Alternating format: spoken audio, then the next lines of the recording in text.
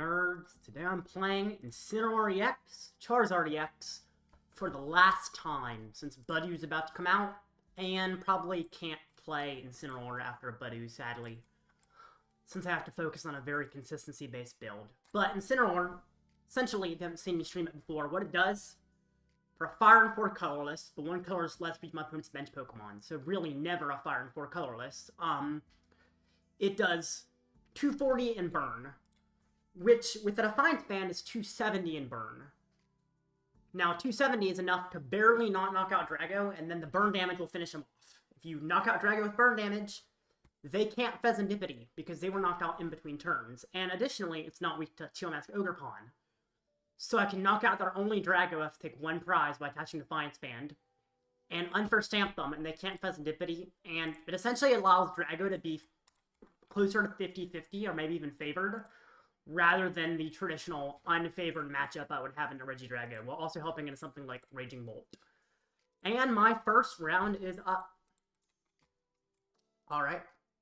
Cool. I am fighting against Cloth, it looks like. Also, I noticed Live changed the credits and crystals to trainer points and trade credits, which is weird. I feel like they should fix the glitches before they change the aesthetic again. Also, they made everything look black. Like, why did they remove so much? Like, there's no Pokeball around these icons. It just looks even more like a doctor's office now. Now they made everything black. There's no color anymore. It used to all be colored up top. It's weird. I don't know. Live keeps trying to change their aesthetics, and I don't see why. Then I put in a request, so I'll have to wait for him to accept. I mean, this intro is cool, but it has way more. I mean, they change that every update, so that's not really special either. It's just kind of odd to me. I don't know. Don't know why Pokemon TCG Live has changed their aesthetic so often. What's up, bro? Welcome, Laska. Good to see you. There we go. Alright, let's play this. I think last time I played Incineroar on stream I made top cut, so we'll see if I can do it again. Would definitely be nice. Won't necessarily be easy, but should be doable. Certainly gonna try for it. Alright, flips coin. Tails. I'm fighting Claw, so I have to go first so I don't get donked. Because I go second, there's a very good chance I get donked here. Mulligan, ugh. That's certainly, not ideal.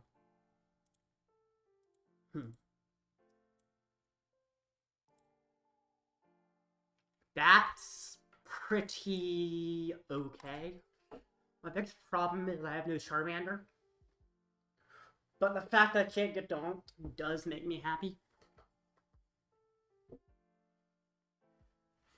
Starts with a bonnet, okay. Sounds good. Top tick Charmander? Aw. Thought I could speak it.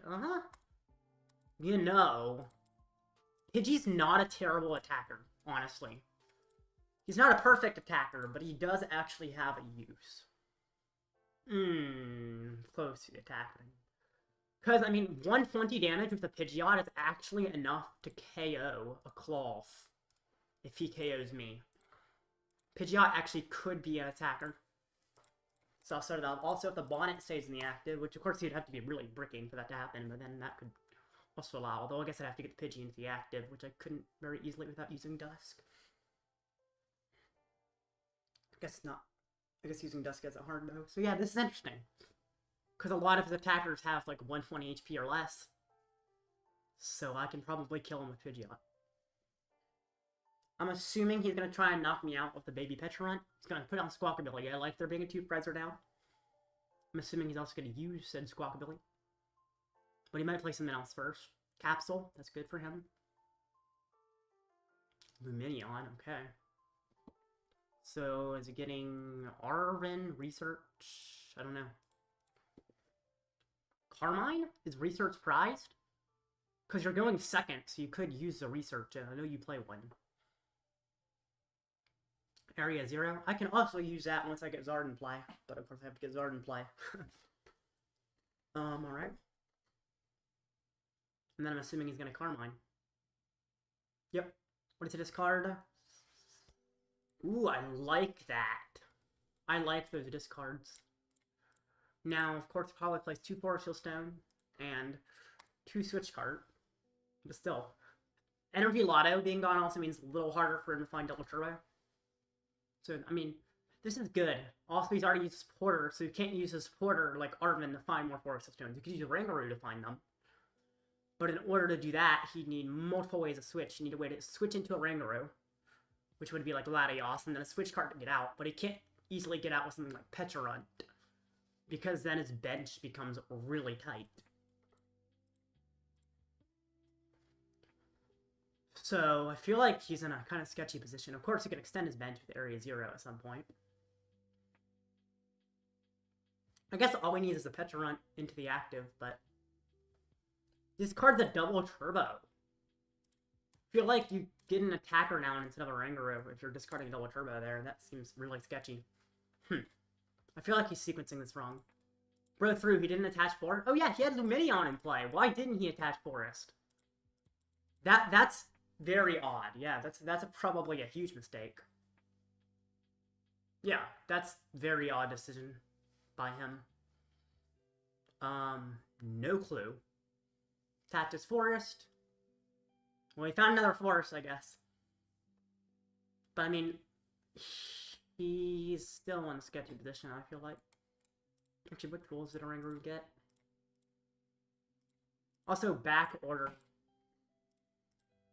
I guess it kind of makes sense, but I mean, is a Rangaroo ordering things? Like, it's an ape. What is he? Like an economy? Where he owns, like, a convenience store and has a back order? I mean, that's kind of weird, I don't know.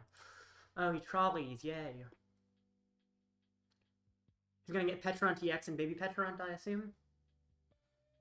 Oh, that's funny. Oh, no, I thought his list didn't play Pecharunt EX. No? Okay. No Pecharunt EX. Hasn't he already retreated with Latios? Yeah, he has. So doesn't he need Pecharunt EX if he wants to switch into Baby Pecharunt and kill me with poison? Okay. What? There's no way. Okay. Well, I'm not getting an attack this turn. Gonna set up Pidgeot. I mean, I technically could get an attack if I set up Pidgeot enough, although 122 Rangaroo doesn't seem that... Oh, well, if I can Dusknoir it, then it actually is good. So, I mean...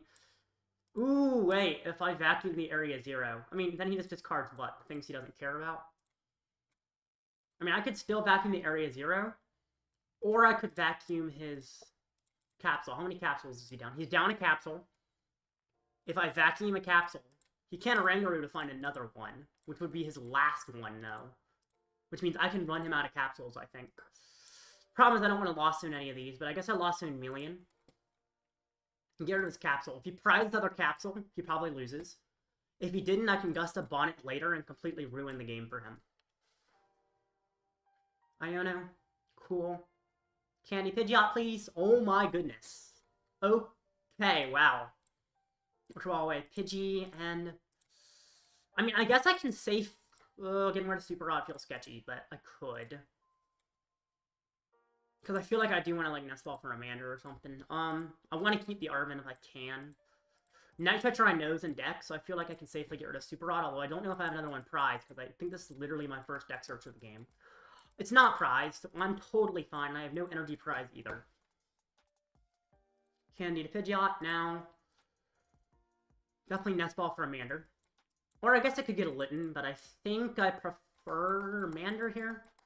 It's because it powers itself up.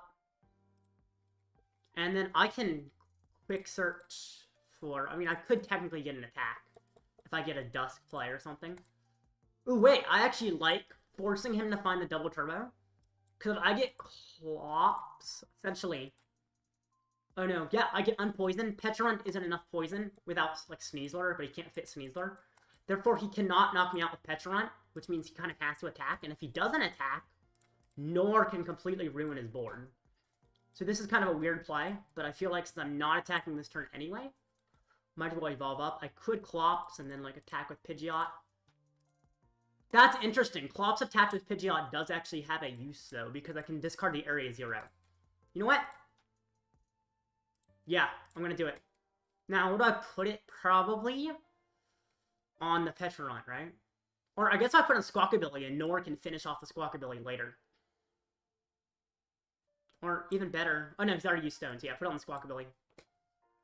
Since he's more likely to want to keep the Squawkabilly in play just because of the Motivate chance. I guess Motivate doesn't matter. Either way, both Lumineon and Squawkabilly would work, but Squawkabilly is a little less HP. He takes the prize, but now I discard a Stadium. Oh, I guess if he knocks me out, it's sketchy. But then I have Arven for Unfair Stamp, which most likely also works. And now, I guess he's discarding the Squawkabilly, which is... yeah, that's probably what he's discarding. That's fine. Maybe I should have put on something he doesn't want to discard now that I think about it, because he always discards the Squawkabilly there. Also, Incineroar, how's everyone doing? Doing good? My new shiny recent hunt cast form? Ooh, that's interesting. Yeah, that was a weird play, but I think it was still correct. Now, definitely should have hit something he cares more about having on the board. Like, if I hit the Petrarch, I can finish it off with, like, another Dusclops later. Could hit the Bonnet to put in range of knockouts, or some other options that would have probably been better. Looks like he does have a Terrapagos attack, although a Terrapagos attack here does not KO me, really. Yeah. 5 active yeah, 5 active was probably smarter, you're correct. Because then he'd be at 170 and I could finish him off with Dusk later. I don't know, I was not thinking straight, honestly. That was a slight misplay. I don't think it's a huge deal, right? Let's see. He's down 2 area zeros. If he has another one, that could be sketchy, although I don't think he does. So this is not a KO, right? 30 per 30, 60, 90, 120, 150. Minus 20. 130. Is he gusting the Mander? Okay. That's interesting. That seems odd to me. I like that he took a KO, right? Because then I can just Arven for Unfair Stamp. The fact he took a KO actually seems quite helpful for me. Because sure, I mean, I don't get the optimal attack, but I could... oh my gosh. Okay. That's kind of crazy. Ooh, Stone too. I'm actually behind. I could attach, like, Defiance Band, although does that ever help? I don't think the math of having Defiance Band matters. I like getting Stone in play. And then I like Poffining for, like, a Mander and a Litten. And then I'm just gonna Unfair Stamp them. Like, sure, I miss an attack, but do I care? No.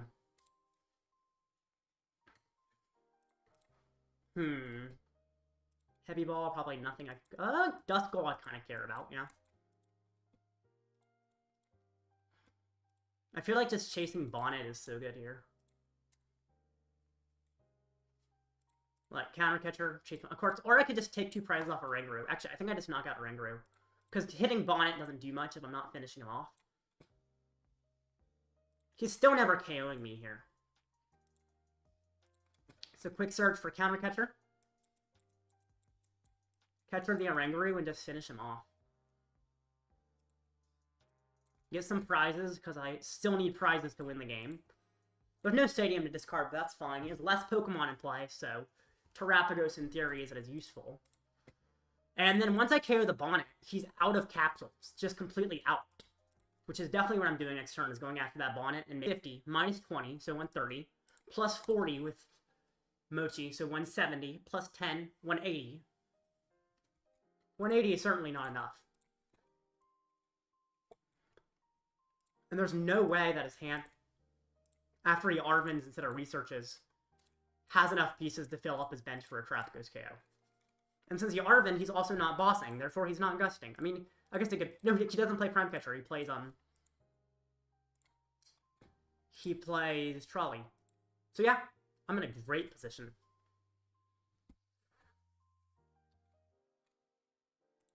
That's weird.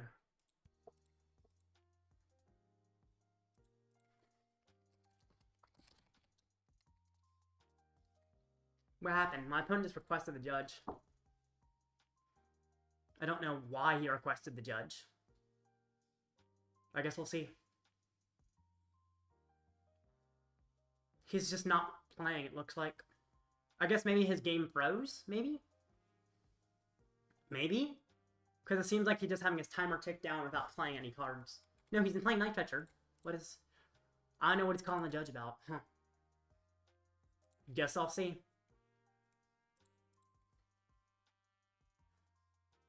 Puts on Electrode? Okay, that's fine. You gonna play any cards, sir? Toxic Powder? Okay, sure. Now, assuming he hits into me? Yep.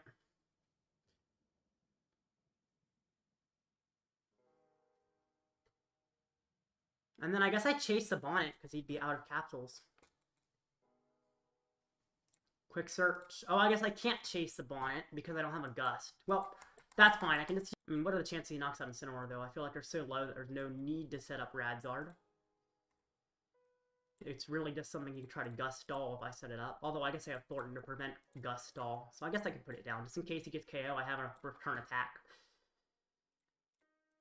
Use Heavy Ball. Just so I can get Fez out of the prizes. And then Blaze Blast for knockout. Alright. Take 2 prizes.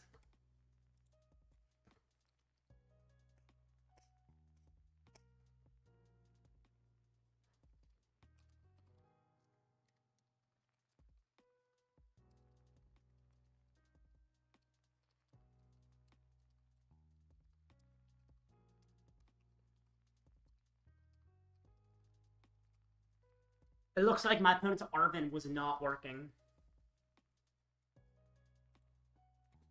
So they were calling the judge because the game glitched, but sadly, there's not really a option for the judge to do about a game glitch. The judge can't do anything about it, sadly.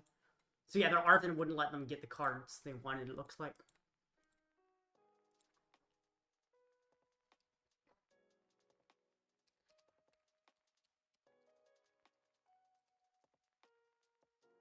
Alright. Nest Ball, okay. If it KOs, you have Briar to win no matter what he knocks out. I do have to set up Zard to Briar. I guess, yeah, I have Ultra Ball for Briar, yeah. He need to Iono KO. But then I had to quick search for Boss on a 2-prizer and win with Radzard. So it's like...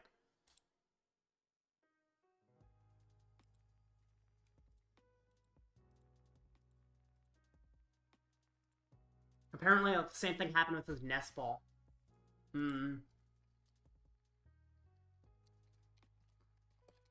Changed the whole game around for him, is what my opponent said. What?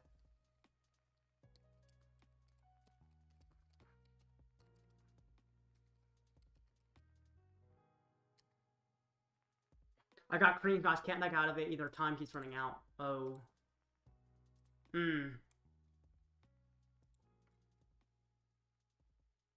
So he poisons me.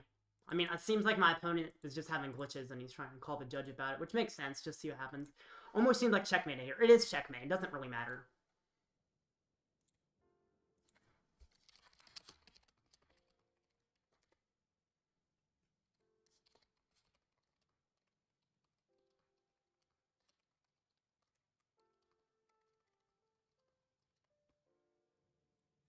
Alright. So, there we go.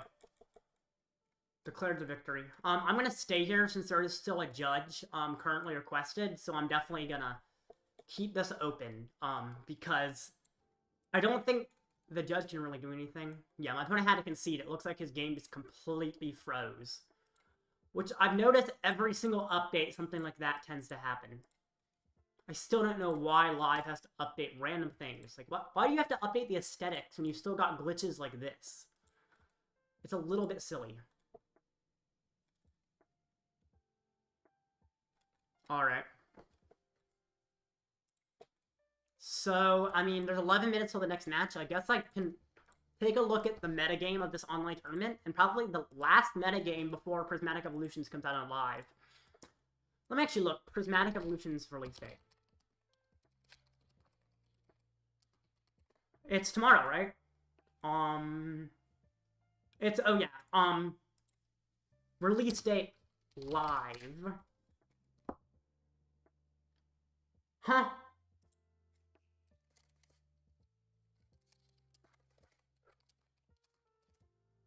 Yeah, it releases in 2 days, but when does it go on live? Live is normally the Thursday before, right? So it's normally the day before, so in theory it's tomorrow, but every once in a while they decide to change that schedule. But I'm assuming it releases on live tomorrow. So, sure. Or it is, yeah, Thursday. It's normally Thursday on live, but sometimes they've done Wednesday recently. Like, I'm pretty sure Twilight Masquerade was Wednesday, for instance, for some reason. I think Shrouded Fable was, like, a different time on Thursday than usual, because normally it's, like, 1 o'clock. So they've been, like, slowly changing the schedule, and it has been more erratic recently.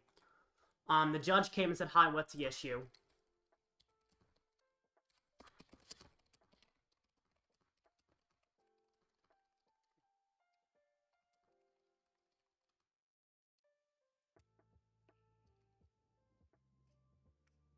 Alright, cool. The judge request was just cleared.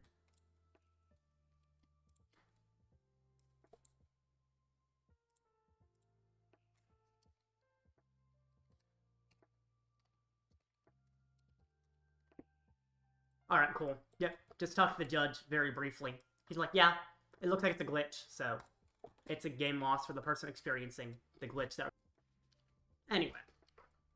Metagame. Most popular deck is, Pidgeot. My opponent's like, it's all good. TCG app glitches suck a lot. It just sucked first round. Yeah. Alright. Charizard. Why are there so many different things out here? I don't know. There's a lot of options. Huh. Very interesting. Cleffa is the... I guess I can look at the text. Most of them are so low count that it makes sense not to talk about them. But Cleffa... I think Cleffa still has a use if you want a more consistent build. Essentially, only play Cleffa if you already fit 4 Nest Balls.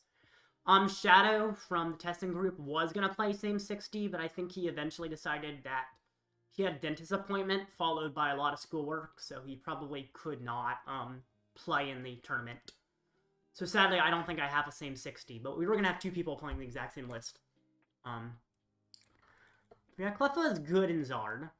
If you're already playing a very consistency-based build, you can add it, but add 4 Nest Balls first. But I do like it. I think straightforward Zard still has a very good use. Manaphy. I understand why only 25% of people play Manaphy.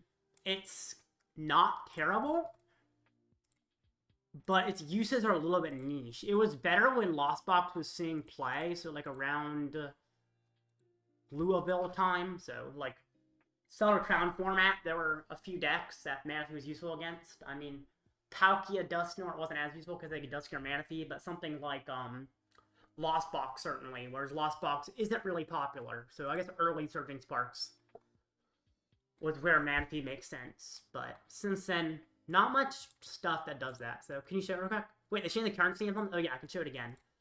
This is trade credits. Not just credits anymore, trade credits. And they look very similar to the credits from TCG Pocket.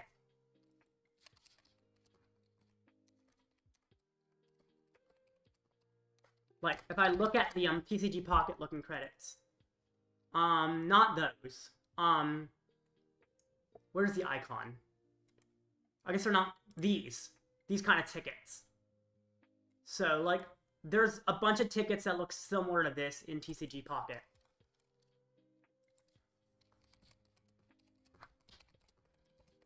Tickets, I think is what it is. So that's shop ticket, but like, I mean, I think they're trying to make it look more like Pocket. Because all the different tickets have kind of a similar looking style. There's these tickets, like, the event tickets look kind of like this sometimes, like advanced tickets. And then you go to live, and I mean, that just looks like it fits directly into Pocket. This is kind of weird. I mean, that doesn't look like a currency to me. That looks like an icon of, like, I mean, what this looks like is when you're in, like, an RPG and you've got, like, a mana bar. Or, like, Hearthstone. Yeah, Hearthstone mana. That's what it reminds me of. That's what I'm thinking. So, Hearthstone mana. It's kind of, have to zoom in, but, or that does not zoom in right. But, there and that, like, that mana, those mana crystals, those are, like, They're essentially Hearthstone's energy. Every turn you can use one more mana. So it's Hearthstone's form of energy, these crystals. But then live, it's not like an energy you attach to a Pokemon or an energy that determines how much you can cast. It's a currency you spend in a shop. That doesn't look like a shop currency. It looks like a currency to pay for cards in-game, not to get products. So it's kind of weird. Unlevel. Looks like a level icon. Oh yeah, it does. That also is true. I see a level icon. Like if you look at a battle pass. I don't know which battle passes are the best example. But like if I look up a battle pass, it probably looks like a battle pass. I mean, look, this is like an icon for the Fortnite battle pass. It looks like you're leveling up on a battle pass. It looks like, but no, this is the battle pass, which has these icons, which are the same shape as these icons, but a different color. So it actually does look like battle pass icons, but it's not for the battle pass, which is very weird. That's very odd. But yeah, it literally just looks like a battle pass icon, so that's why it looks like what you're leveling up. You're leveling up through the battle pass. Why? Like the other one I get, they wanted to make look more like Pocket, but this one just doesn't look like a currency. Crystals looked at least more like a currency than this does. This just looks like the level I am, or the experience on the battle pass, or the experience on the rank ladder. I mean, all of these have hexagons. The rank ladder, the battle pass. This didn't used to be a hexagon. I guess, wait, credits used to be a hexagon, didn't they? I guess they kind of did, didn't they? Okay, credits also used to be a hexagon, but you could tell more easily that they're not battle pass because they don't have, like, a star symbol or trophy man. The symbol on them definitely looks more like a coin, the way they're presented. Mainly, I guess they look more like a coin because they're 3D. This being 2D flat looks like it's not. Anyway, it's weird. Graphic design is weird in live, but whatever. It's not a huge deal. I guess the only big deal about it is that they could update anything in the game, and they update this. But that's alright. Also, the next tournament match starts in 3 minutes, so that's cool. I was talking about Zard. Guess I could talk a little more about the lists. Let's see. So, Zard. Not everybody playing Thorton is very surprising to me. I think Thorton is the biggest loss to Zard to rotation. Yes, bigger than Lumineon, bigger than Rotom, bigger than Forest Hill Stone. Those can be replaced with a Noctowl engine. Thorton to rotation upcoming is probably the #1 loss for Zard. Even bigger than Radzard, too. Thorton is so good in this deck, it's actually crazy. Now, in a non-Dusk version of Zard, which is actually what I might be considering playing the Buddy format, Thornton's not quite as relevant, although it's still helpful. But in Dusk, it's insane.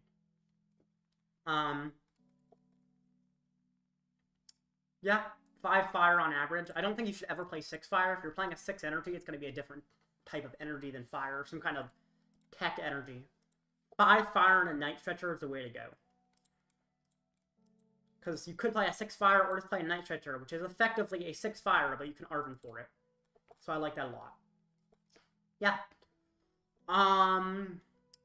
Also, I guess I should talk about the list that I'm considering. So, I'm talking to my coach, Ian, and was thinking of a list. This was towards deck list for World Championship. And I was thinking, after Buddy comes out with the item lock, shutting down my evolutions, I feel like I'd bring back a list very similar to this. Because Evolution TM is really good against Buddy decks. Because I can just evolve up to Pidgeot, Charmeleon, or even Bibarel, so I don't even have to, like, get a Pidgeot fully set up against a Buddy deck. Feels great. Like, I can still evolve under the item lock when I can't use Candy. So Evo is already nice to build. Also, I really like Rabsca. Because Rabsca, both Dragapult and Drago, look like they're going to be meta. Now, Dragapult does play Dusknoir, so they can Dusknoir my Rabsca, but by the point they set up Dusknoir, I've probably evolved all my liabilities that are an issue to have in play anyway, so I'm not as worried about Rabsca. Now, I could cut Cleffa for Budu, but I could also keep Cleffa because Nest Cleffa is interesting, although I also would consider cutting Squovet simply because there is a good bit of Dragapult that can just kill it immediately. Of course, like Bibarel. Because more consistency is huge in the next format. I don't need Dusknoir if I hit everything I need. Palpad is redundant, maybe. So there are some changes I'd make to this. I think, first of all, I might actually add a third Charmander to the list. But this is a very good skeleton for my idea of next format. It's not a Dusknoir build, but Dusknoir isn't required for Zard to be good. And next format, I think consistency matters more than utility. When Budu is working on heavily disrupting you and you need a way to get out of it every time they try to disrupt you. Also, if I have my own Budu, Double Turbo is fun. It already has a use of attacking with Pidgeot, or Radzard early. Oh, I can't really zoom in just on Radzard, but Double Turbo is also useful to put on a Budu and make it do 0 damage. So if my opponent's down 5 energy, they're like down 5 grass energy as their Drago, and they've got all the rest of their energy attached to the board. I know you have Super Rod and Superior, but I'm going to countercatch your Fezandipiti and item lock you with Budu, dealing 0 damage in the process. And what exactly you're going to do while item lock? You can't use your Super Rods or your Superiors under item lock, and all the rest of your energy is stuck on your board.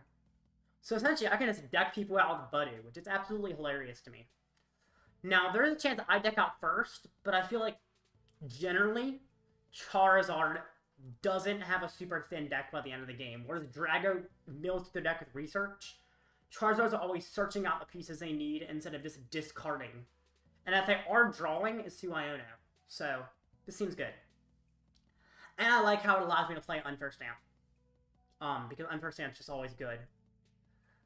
And playing a Dusknoir build, I'd probably have to play an A-spec like Precious Trolley, or maybe even Grand Tree, which is sketchy.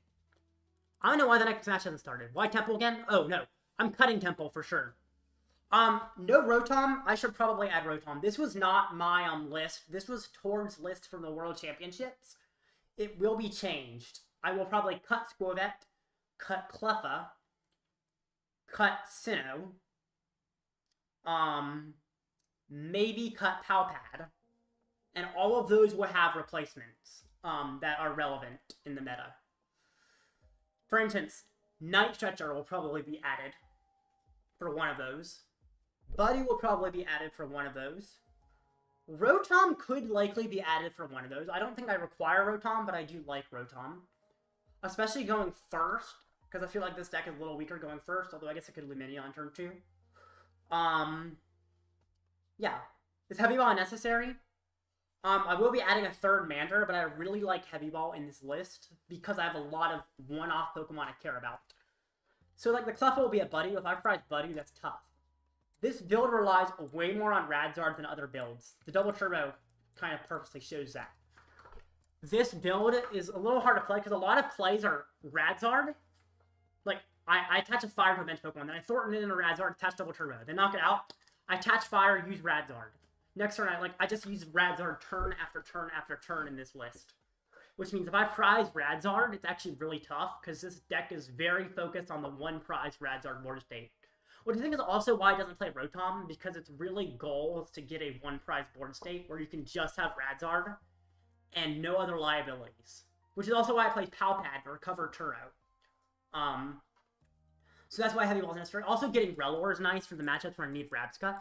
Like, when I'm fighting Drago, Rabscut is pretty vital. Because I can Evo TM the Rabscut, they can't Cure on me. And they also can't Dragapult me. Also, if I'm fighting the Mirror Match, which the Mirror Match you wouldn't expect to play Devo, but when I go to a regional, I swear I always fight a Zard that plays Devo. Actually, let's look up here. But Rabscut also blocks Devo, if I recall correctly. Prevent all damage and effects of attacks. Yes, so your bench Pokemon can't be Devo. Hello, welcome, Wafts. The next match I was expecting to have started now, but it hasn't, so I'm just waiting. But yeah, it's really interesting. Oh, next match is up. This also blocks Devo, it blocks Pult damage, it blocks Curum damage. I'm sure there's other relevant effects that I'm not thinking of right now that affect bench Pokemon. But blocking anything to the bench is pretty nice. I'm fighting Roaring Moon. I love Incineroar in the TCG and Super Smash Bros. Oh, Super Smash Bros is fun, for sure. Although I feel like in Super Smash Bros, I weirdly don't play any Pokemon characters. I don't know, I didn't enjoy the mechanics quite as much, but I guess I just never got used to them. I always played Link, which is weird, because, I mean, I like Zelda, but I don't play a lot of it. But Incineroar is kind of fun. I like the animation of his Final Smash. Honestly don't remember much about him, though. I haven't played him much. Also, I'm surprised they chose Incineroar. I guess I'm not surprised. I think it probably is the most popular starter, but I kind of wish they'd chosen Decidueye for Gen 7. Decidueye is probably the coolest Gen 7 starter, in my opinion. Just love myself some Decidueye. But Incineroar is cool.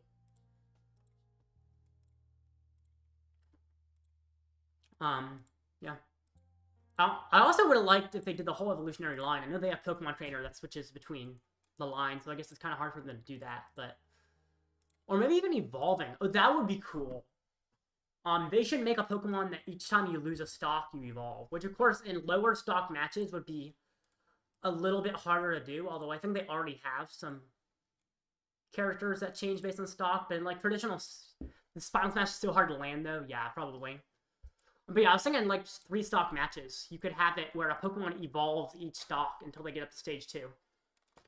And, I mean, they just get... Honestly, it doesn't even have to be a huge increase in power. It can just be like a change in moveset. Like a Pokemon Trainer. You switch between 3 different Pokemon, which aren't necessarily more powerful than the others. Except this would just be based on stocks. That's kind of cool. But they also have to make it work for like time battle or something, which is weird, but they could do it. Lumineon. Luminous Sign. I'd love Flygon. Oh, that would be cool, yeah. There's a lot of Pokemon. Surfer? Huh. What? That's very interesting. I don't think I've ever seen someone play that card. Heavy Ball. Okay. Oh, man. Nor and Incineroar? You know, I was like, I'm happy to pull a Duskull, and then it's not that useful.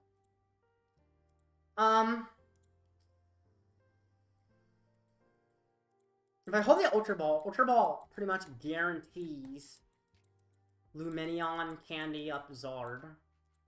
So that's good. Poffin for a Pidgey. I probably don't want to get the Litten, right? I mean, I have Incineroar Prize. Why would I want to get the Litten? Kicked a KO Zard to finish him off anyway. I feel like I end my turn. Maybe I didn't need to put another Duskull down, but I think that's fine. I've seen Surfer a couple of times. I mean, I guess it's not terrible. Switching and then drawing to a 5 does have a use. But I feel like I'd just rather play a Switch card and a Research or something. But Area 0. Oh, he passes. I was expecting an attack. I did thin my hand a lot. I still think I have to evolve to Zard this turn. But if I do, I am discarding some resources. The important thing to note is I don't think Rapska... Or, sorry, I'm thinking of Rapska. I don't think Briar is necessary. I don't know why Rapska's on my mind. I don't think Briar is necessary. I also think... if he kills me, I can always stamp, right? So I'd always stamp over Iono if he kills me anyway. So I do Ultra Ball Wave Briar and Iono so I can keep the Rod for later. I don't remember how many energy I had prized. I don't know if I had any. Looks like I had none prized, but that's fine. So Lumineon. Lumineon gets me an Arven for a Candy and a Forest Seal. There's only a slight risk in playing this way, and that's that he will knock out my Zard. And if Stamp finds me absolutely nothing, I am in a tiny bit of trouble, although not a lot. Because even missing an attack, Dusclops can just completely make me come back. Yeah. Candy to Zard, Infernal Rain.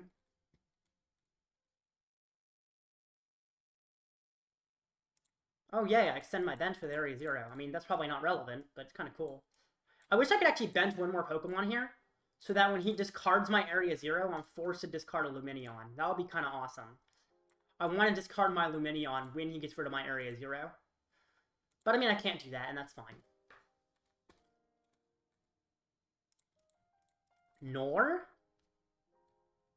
That's pretty garbage, but not Completely terrible. Ooh, Nest Ball finds me Fezandipiti. I do like that. It's not required, but it's consistent. I have Super Rod to get back Zard and 2 Fire as well, which means I'm more consistently finding Zard. Hi, Ninja. Welcome, DT. Flip the script. Where's your fire energy, sir? Oh, I need to update my record on the stream. I'm 1-0. So that needs to be made clear. There we go. Now it actually says I'm 1-0. This is game 2. And looks like I might end up being 2-0, which is a good start. Sada? Ooh, no other thing to attach to. Yikes. Okay. You got a kind of odd list. I'm 2-0, nice. Also, I'm realizing, what triggers his area 0? Oh, he plays Hoopa EX, okay. Gouging. Yay. Hit yourself, though. Which I like. Area 0 triggers. I wish that, I mean, I could win this turn, technically, which is interesting. Ugh. Candy. That would have been really not, honestly. There's an argument that I just like Nest Ball here for the Fez and Fez before the stamp. Because, I mean, what are the chances are I find pieces that go with Candy? I feel like they're pretty high. In fact, I could even Super Rod in the Zard. Of course, it adds 2 Fire, but I still think that's fine. And then when I Stamp or Fez first, I have Candy in hand. So I don't know which I do first. This might be the incorrect sequencing, but I'm going to Fez. That was pretty dang useless. Well, Stamp it is. Dang it. It's okay. Not a huge deal. Goodness. Okay.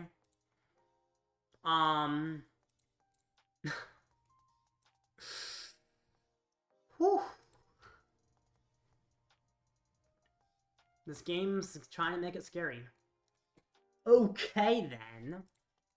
Well, there is an option here. And I think it is my actually best option. And the option is to do this. Because he can't take 3 prizes in a turn. So if I just do this, right? Sure, he can Fez and stuff, but he has to set up another thing. I get my prizes. I open up a bench space to set myself up more if he manages to knock out my Mander. He only takes 1 prize. It does require me to essentially win next turn, but there we go. Poffin can get me the Litten, I guess. It's not perfect, but this is looking maybe manageable. Misplay. I don't know if it was a misplay. There's an argument that I Fez first, and there's an argument that I Stamp first. I'm not positive. It didn't work out, but that does not mean it was the incorrect play. Because if I Fez first, I already have Candy. There's a very good chance I find an Ultra Ball or a Zard. But if I Stamp first, I can build myself a bigger hand after the Stamp, which could help. But I also shuffle away the Candy, and I might not be able to find it again. Which ended up being the case when I shuffled away the Candy, and the Stamp for 5 cards plus Iono for 4 still didn't find the Candy. So, it's, you never know. But yeah, it might have been a misplay, or it might have been the correct play and didn't work out. Sometimes it's hard to tell. Fez first was correct? Okay. I'm glad someone thinks it was. I think it was too. Simply because I already had Candy in hand, and my deck had multiple outs, and even if all the outs failed, I still had Stamp as backup, which was good. And I mean, I still got the knockout, so like, this is fine. Sure, he probably knocked me out now. But that's not the biggest worry. Is he gusting my Fez? Ooh, that's scary. Okay. Yeah, that's pretty scary. Especially because he doesn't even have to gouge it. Okay. So...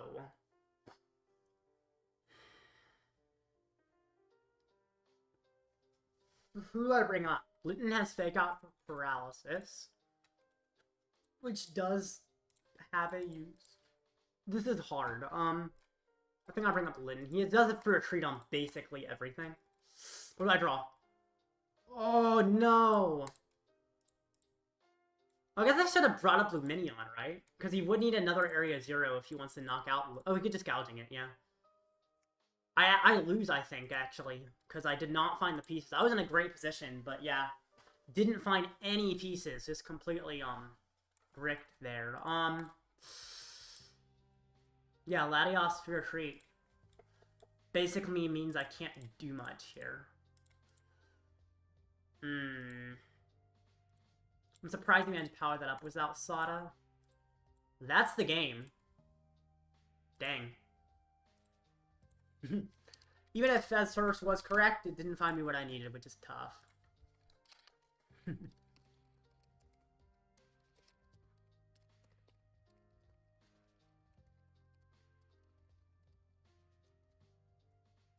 Yeah, I ended up bricking. I mean, there was an argument I set up Pidgeot, but it feels so weird. Especially when I, like, know I have both, like, Stamp and Fez. Chances are I find what I'm looking for. So not finding it was surprising. Yeah. Alright. I guess, I mean, there's 18 minutes for the next match. Enough time to play a match against a random. But yeah, I can still make Phase 2, can still make Top Cut. So this is alright. Yeah. Luck does that sometimes, but thankfully it only seems to be one loss per tournament is purely due to luck, generally. Whereas all the other losses, there's some fault on my part. And I don't think that one had any fault, which was good. Heads. Let's see if they're going first. Or second. My opponent will go first. Cool.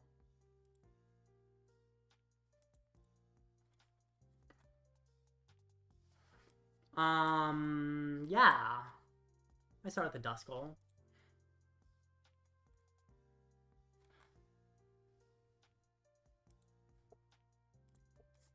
Now let's wait for my opponent to finish setting up. Yep. Okay. Roaring Moon, Squawkabilly, and Bonnet. Oh, great. I'm fighting Moon something. Bonnet's weird to see in Moon. But looks like it's something Moon. I mean, maybe it is just a regular Moon list that for some reason plays Brute Bonnet. I don't know. Moon is, in theory, actually a really good matchup, but of course, the only problem is it is fast, and some of them's fast decks I don't set up against fast enough. Attached to Roaring Moon, and pass. Okay. And then Pidgey, yeah. I don't like how much I have to discard to set up. At the same time, this is a Pacific matchup where a Briar, once again, isn't quite as required. And is really only needed as a comeback technique rather than as a main part of my prize trade. This gets Ultra Ball away, this and this for Rare Candy Pidgeot, and then oh, I guess Pidgeot gets me. Oh yeah, Pidgeot gets me Arven, which gets me Candy and Stone, and that allows me to set up, despite having to discard a lot of things. Sneasler, okay. You sneezling. Time to sneeze. Maybe it is only the baby moon. Also, did he not Squawkabilly? He didn't Squawkabilly. Why? Wait, why didn't he Squawkabilly on his turn? And now he can't even use it. He started with it on the bench, but didn't use it. If you're going to start with it on your bench, you're always going to use it. Otherwise, you're not starting with it on the bench.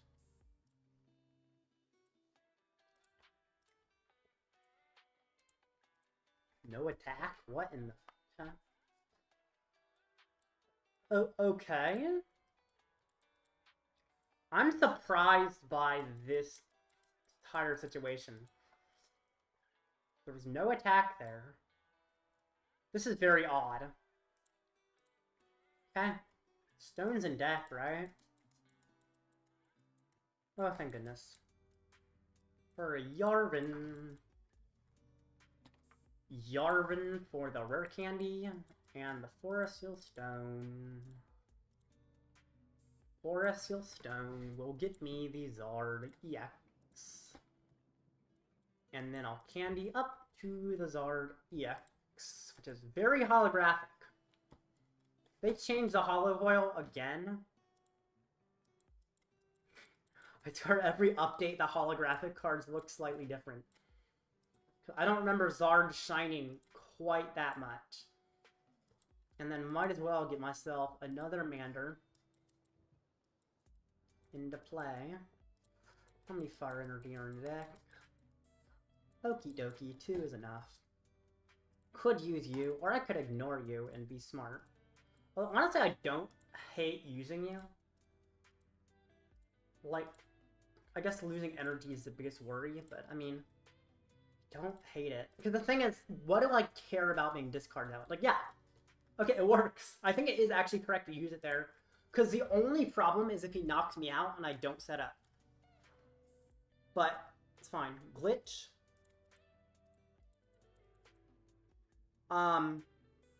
What's a glitch?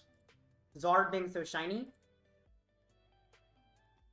I mean, are we talking about game 1? Because game 1, my opponent did lose to a glitch. Or I guess I would have won anyway, most likely, but,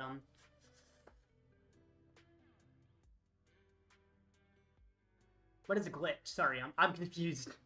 Alright, brings up Squawkabilly. Anyway.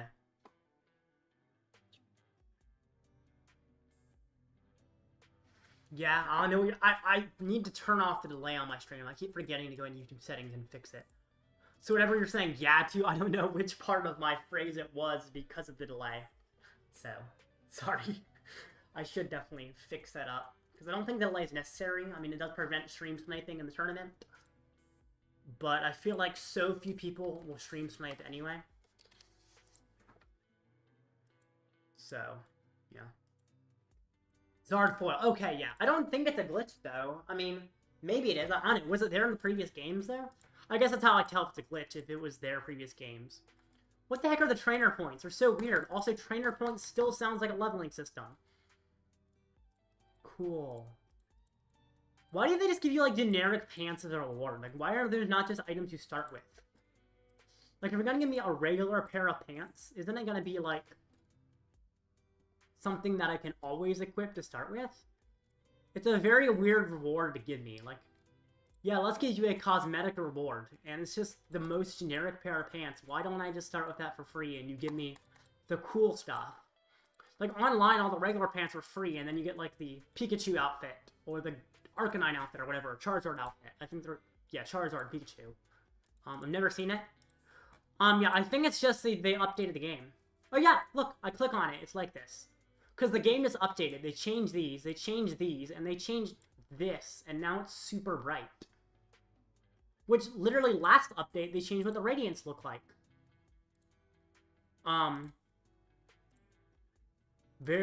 Okay, sure. Also, Incineroar looks like it's going diagonal. Zard. So, are the Terra ones different? I mean, I know they're slightly different in real life, too. But they're not this different. Why is it all the Terras? Let me see. Let's, like, look at my Milotic. What? Oh, no, it's not Terra itself. Never mind. What is Terra? Nothing in the Milotic deck. What decks have Terras? Your Terra. Oh, so it's for Terra Pokemon, I guess. Sure. Why is that necessary? I don't know. It's weird. Sure. Okay. Terras are textured. Yeah, they are textured. Yeah, they are. So I guess that's probably what they're trying to do. But they changed the texture. It's very bright.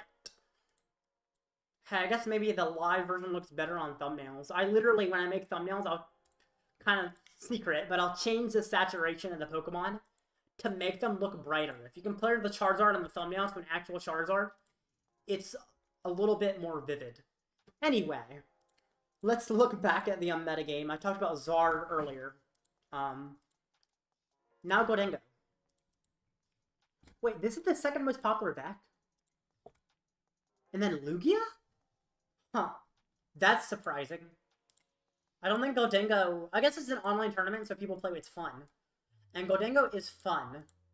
But I don't think I've ever seen it second most popular. That's pretty surprising. Pretty cool, though. Let's see. Yeah, they all have the Togekiss version, it looks like. At least a lot of them do. Palkia. Some have it. Roaring Moon. Okay. I don't quite understand the Roaring Moon or Excalibur or Dust. Okay. I thought these were like normal lists, but I'm looking at them and there's some really weird stuff that I don't quite understand. I think someone's playing a Excalibur variant for some reason. There's like Iron Hands maybe in the Excalibur variant. Someone's got like Dusknoir variant. Someone's got Roaring Moon, which doesn't seem to synergize with Gholdengo, because Gholdengo is good for big one-hits. And Roaring Moon is good for big one-hits. Interesting. But trainer line, I mean, it's pretty standardized with a lot of Cypher Maniacs until you get down to here. 67% with Heavy Ball. I guess Heavy Ball makes sense. I like it. It's not required, but it's not bad, especially when your draw engine, you want a lot of the same Pokemon out. Energy Retrieval, it's good. Of course, you have Energy Search Pro now, so you're probably not quite as worried about finding all your energy. Of course, that's from the deck, not the discard, but still. Cologne. What's the use of Cologne? I guess it's a Radiant or Ninja snipe things with Cologne. I feel like Manaphy is not popular enough that you ever play Cologne in Gholdengo. And I don't think there's any other uses I can think of other than getting through Manaphy for your Radiant or Ninja.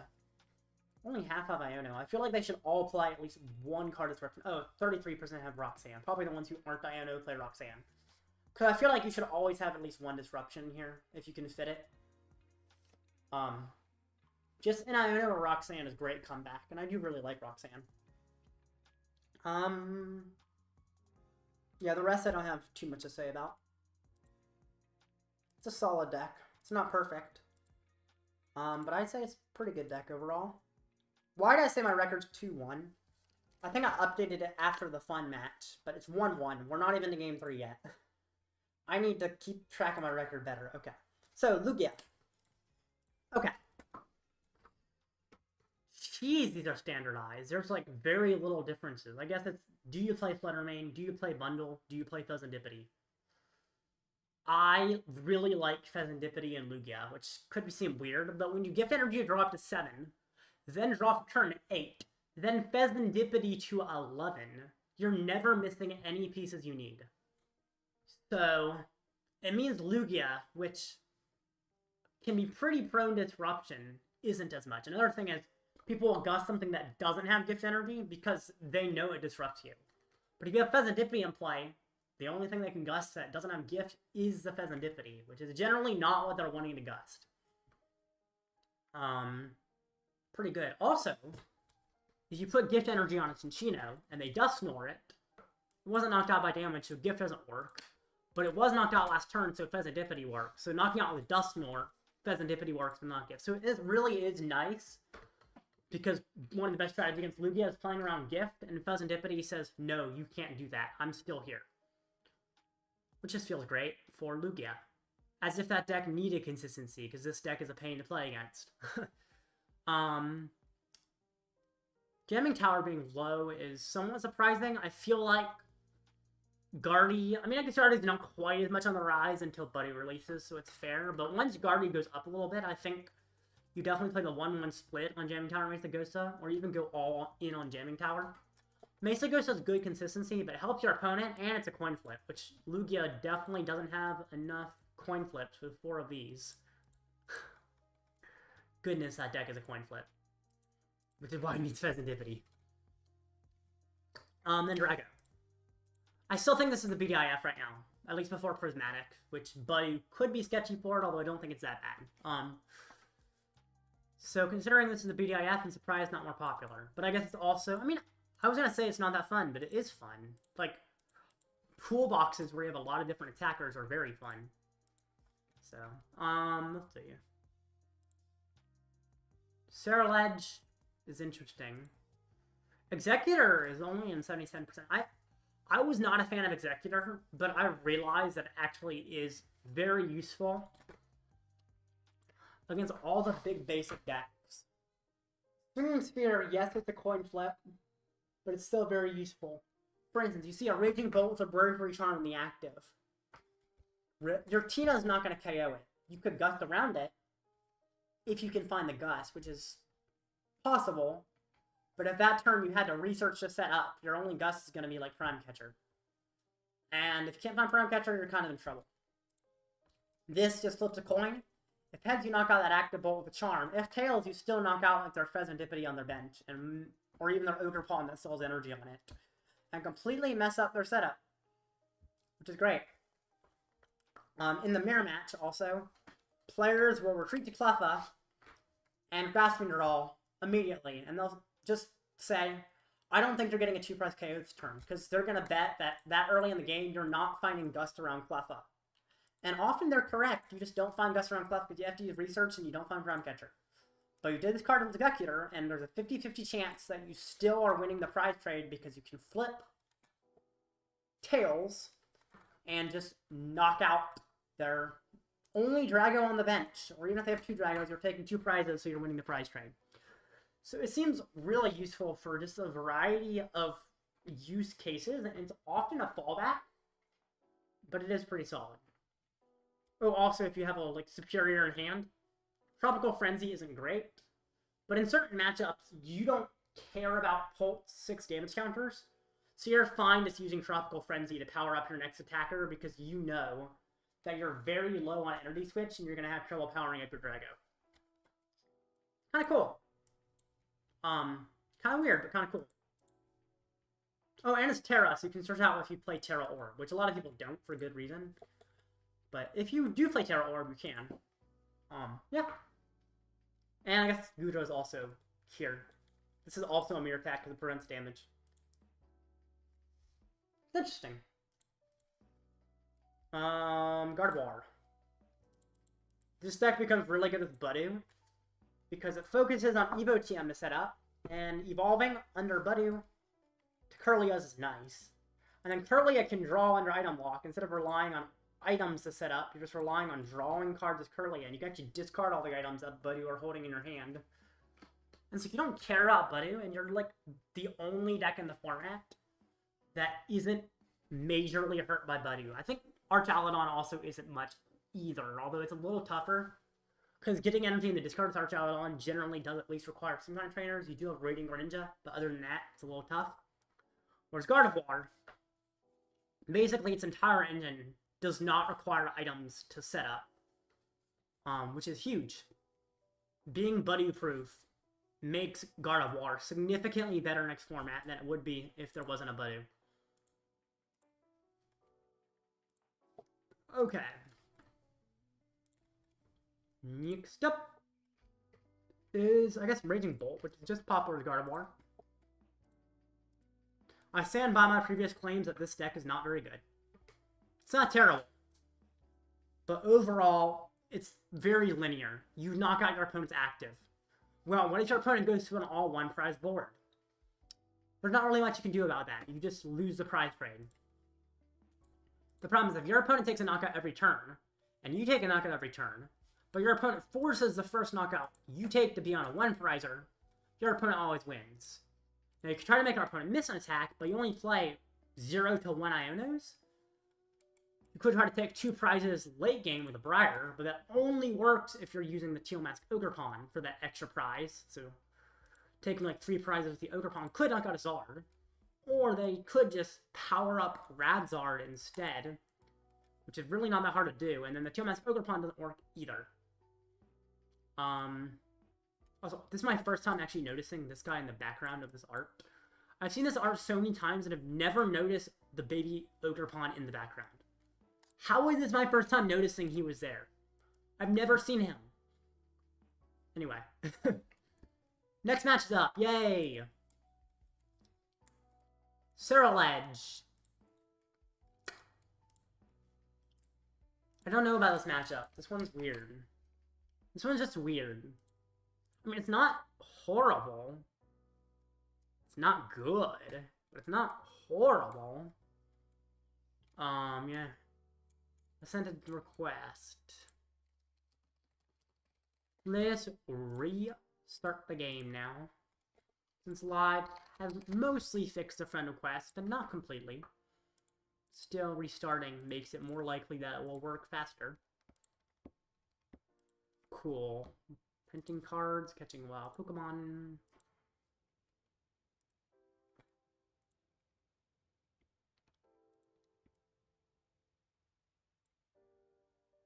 Zard. Have you kept my request, Chromac? Of course you haven't. Or have you? Of course you haven't. Yay, restarting the game again. Okay. Feel like I just keep restarting until he's added me. Because whatever time he adds me, I probably won't see it without a restart either way. Thankfully, my computer's alright, so it doesn't restart totally relatively fast. Okay. There we go. Good luck. Do this. Do you even splash, bro?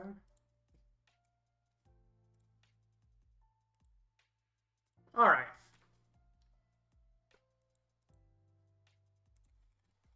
My opponent chose Tails. Well, Tails always fails, right? Until it doesn't. Okay. Fair enough. Yeah, you could choose who goes first. Not gonna be you, right? Of course it's you. You're playing Ceruledge. Well, I mean, second means I set up. Hopefully. That's a mulligan. I've seen worse. I've also seen better.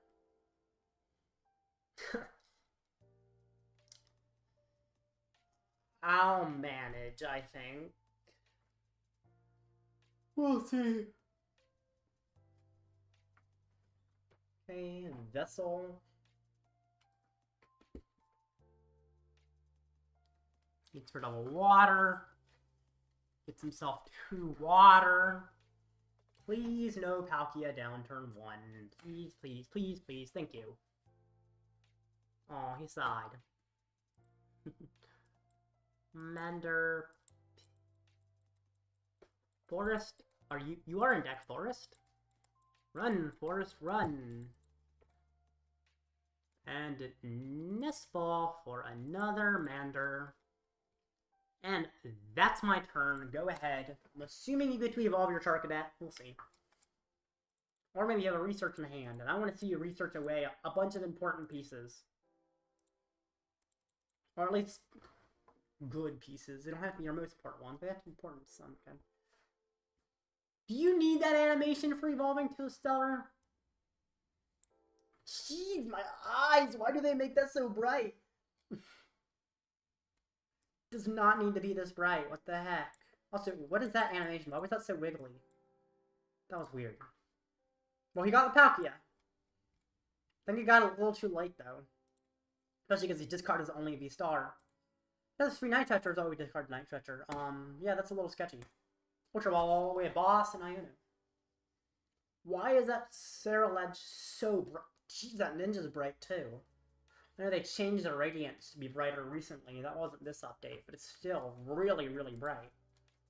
Why? That, like, almost hurts my eyes.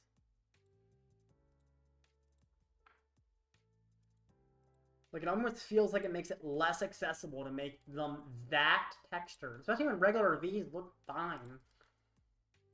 You just have to do it to, like, the Radiance and the Terra EXs, and especially this Stellar Ceruledge. Goodness, that was interesting. Top hat. In Iono and the boss's orders. Just what the boss ordered. 150. Not bad. I would like to see you not set up, and I think I might be able to have that goal reached. Fire. Could also Counter Catcher kill the Radiant Greninja. That does allow him to Fezandipiti, but it does not allow him to conceal cards. Arven for Candy and Forest. Yep. So that's the way we do this. Candy, Stone. There's an argument that I go for Stamp, but that feels awful.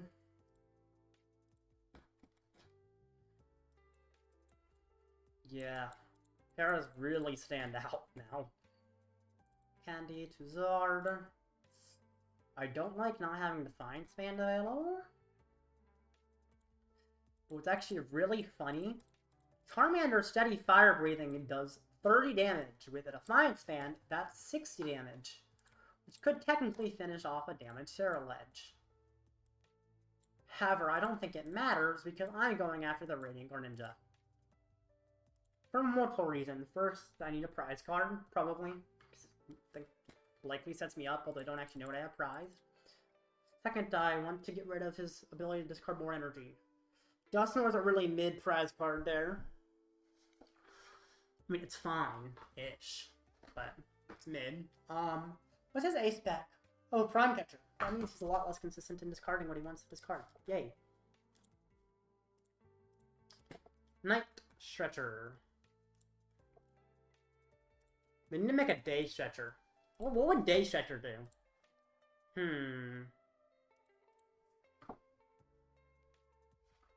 I don't know what Day Stretcher would do, actually. They have Night Stretcher, they have Rescue Stretcher. No clue, yeah. There's no opposite to getting a Pokemon energy, I feel like. I guess you could get things other than Pokemon energy. So I guess Day Stretcher. So Night Stretcher gets you the Pokemon and the energy. Whereas Day Stretcher gets you the item and the tool. Oh, that would be insane. Item and tool recovery? Yeah, that would be ridiculous. I mean, they've done it before, and it was really powerful. Or Day Stretcher is just Versus Seeker, actually. Just get back a supporter. Yeah, they're not going to reprint Versus Seeker anytime soon. Although I wouldn't be surprised if they do at some point. Alright, Nest Ball. He does have the Fez down. He got the Greninja back, although we'd have to use Stretcher to do that, at least. How many energies? 7? 7? 7, he's doing a 170 with 7. So, he needs a lot more. In order to KO me, he generally needs 15 energy. He needs to get 8 more this turn or my Zard stays alive. I don't think he's getting this... Yeah, I don't think he's getting that anymore. Therefore, my Zard's not dying. Also, he should not chase my Lumineon. If he does chase my Lumineon, his Sarah... Yeah, he just hits me. Cool. Awesome. Now, a little sketchy overall, but I do have some options. First of all, I can boss orders on the Fezandipiti. That just gets me 2 prizes. Charizard would be great if I had a feasible way to power up. But I kind of don't. I would have to, like, Thorton, but Thorton would rather it be in the discard. So I just pick my prizes, pray my prizes are good. If they're not, at least I'm doing okay on the prize trade overall. Okay. Finally, bro got a haircut. I have the same haircut that I had last stream. So, I think it might be the difference between wearing headphones and wearing earbuds. But yeah, I have the same one I had last stream, I'm pretty sure. Yeah. My last haircut was, like, before... Pretty sure it was before Christmas, or at least before New Year's. Are we cooking? We are cooking. This is going pretty well. I mean, I'm 1-1 before this match, but this one's going pretty well. Previous one I just kind of bricked, which is, you know, happens. Cool. Oh, anti-LDF, I see our Buddy profile picture. It looks like you might have edited the picture of Buddy, but I can't tell because it's so tiny. But I do like that you have a Buddy profile picture. Alright. Pokestop. 10 energy is fine. Just don't get the 15. Okay, I guess that gets you another energy in the discard. Sure. Might as well. How many stretchers is he down now? He's down still 2, right? Yeah. So he knocks me out. That's when things are a little weird. There are a few options. So he goes down to 3 prizes, right? So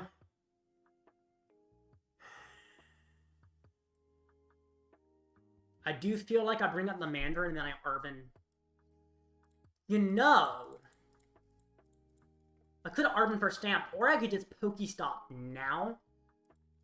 Yeah, that's what I do. First, I, of course, set up more things in play. Just a Thin. Now I Pokestop. I need an Ultra Ball or a Candy. That's it. And then Arven finds the other half. Nest Ball for Fezandipiti. Seems fine. Oh, there's no Fezandipiti. I guess I am Arvening for Unfair Stamp, which is... it's fine.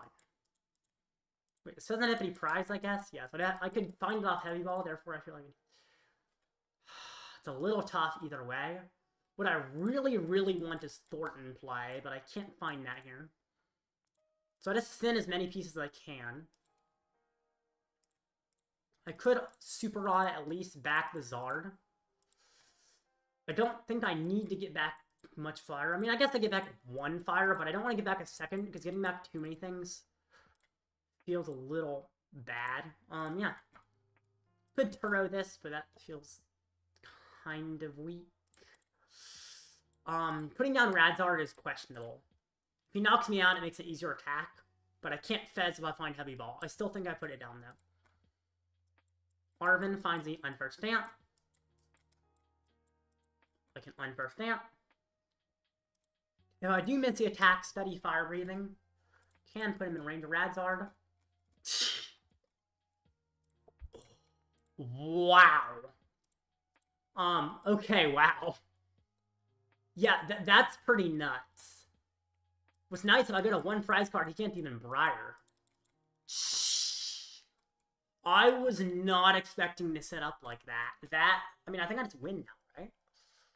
That just wins the game, doesn't it? My goodness. Boom. Okay, I think I've won.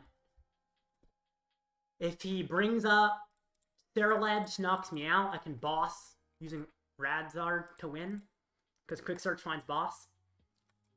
He knocks out the Pidgeot. Zard knocks out a Sterilege. I think I have checkmate. This is the 5th time I've seen this from you. What, finding everything off Stamp? I mean, it's not unlikely to happen, to be fair.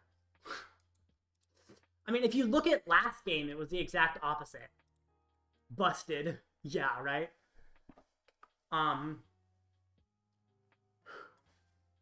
Bro, chill. Oh, yeah, probably, got excited. Pokestop. For Stretcher. What does Stretcher get him? I guess he's probably a Sterilege or a Fez? Yeah, I think it's checkmate, right? He KOs me. Boss is in deck, right? One's in the discard, the other one's not prize, right? I don't think so. I don't think it's my last prize. If it is my last prize, then... oh yeah, what do I do if it's my last prize? But for my last prize, I have to try to set up in... oh, Incineroar still doesn't KO Sterilege, though. Yeah, I guess in my last prize, I could technically lose. I don't think it is, but I might not be smart. Oh, Palkia. What does Palkia do? Oh, it's my last prize. I just go for Dusknoir, actually. Never mind. I just Dusknoir a 1-prizer. Oh, I guess that puts us in sudden death, though. Wow, this is weird. 2 prizes at most, right? There's no way for him to do more than that? Yeah, there's no way for him to get more than 2 prizes. That's good. How much energy does it have in discard? Filthy broken deck? Yeah. He has 14.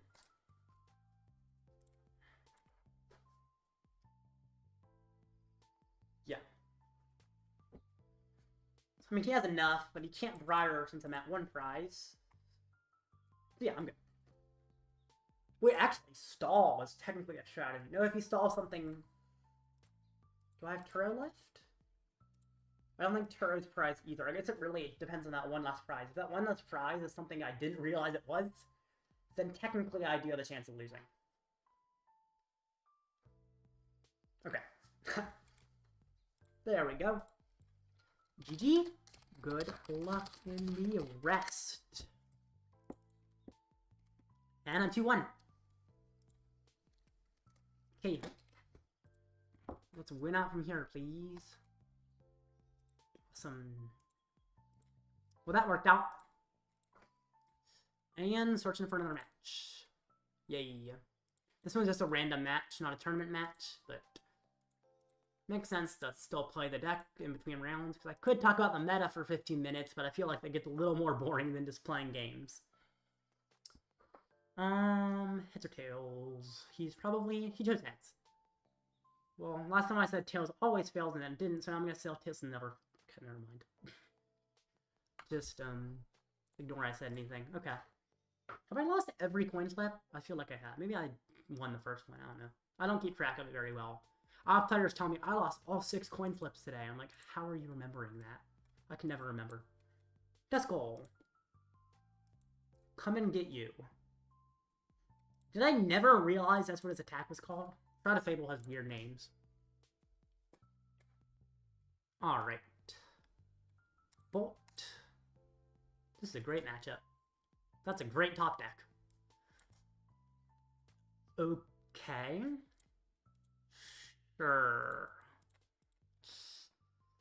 Puffin for Mander and Pidgey. Nest Ball for Mander. You know what? Litten. Litten is good in this matchup. Stone's not prized. Oh yeah, I just checked my prizes. I know Stone's not prized. And then my turn. So Arven can get me Candy Pidgeot. Probably a Forest Stone as well. Or a Defiance Band as well. There's some options. I have options. Depending on whether or not I get Bravery Charm, depends on whether or not I guarantee attack. Because it really is determined in if I have to attack with Litten.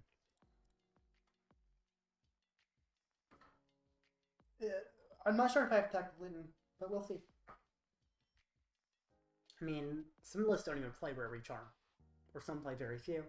And then some entirely focus on it. I feel like that's the main difference between Bolt lists, is how many Bravery Charms they play. And I guess whether or not they play Briar. Basically everything else about Bolt you expect. Ultra Ball. I like him losing Pal Pad already. That feels great. It's Steel Mask. Dances. What's that last card in your hand? Probably another energy.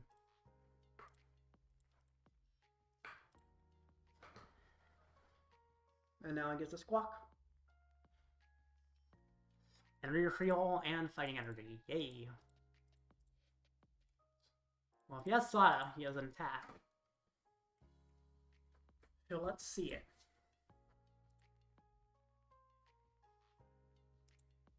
Where's the Sada?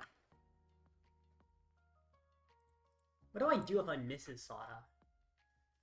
Guess I'd like go for like Dusclops? Probably Dusclops. Oh, no, he has Sada. Never mind. Doesn't matter. Draws 3 cards. Now he's at 8. Puts down another Raging Bolt.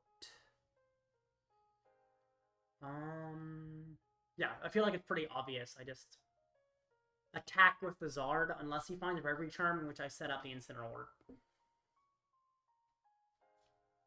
But I can guarantee the Zard and can't guarantee the Incineroar, so I definitely want to go for what is more likely to work. Right, no, wait, can I guarantee the Zard? Arven for Candy? Yeah, I guarantee it. Now, after he knocks me out, we'll see. Mew. May I ask Mew a question?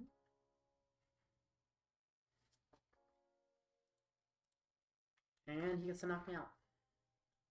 Interesting, you got Mew instead of Fezandipiti. I like it. Really? I'm surprised you removed the energy from the Teal Mask. Now he can't even KO me in return with the Teal Mask. And the Defiance Band wasn't prized, unless I'm dumb. In which case it probably was prized. It wasn't. I'm not super dumb. Candy to the Pidgeot. I do kind of have to Ultra Ball away, like, my whole hand. Not perfect to have to discard all of that. Oh, but I don't have much of a choice. I'm glad I didn't top deck anything I really, really hate losing. If I did, I'd be in trouble. Problem is, if he does KO my Zard, I have very, very little on the board. I can't get an Incineroar attack pretty. I mean, it's not that hard. It's essentially does Unfair Stamp or my prize cards find me stuff. My prize cards won't, really. Oh, there's a Candy in my prize card, so they technically could. Actually, a Candy's really all I need for an Incineroar attack, so I guess that's fine. If I just find Candy out of my prize cards, great. This is why I play Defiance Band. It's so good. So useful.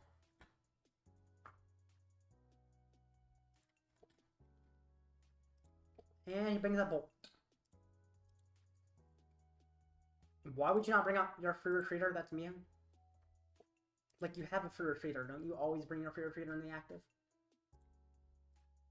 I mean, okay. Great. And that's how Raging Bolt tends to go in his arm. Wow, his MVP is really cool looking. It's just a black card. And then mine is brighter than the stage lights. Okay. Do I get any more in the Battle Pass? Of course not. The Battle Pass is weird now. Very weird. They had to make it twice as long for reasons. And remove the Premium Pass for reasons. Yeah. 8 minutes till the next match. So I guess there's still more meta in this same tournament to talk about. And then once I stop finishing up with the... Honestly, there's not many decks to talk about. I've already talked about all the things up here that are popular. I can look to the others. There's always fun stuff here. 2-0? That's not other. That's Sarah Ledge. Ooh. What is this? Exec. Okay. Powers up Executor. Uses Tropical Friendly. Or I guess swings. Crispin powers it up. My low deck blocks. Okay. Yeah, it blocks Terra Pokemon. I'm trying to comprehend what this deck is. It's 2-0, but it just seems like a variety of unrelated pieces. Are you okay, dog? Is that my dog sneezing? What in the world was that? I just heard like really long. Okay, he lost. Beat Pult Thorns and Pult Duck. Okay. I mean, I guess I could see it beating Pult specifically because you just set up a single Milotic and then they can't do much. So that's probably what it was. He set up Milotic and the rest of the deck isn't great. That's probably what it is. I bet a similar Milotic deck. We're just setting up Milotic, won so many matchups, even when the list is terrible. And my list I played last week of Mawile once. Are you okay, dog? I hear her sneezing so loud. Dusknoir Moon. Okay, Dusknoir Moon is cool. I think they're making Moon less consistent, but I guess it's kind of cool. I like it. You. That's not. Okay, here we go. Okie dokie EX. I mean, this is. I mean, I've seen this deck. It's essentially attacking with Chain Craze, which does 260 poison. So just playing all the loyal 3 Monkey Dory, which gives a 1 less prize. If you have a Petrarunt in play, it's cool. It's not amazing, but it's good. Loyal 3 has been around for a little while. Why is it last one? What are you doing? I am removing Incineroar after Prismatic Evolution comes out because I think my build has to be very focused on consistency. Because if it's not focused on consistency, which Incineroar is certainly not focused on consistency. It's consistent, but not consistent enough when Buddy's item locking me turn 2. I have to focus on a TM Evolution based build most likely. And TM Evolution doesn't work with Incineroar because I don't play the Torracat, and fitting the Torracat takes up too much space in the deck. Therefore, I have to play only Charizard as my attack. In fact, I'm even considering cutting Dusknoir and playing something closer to Towards World's list. Charizard V... Not seen this in a while. 230. If this Pokemon has damage counters on it, so you power it with Magma Basin, okay. And Monkey Dory is interesting, I guess. Okay, that's cool. Not crazy, but it's cool. This one's O2. Oh, Sylveon EX is bad, that's why. Well, this isn't just Sylveon EX, it's also, a lot of other things. I think playing this many different lines is really tough to make work. You can. Tord shows you can, but it's tough. Cerulege is not other. I don't know why the game thinks it is. It's really just not. And what's weird, there is a Cerulege category. Like, my opponent was in the Cerulege category. Fought Chromac. So I know when games decide it's no longer Cerulege and it's other. Aw, that sucks. I love the tech of it. I loved it as well. It's very fun. But I'm also still going to play a unique list. Now, this is not my list. This is an exact copy of Tord's list. Where was it? I sent it somewhere. I sent it to my coach, Ian. There we go. Okay. So, this is Tord's list from Worlds. I'm going to take out a lot of cards here. Sinnoh's not useful anymore. Cleffa isn't. Squovet might not be. There's a lot of changes, but the core of this list, I think I'm going to keep. So, Rabsca, Bibarel, no Dusknoir. It's very consistent. And TM Evolution, I wish I could zoom in on like specific parts of the image.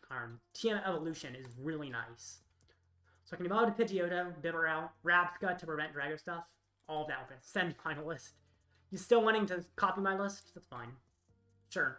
I don't have a final list yet. I haven't done any testing. In fact, I might actually end up playing a Dusknoir build. But for now, I'm thinking of playing something without it. Yep. Okay. Yeah. Those others were interesting. There's also some things that aren't listed as other, but listed around decks that are just down here. I guess I could talk about the next format. I guess it's not too much. Actually, is there a tournament in Japan that's prismatic? I think there was.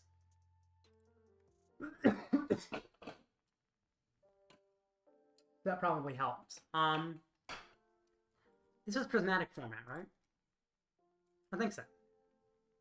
The tournament was won by Archaludon. Probably makes sense. It's not as affected by Budu. I think this is... Yeah, this, like, for instance, this Zard has Grand Tree to try and grow.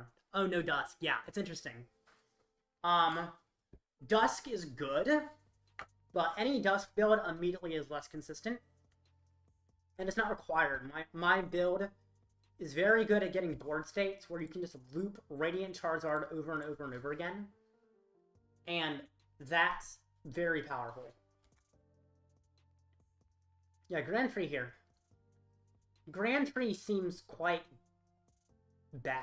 I don't know. It got 16th in this Japanese tournament in the new format, and it's using it so it can evolve under Buddy. But the reason I really don't like Grand Tree is your opponent can use it. I started playing TCG Live on phone. Awesome. Yeah, TCG Live is fun. It's glitchy, especially on mobile, but it is fun. Just because the trading card game is fun. Sup, dudes? Welcome, Duffy. I'm currently 2-1 with about a minute and a half till the next tournament match. Yeah, what decks in here play Budu? Like this, Dragapult, Dust... Yeah, this 2 Budu. Jeez, this Dragapult Dusknoir really is relying on Budu. Having 2 is surprising. Dragapult Dusknoir seems really scary, because I was thinking of playing Rabsca and my Zard, but of course they could just Dusknoir my Rabsca. Now if they do that, they're using up their Dusknoir at least, but... Budu. I'm...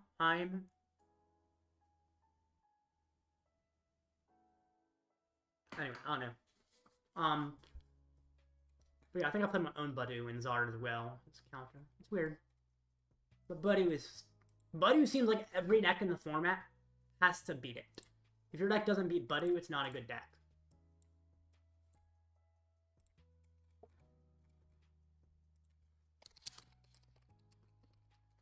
Alright. And, I guess, I can look at the decks one by one from this tournament, since I have still 30 seconds. But probably longer due to judge calls. Ancient Box getting second is surprising. Now, Japan is best of one, which always seems to skew the results in some way. But, this could be good, because I feel like it doesn't care quite as much about Buddy. They said at Buddy, you just punch it with a Roaring Moon and their buddies are gone. And with decks slowing down to focus on Buddy, they focus on slower, consistent, rather than board wipe, like Zard not focusing on heavily as Dusknoir. Certainly makes Great Tusk seem good, because you can just mill away their important resources while they slow down. So I actually see a possible niche for Ancient Box in next format. Lots of Dragapult Dusknoir, that's scary. Lugia. Oh, there's a new Minchino. Regigigas seems ridiculous. 330 to a Terra Pokemon. I think it's Terra, right? Yeah, 330 to a Terra. This just one-hit Zard for 4 colorless. I feel like this makes Zard have a terrible matchup in Lugia. Although I feel like my Zard is not quite as bad since it's focused on Radzard. But, like, Lugia, maybe I still do play Sinnoh, just because it seems so sketchy. They can just one-hit KO me. And Dusknoir can't even return. So that feels horrible. Next tournament match is up, and it's Gholdengo. Hey, Gholdengo's a good matchup. Weak to Radzard, weak to Incineroar. Togepi has 50 HP. All those seem to add up to a great matchup. So yeah, this should go well. Hopefully. Unless I brick again. I'm having trouble stringing up my combos. Yeah, that's definitely just something that takes a lot of time to learn. I still do my combos in the wrong order sometimes after, I've been playing nearly 8 years, but still mess it up all the time. But certainly that's something that comes with experience. Yeah. Hope you're enjoying live. It's certainly fun.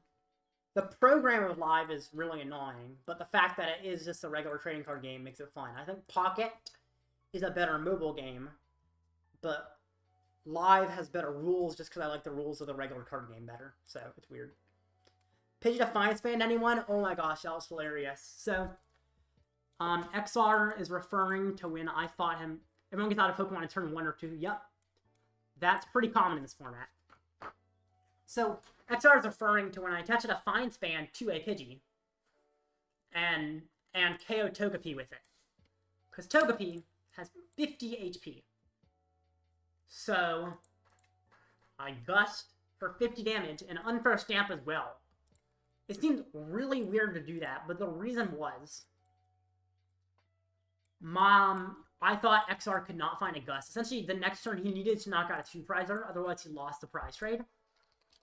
And I also, yeah, that was just the main thing, actually. He needed to knock out a 2-prizer. So I'm like, if I attack with Pidgey, I'm not attacking with Zard.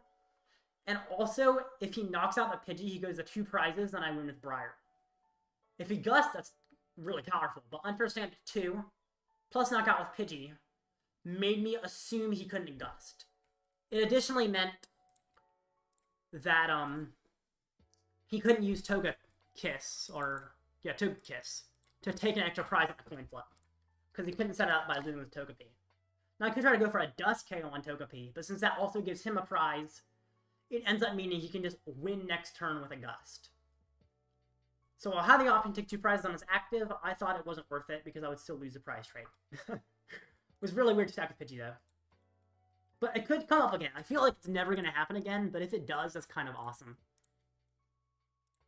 I love when I come up with plays that I've never done before, and Zard is a deck that lets me do that a lot. I do something that's never happened ever.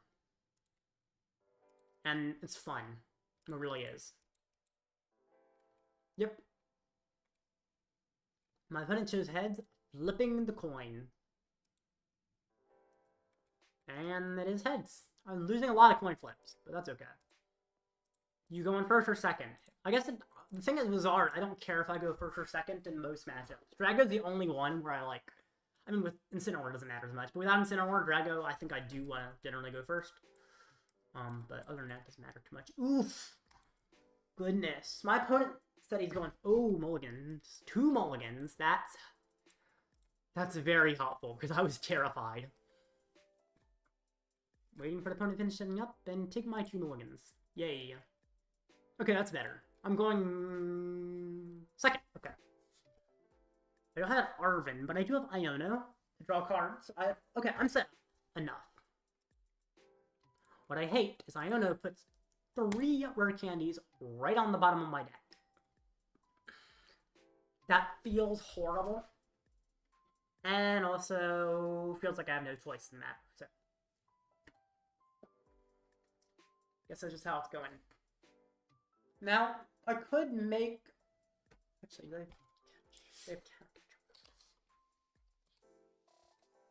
I could make an interesting read. No, that read probably... let's see how much he benches first.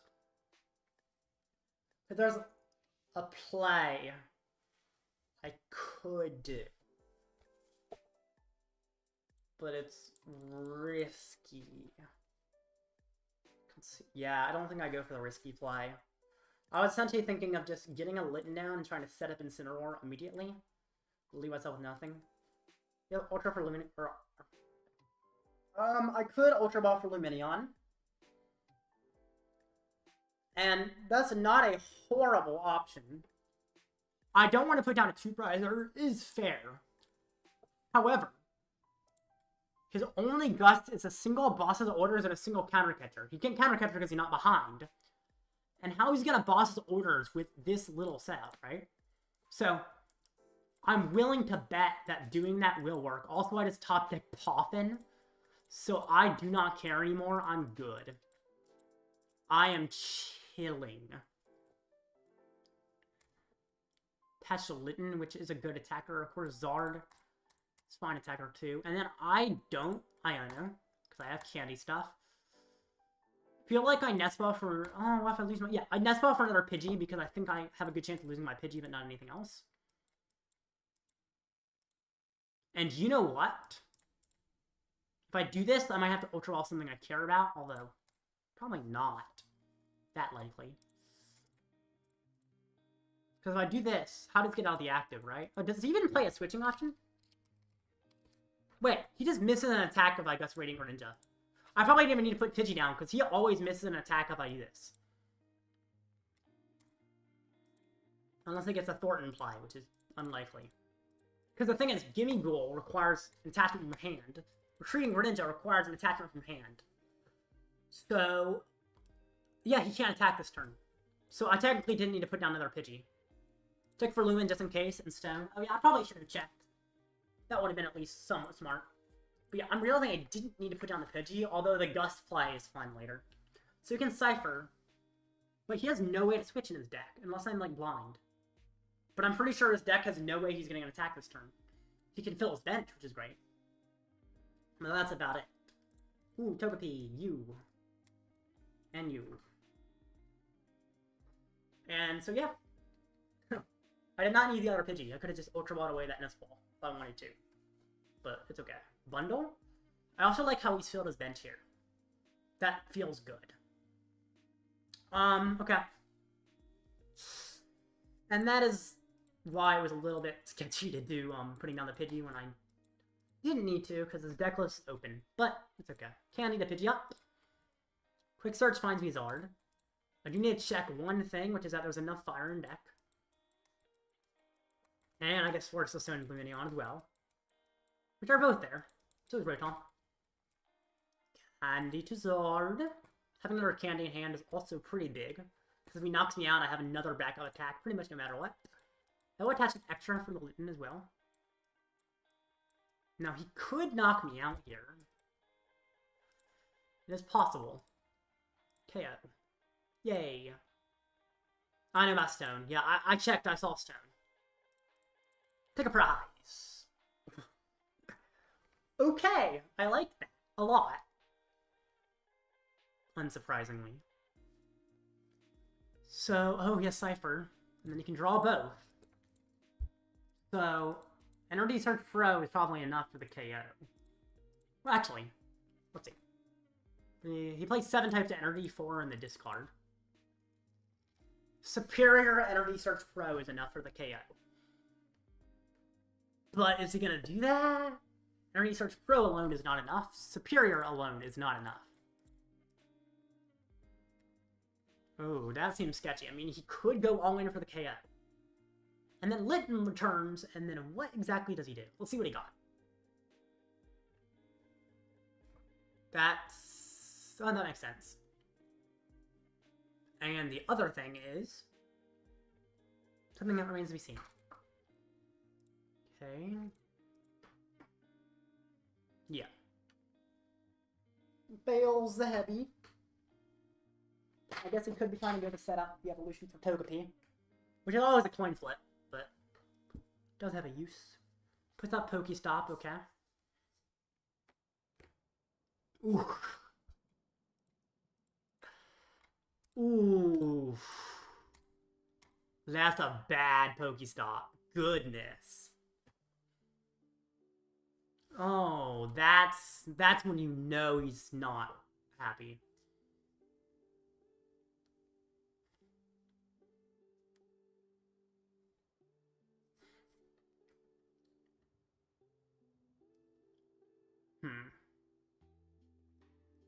You gonna kill my Pidgey? Yep. Get one prize. One prize. But now, you're allowing me to do a lot of stuff.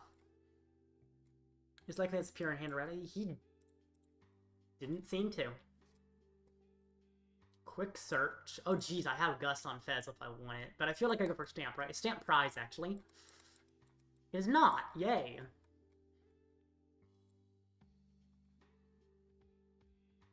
Arven for a really unfair play. And I can get Defiance Band too, which can use on that Zard for later. Stamp, buddy, stamp. Ooh. I likey. Poppin' for Duskull. And I mean, do I need another Commander, really? If he knocks out both of these, I go for Radzard. But if he knocks out both of those, I'm probably won by that point anyway with the Dusk play. So I just pop in for this. I mean, I feel like there's no reason not to get back Fezandipiti at this point. I don't care about energy. I have enough energy set up on the board to win me the game, I feel like. Could Pokestop, but that feels wrong at that point. Knockout. Cool. So, I think I win in a few different ways. I don't think Briar's prize. So, he knocks out, takes an extra prize of Togepi. Briar. Unless he Gus Zard, in which case, Dusknoir attack. Either way, Dusknoir attack wins me the game. But let's say he, Iono, knock me out, flip heads on Togepi, a Briar. Unless he gets Counter Catcher on the Zard. Knock out the Zard. Oh, he doesn't play Iono. He doesn't play any Disruption, actually. I'm keeping my hand. Right? Yeah, he can't disrupt me. My hand is staying. I want to see that Pokestop was not just wasn't great. Yeah.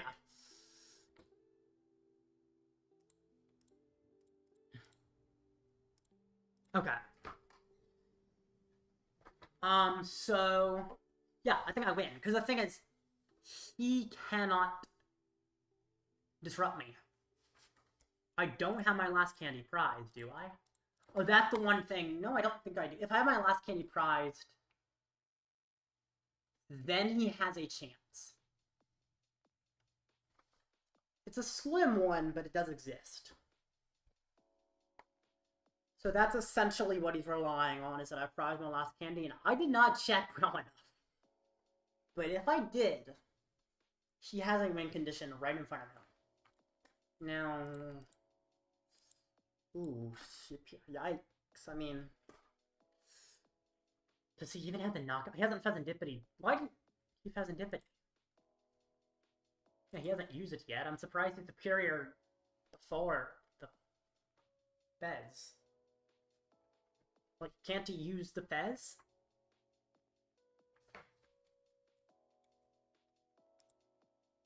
Okay.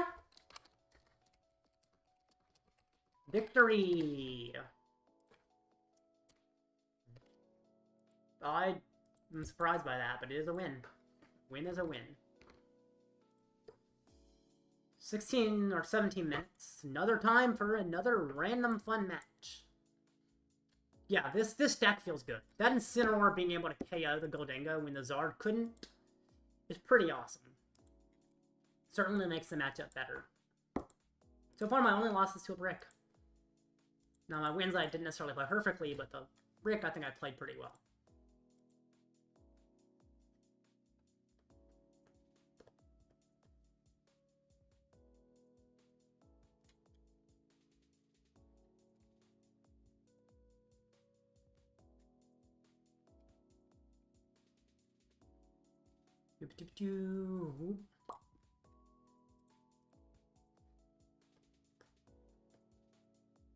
My turn. Ugh. Feebas. Feebas! No, I know what that means. I know what Feebas means, and I don't like it. Oh, goodness.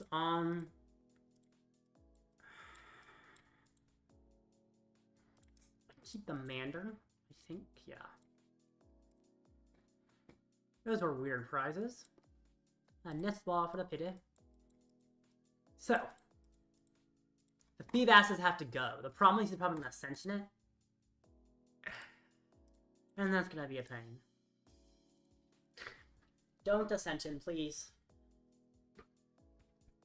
Ay, ay, ay. Chorus, okay. Woody Lost Zones also might tell me a little bit about what he's playing. Night Stretcher and Chorus, it tells me nothing.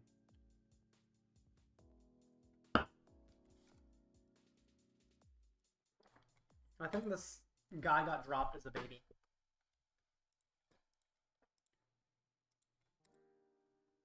Ugh. Okay.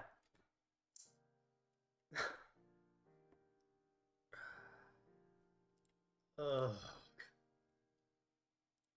I have options. I don't wanna. I mean, I can lose an Arven and Iono. I don't like it particularly, or all the other pieces are needed. So, how many Fire Energy were prized? Were there any prized? There weren't. So I know the play I go for. I don't like it, but I know what I do here. Pretty obvious what I do here. It's just dumb. It's just really, really dumb. Well, is it Shane's file? Yeah. Instant is not Terra, so that's your best attacker. Oh, and of course it's prize. Uh-huh. Uh-huh. This game loves me. We love sleep coin flips. I have to attack with Radzard, by the way. I wasn't describing what my game plan is. But it's Radzard. You? Might as well put you down. You're a sacrifice. You're a sacrificial, not lamb, but cat. Quick search. Problem is, oh, he has taken a prize actually. I can power up Radzard pretty quickly. The worry is he chased Charmeleon, but will he chase Charmeleon? Maybe if he does, it's scary. But I guess I can get it back. Okay. Radzard is a good strategy. This is enough to power up Radzard if he takes another prize. Kill my Litten, please. Don't kill anything else. No, not the kitty. That's fine. Kitty, go bye-bye. He can come back. I can recover the kitty. But for now, the kitty's gonna get knocked out. It's just a temporary knockout. Kitty comes back later. But for now, yeah, kitty goes bye-bye. No gust. Please. Please no gust. Ugh. Don't you.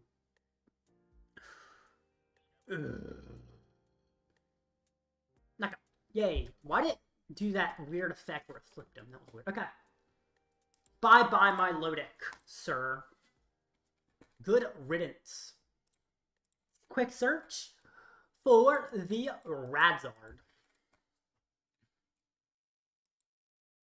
Evolve Infernal Rain. 3 on the Radzard. Yay! Fun times. And then retreat. And then attach the Defiance Band. And then blast him. If I pull Incineroar off the prizes, Thorton evolves me to Incineroar. Please Incineroar, because Thorton will get me it. Incineroar, Incineroar, Incineroar, Incineroar. Come on! Yes! Now, he's not knocking me out. Oh. This is huge. You get to hit me. Good for you.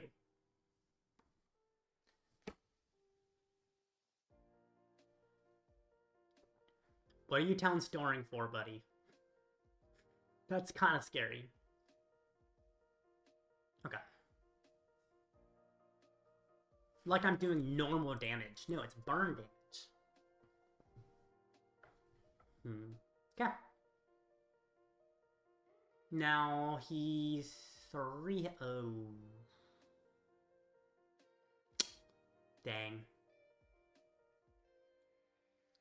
Yikes. Okay. Well, that's kind of sad. Yeah, that's kind of sad.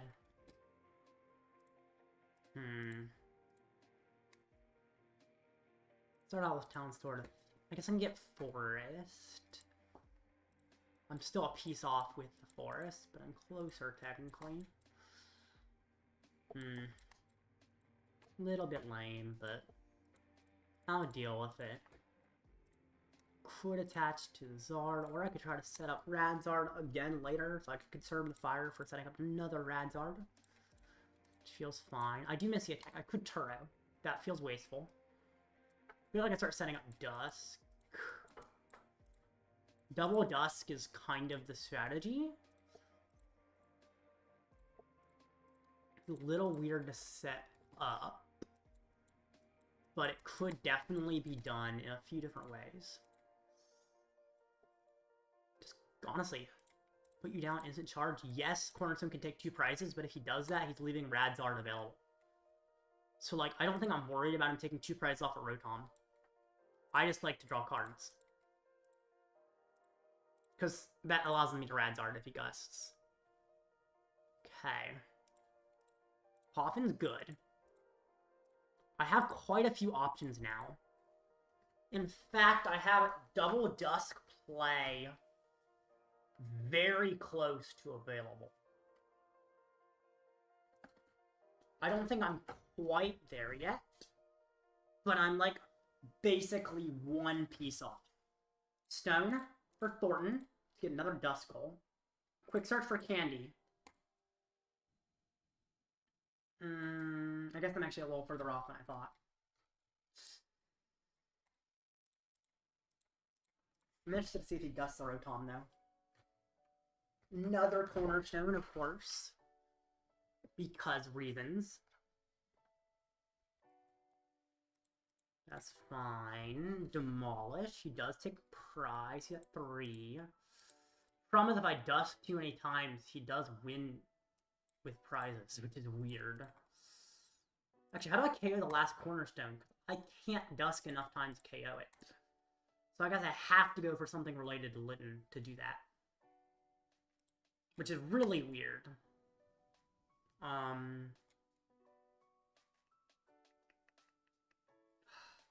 Let's see.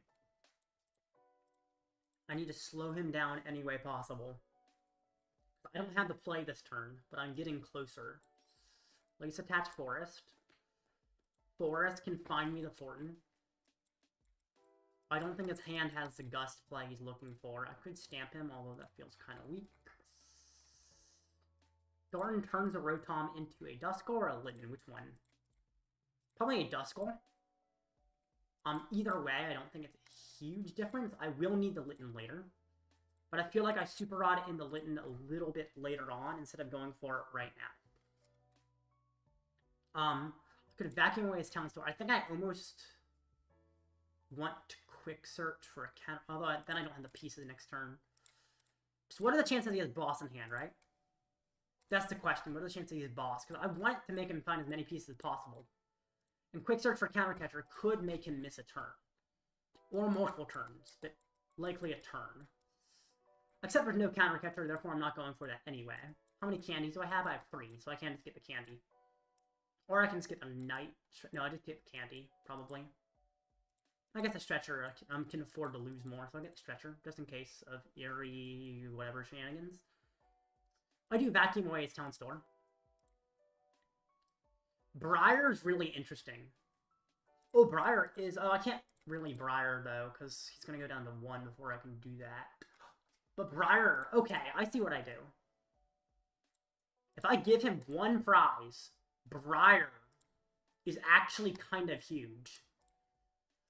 Huh. You could, yeah, Briar playing on Feebas. The problem is all my counter catchers are kind of prized. But Briar play on Feebas does feel like the optimal route here.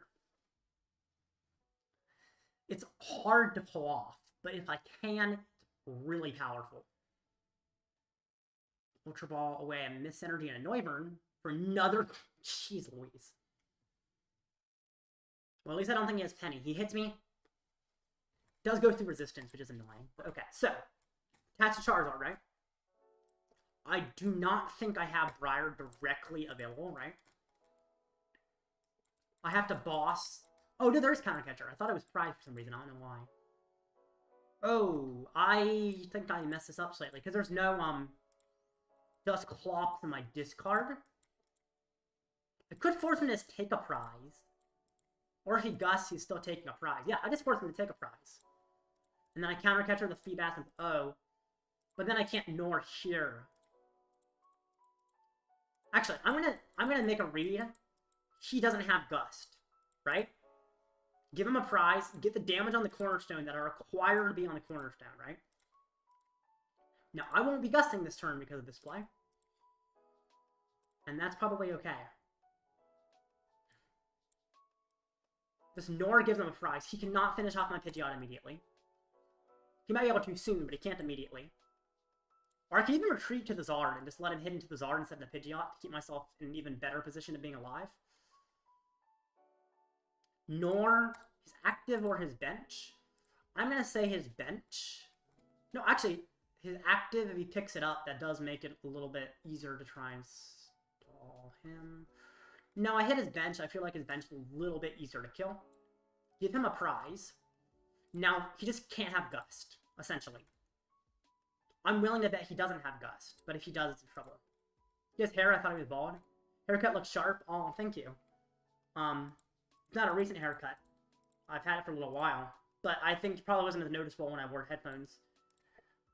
I could Night Stretcher back a Duskull, but I'd rather use that for the Duskull. Oh, if he knocks out my only Duskull, oh, I can Super Rod back the Duskull. There we go.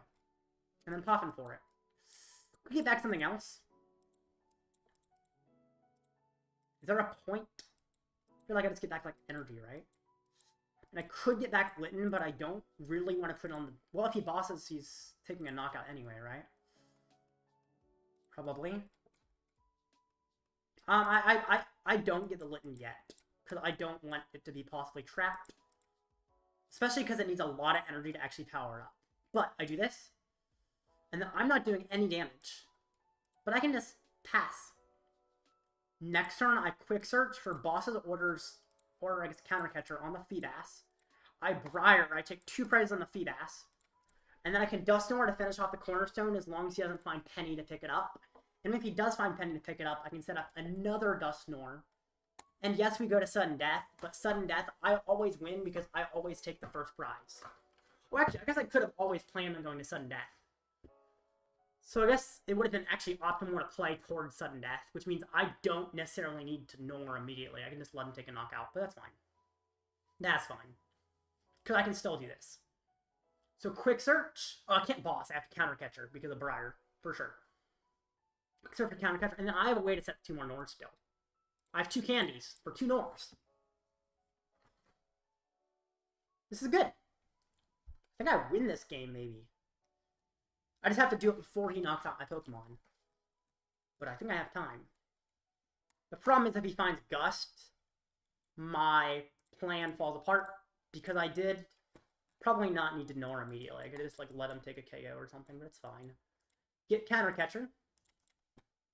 Counter Catcher his Feedass. Briar. Might as well also, I mean, I guess I could attach it, or I could just keep it as a Freeing Energy. I could Stretcher. I don't need it immediately, though. Briar means I take an extra prize. Take 2 prizes. Yay. 1, 2. Okay. Lumineon is kind of huge. Now he gets to hit me again. He still is requiring boss to win this game. Which I mean, it seems like it's easy for him to find boss, but I don't know if it actually is. Counter Catcher is interesting because I can actually slow him down. Oh, it's one retreat, so it's actually not that much slowing. But, and I can't Counter Catcher because I'm not behind. So let's see. Heavy Ball, anything? Pidgey's interesting. It does technically do 20 damage to a Cornerstone. Which is kind of relevant. Let's see. Okay. Quick Surge finds me Dusclops. Night Stretcher finds me... Okay, I have it next turn, I think, right? Night Stretcher for Nor. Yeah. I have game next turn. I have to survive one more turn to win this. Problem is, if I don't survive one more turn, I lose this, so... I have the board... As long as I doesn't have Gust, I win. Pretty sure. Although he could also try to Iono me. Guess I could have tried to set up the Pidgey. It does no damage to the Cornerstone, but it does damage to other things. I'll keep the fire, though. Actually, it thins. Then I will end my turn. Next turn I have game, I think. Well, actually, let's see. Oh, Night Stretcher has to get the Nor here. Still not perfect. He hits me. Okay. So. Night Stretcher gets me Nor. I don't have Rod to get back at second Nor. Oh, Ultra Ball is interesting. Quick Search for Super Rod. Ultra Ball for Nor. Yes. Lumineon for Candy. Night Stretcher for Nor. Quick Search for Super Rod. Super Rod goes and gets me the Nor. And I guess 2 fire. Ultra Ball away the Counter Catcher and the Iono for the Dusknoir. Evolve to it. Use it. He takes a prize. Cool.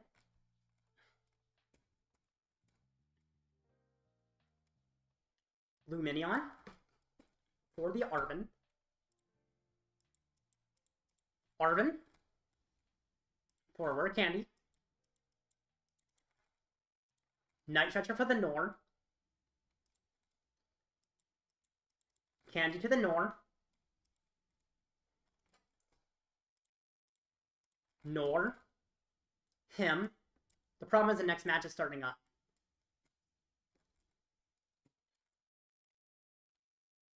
And now we're tied. And we go to sudden death, and I always win in sudden death.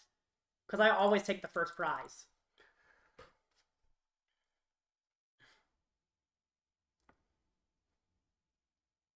The problem is I have to get into my next match within like 3 minutes. Because there is a check-in phase. Ready. That's nuts. The problem is I have to take a prize. Which is a little annoying. That's what I'm a little bit annoyed about, because I actually think I have to get into the next tournament match, which means I think I have to concede. Because I always win this, I feel like. Go first, yeah. Although I guess he might take the first prize a lot too. I mean, I feel like I might just have to concede, but I'll go for like 1 turn. Essentially try to win in that 1 turn. The crazy thing is Iono also puts you to 1 in this version.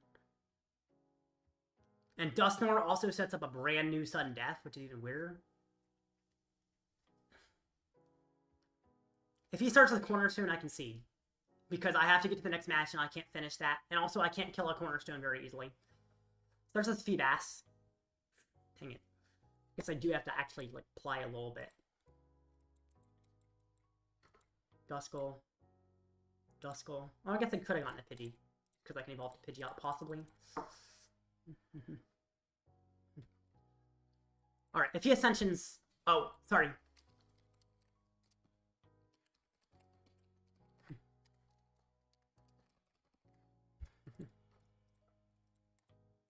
Does he attach an energy to Ascension? Does he attach an energy to Ascension? Please, please, play.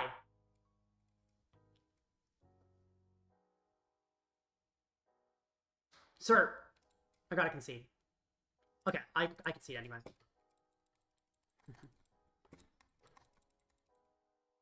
Ah! Come on, come on, come on, come on. I gotta get to the next match. Alright.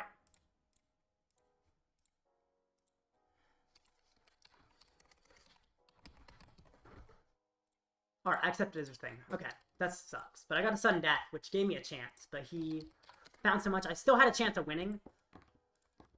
But the problem was I couldn't really play towards that chance. Because I had to get to the next tournament match. So, it's okay. No worries.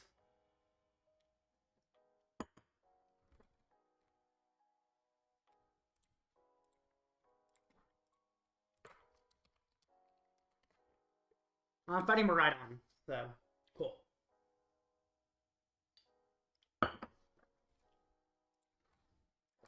Should be a pretty good matchup.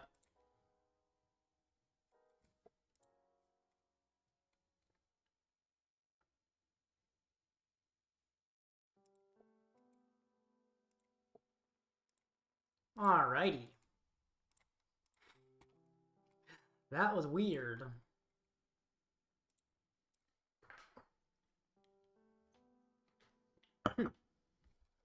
My opponent went first. Isn't he Maridon? Like, don't you generally choose to go second with Maridon, or am I dumb? I mean, I guess it means he's probably taking the first two prizes. But that's not a huge deal. I mean, it could give him a chance to win, but generally this matchup's fine. And he gets to unit in tandem. Yay. Did not mean to open file explorer.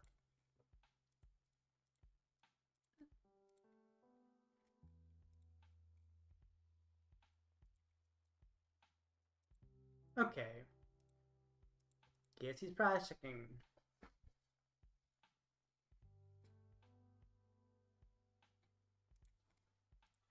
Pikachu! I choose you! Yeah. I think Maridon's pretty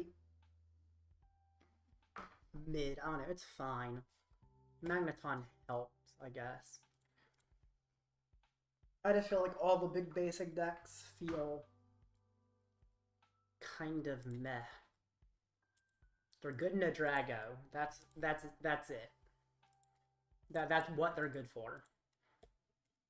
If they weren't good in a Drago, they would just be trash decks. Okay, Nest Ball. There's a Squawk. Squawk-a-billion. Why is my taskbar? There we go. You have a good opening hand for Poké. Not super great for turn 2. Don't need much, though. That is correct. I have Rotom Instant Charge. I have Poffin. If Instant Charge finds me an Arven, Candy, an Unfair Stamp, a way to get Fez. Like, there's so many things that I could find off of Rotom that put me in a great position. My opponent does play one Judge. This is weird, but fine. Did he hit double off generator or has he attached from hand? Oh my gosh. He did hit double off generator. That's a little bit nuts. Just a little bit nuts. Well, congratulations. You can get all handsy now. Iron Hands is such a terrible name for a Pokemon. Yeah. Alright. Buddy-Buddy. Get the Buddy, and probably this is the other Buddy. I feel like I need another Pidgey if I can. Of course, Pidgeot will likely die pretty quickly, but that doesn't mean it's not helpful to have. Even if it does die quickly. Is Forest Hill still in prize? Is another thing to check. Naturally, it's not. That's good. I could attack the fire, or I could hold it for something I discard with an Ultra Ball. And let's just do the instant charge. Zoop. Ugh. Ugh. I am not digging that. Now, I could top deck something, or my opponent could judge me into a better hand. Those two things could happen. If he judges me, chances are the hand's better than this.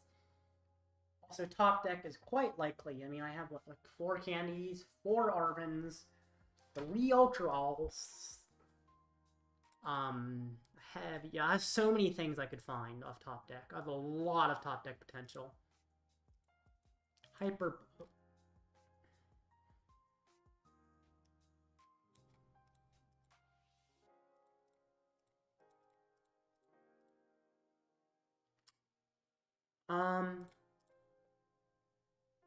I'll just give you another Pidgey. You're still gonna hands. I'm still making you hands. I think hands is the attacker I'd rather you use. Now, I mean, technically there's a chance that, you couldn't get a Raikou attack, but I feel like it's unlikely. I mean, I guess there's a chance that I bring up Rotom and he can't get Raikou, but oh boy. Sure, choose for me. Fair enough. Thank you very much. Such a terrible attack game. Okay. Counter-Catcher Stall works so well against this deck. Because Latios means it doesn't. Okay. So.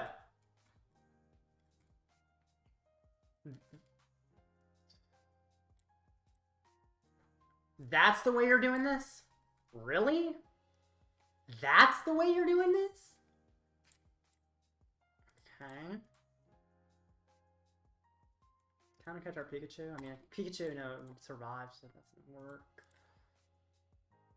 What the heck? Kind of like going after, I guess Raikou, 20, 40, 60, 80, 100. It doesn't do that much. I mean, it does some, it's a good bit, but... That's the choice? Every time! Every time without fail. Why do I brick until the last thing? It's like, oh yeah, I have a completely dead hand and have absolutely nothing, and I do everything I can. So I do this one last ditch effort, like a Pokestop, or I'm like, okay, now I quick search for Fezandipiti, and then I find like both pieces. It's always the last thing. Sometimes I feel like the game does whatever is funniest at the moment. Whatever is currently the funniest thing that could happen is what the game's gonna make happen. Which, you know, I'm here for that, but it's also kind of odd. Ooh, I extend my bench. That's fun. Yeah. Cool. Poffin. Bench extensions go well with Poffin, because it means you killed one Duskull, I still have another. And yes, Duskull is useful for killing a Magnemite.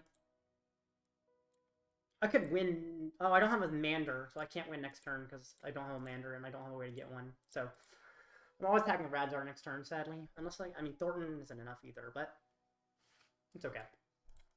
Yeah, it's alright. Turo is very intriguing. Oh, wait! He KOs me, I remove Rotom. Could you don't countercatcher, bro, I'm telling you. Yeah, I didn't. I could Radzard him next turn. This turn I technically could. But what I really like, he knocks out Zardiax. Area 0 triggers, Rotom goes away. Then I can Turo up Pidgeot. And then my entire board is a 1-prizers. Now, he does play 2 hands. But setting up a second Iron Hands is not necessarily easy for him. I really like that if he knocks out my Zard, suddenly his bench just drops. Or certainly my bench just drops, not his. Because I can just get rid of the Rotom. Which is, like, the biggest problem that's on my board. I guess Magneton does make it a little too easy for him to set up another attacker, though. I might have to go for, like, Quick Search for Unfair. Still like the Turo play to remove the Pidgeot. Because with hands, he also needs Gust. So I think I quick search for Unfair Stamp, then Turo up the Pidgeot to remove it. That leaves me with a completely dead hand and complete reliance on what I find off Stamp. But basically, I find an Ultra Ball Stamp. Ultra Ball can find Lumineon to get another Radzard set up by finding Thorton. Unless I've discarded Thorton, which I have not. Zapdos? Sure. Is the... Wait, why am I even thinking he's going to KO my Zard? That seems like it might not even happen. Because, I mean, what, Raikou doesn't do enough, right? 8-bench Pokemon plus 20 per. 160, 180, 200, 220, 240, 260, 280, 300 damage. 300 is not enough. So maybe I'm okay. Now, she finds Gust. That's scary. How many Gusts does he play? He plays 3 boss. He's down 1 boss. He could miss boss. So, weirdly, I have options. Let's see. Math again, just make sure I'm doing right. 20, 40, 60, 80, 100, 120, 140, 160, 180, 200, 220, 240, 260, 280, 300, 310. 20 damage away because my bench just right without even realizing it. Yay. Rescue board on Fez. Do you have boss? If you have boss, what are you taking 2 prizes on? Rotom? Pidgeot? Probably Pidgeot. Yeah, Pidgeot. If you do that, and I set up enough, I get a Briar play, but it requires a huge top deck to get a Briar play. I have to, like, top deck Fezandipiti or Nest Ball and get, like, Unfair... Aww. Okay. Sure. Yep. So, I do bring up Radzard, right? Yeah, I bring up Radzard. I mean, technically, there's a low chance I could get the crazy Briar play, but it feels so tough. Although, to be fair, he never KOs RDX, right? Oh, he plays Raichu V, so he actually can. It's still a lot of energy, but Magneton helps a lot with that. So I do bring up the 1 probably Radzard. Since that's probably the optimal attacker. Hopefully I can top deck a way to find Unfair Stamp. There we go. It also gets me Forest Stone, which is kind of useful. But the Unfair Stamp's the big thing, because now, I mean, he can't Fez, but he still has a smaller hand, so it's a little harder for him to find all the pieces he needs. He's down a lot of gusting pieces. He goes me, I have a backup Charizard. Super Rod, is there anything I really care to get back? I don't think so. Good, nothing I really want to pop him for, nothing really. I could have Defiance Band Zard. Or Radzard. Or neither. I think it just goes on the Zard, right? I do have Stone still. But I'm never taking 2 prizes off Stone. Ah! I could just pray he doesn't find any generators as well. But that seems too unlikely. Well, it is possible. The thing is, if I Stone... Oh, I can't get the Nor. I can only get the Clops, actually. Therefore, I don't use the Stone up. I just KO. There we go. Stop winning. It might be about to happen. I might be able to stop winning here. We'll see. He doesn't need a lot. But he does need something. Essentially, all he needs is boss. And he has not used Forest Seal Stone. So Miraidon... Although, Forest Seal Stone, he can't Arven for the Forest Seal Stone. You have to find it. So he has 2 outs. Because... Okay. That's... Mew EX, I'm assuming? Well, he puts on Mew EX, he has no Vs. Therefore, Forest Seal Stone is no longer an out. So that's... Oh, he has Prime Catcher in deck. Oh, he has Prime Catcher in deck. He hasn't used it, right? Oh, never mind. He's much more likely to get it with Prime Catcher. I didn't even consider that. Yeah, that's tough. Yeah. Bundle? I mean, I guess that kind of does work. I bring up probably Zard, because otherwise I'm around for hands. I feel like Zard's the hardest thing for him to KO. Yes, he can Raichu, but he requires 6 energy, which is a little bit, actually a lot, tough for him to do. Also, he just reset the timer on Combustion Blast. I can use it again now. Whereas if he does Past, I might even miss another turn because I can't Combustion Blast. So Miraidon probably gets him Raichu. Yep, he has to get 6 energy on the field. Magneton's 3. Attach your hand is 1. How's he going to find the rest? He's going to have to get a lot off generators if he wants this to work. I feel like just going for Gus hands is better. Although I guess... Oh yeah, it's Gus on Rotom. Literally just Gus Rotom. Oh no. He found the out to Gus Rotom.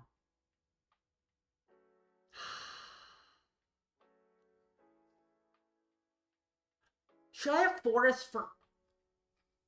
I should have Forest Seal Stoned for Lost Vacuum, remove Area 0 to remove Rotom.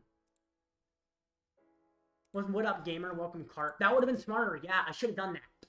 Because now we Prime Catchers. Yep. Okay. So, there was a better play that I didn't see. Yeah.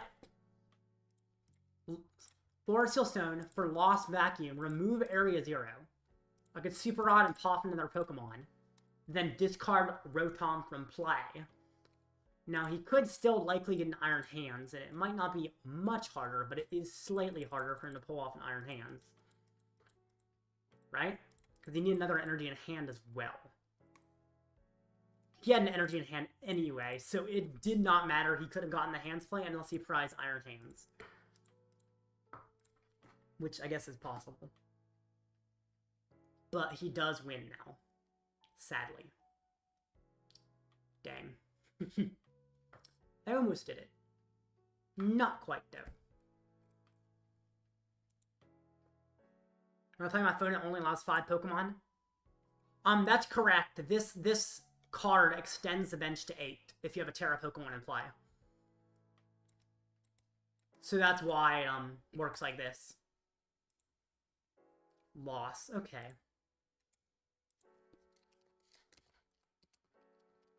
I don't know if I played that fully optimally, but I don't think I played it horribly.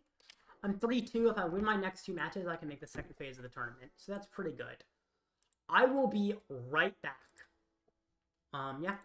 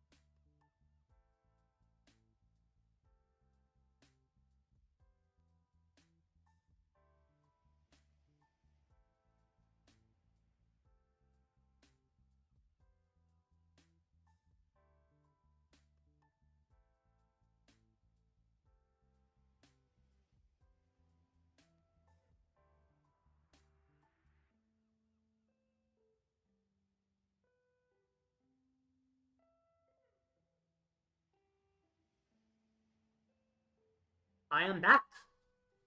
And now I'm accompanied by a dog. Callie, come here. She's underneath me. But, I can probably get her up onto my lap. Come here. Let me show you off, dog. Oh, you're so heavy. Oh, goodness. There we go. Okay. There we go. So, she's here to give me good luck. She'll be under. So, I won't get as bad luck as those 2 matches I've lost. Now that I have her under me. Yeah. Alright. You can go back down. Yeah. Alright. Cool. But yeah, I'm back. And there's about 6 minutes of the next match. So yeah. Should go well. Yep. So. You can look at the standings, I guess, since then it only showed standings as of last round, really. Which is a little bit outdated at this point, but that's okay. First place, Zard. 1 Pidgeot and 1 BRS. Interesting. Definitely a little unique. It's got Jock. 6 Fire and a Stretcher is also a little bit unusual. Palpad's somewhat unusual. Collapse at this point is being cut a lot. That's surprising. What's the respect? Prime Catchers and A-Spec is also weird, and so is 3 Iono. That's just feel like an older list mixed with a newer list. It doesn't feel like any new Zard list I've seen. And then this is exactly what you expect from a Zard deck. I don't see, like, anything out of the ordinary. I guess Collapse Stadium you don't see all the time, although there's still a use for it, and people still do play it. So not super surprising to see. Very, very interesting. Yeah. So the top 2 are just 1 more unique Zard list and 1 pretty standard Zard list. Then there's him. Actually, does he have Vacuum too? Does he have Vacuum and Collapsed? Vacuum and Collapse is a little weird. I don't think you need both. I think if you're choosing between them, you choose Vacuum. But definitely, I don't think both is really necessary. Feels a bit redundant, since a lot of times Vacuum, they're removing Jamming Tower. And the matchups where it's not Jamming Tower, it's removing a tool. They're not really matchups where you're removing both a tool and a Jamming Tower. So, seems odd. Palkia. Yeah, Palkia Dusk is... Oh no, Palkia Terapagos. Not Dusk. I don't know. I've never been a huge fan of this deck. It seems like it's Drago, but with less damage output. Maybe it's more consistent than Drago by some. But I mean, Drago, like, you have Radiant Greninja, which is good. Drago has Kyurem and Dragapult, which are both very good. And this deck also, I've noticed, when I've, like, played against it, it has really big issues with energy tempo. By the end of the game, you are heavily relying on Glass Trumpets.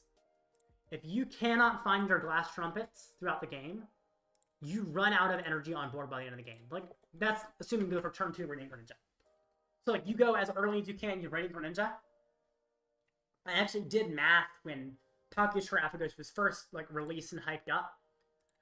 And I'm kind of mathing out how each turn would go, where both players hit everything.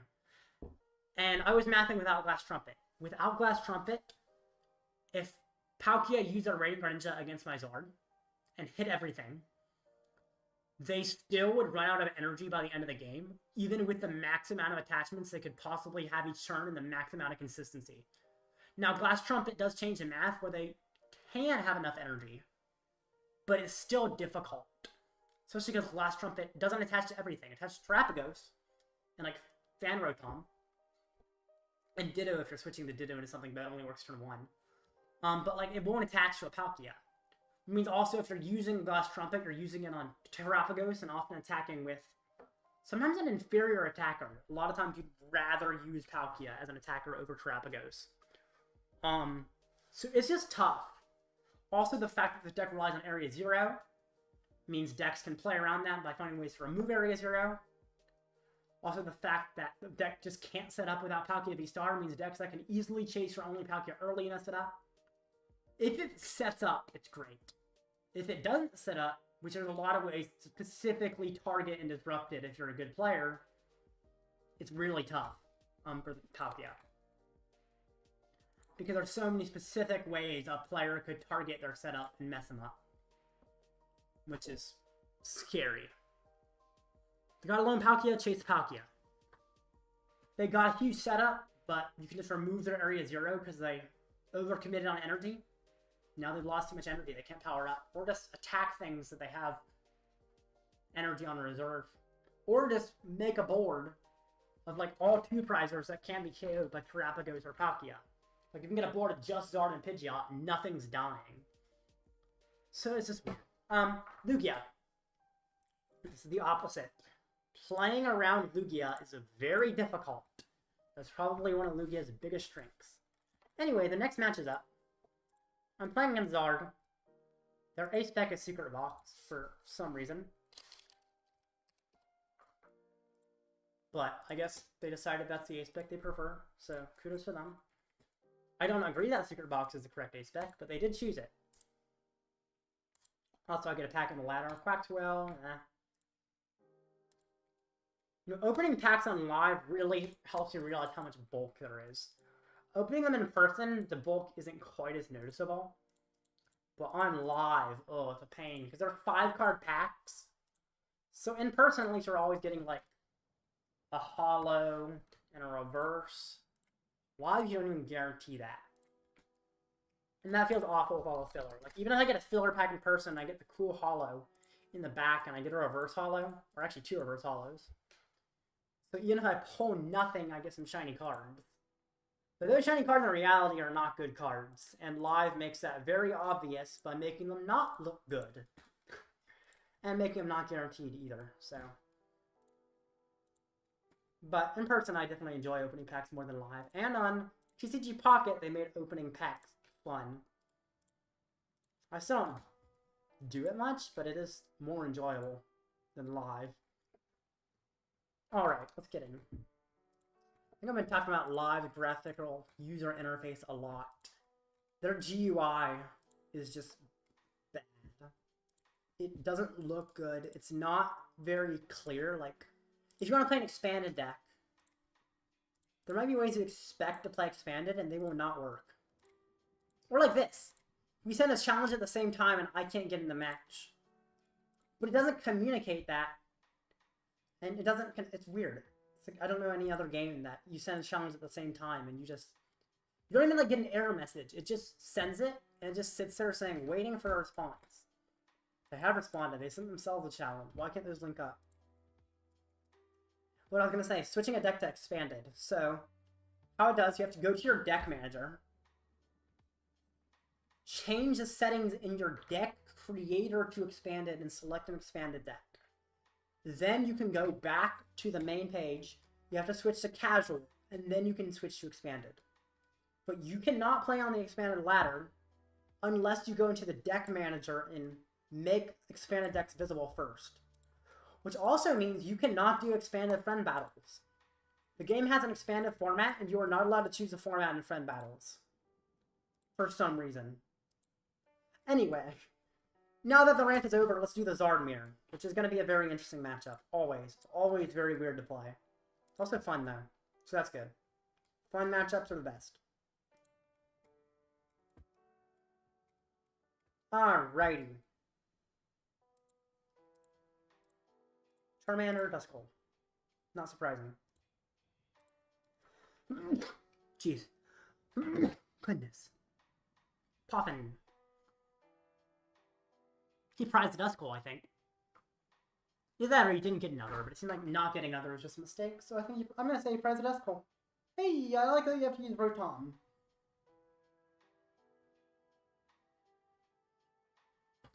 Getting Rotom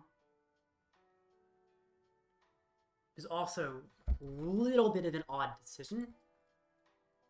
I guess that means his hand... I mean, all the things that I'm saying tell me his hand isn't good. That is weird prizes. I mean, I can probably live with them, but they're weird. I kind of do like this. Like, killing his Pidgeot immediately is a good play. It definitely, I don't like giving him prizes and stuff. But I think it's a fine play to just immediately go for the kill on his Pidgeot. Especially because I can Rotom, instant charge to set up, Water Seal Stones and deck and everything, and attach to Litten and just find anything. So many things I can find.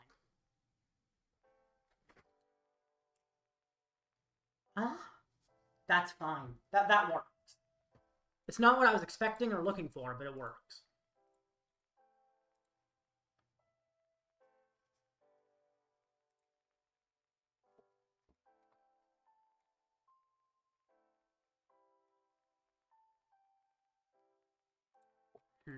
The Pidgeot. Alright. So, quick search. Yeah. Ooh, secret box. Okay. That's pretty solid. So, he has not used Water Razzie. Is that discarded? I think that was discarded. Yeah. Yep. So he has not even used a supporter. Okay. What did he get off Secret Box? He got... I'm chasing my Pidgey. Candy, Stone, Boss, Collapsed. Yeah, I think he's going after my Pidgey. Okay. That's fine. That's fine. Yeah. Powers up Bizarre. I'm surprised he's using this many resources on this play. Like, it's not an awful play, but he is using up a lot to do it. Which certainly makes it feel really mid. Collapsed. Why? You just want me to get rid of my Rotom? Hey, I'll do it. I'll happily do it. I don't know why you want me to, but sure. I think I actually bring up Litten. Top deck is not terrible. Could Thorton the Pidgey back onto the board. Removing the Rotom's slightly weird, right? Like, there's some weird stuff with it, because I'm still completely dead hand.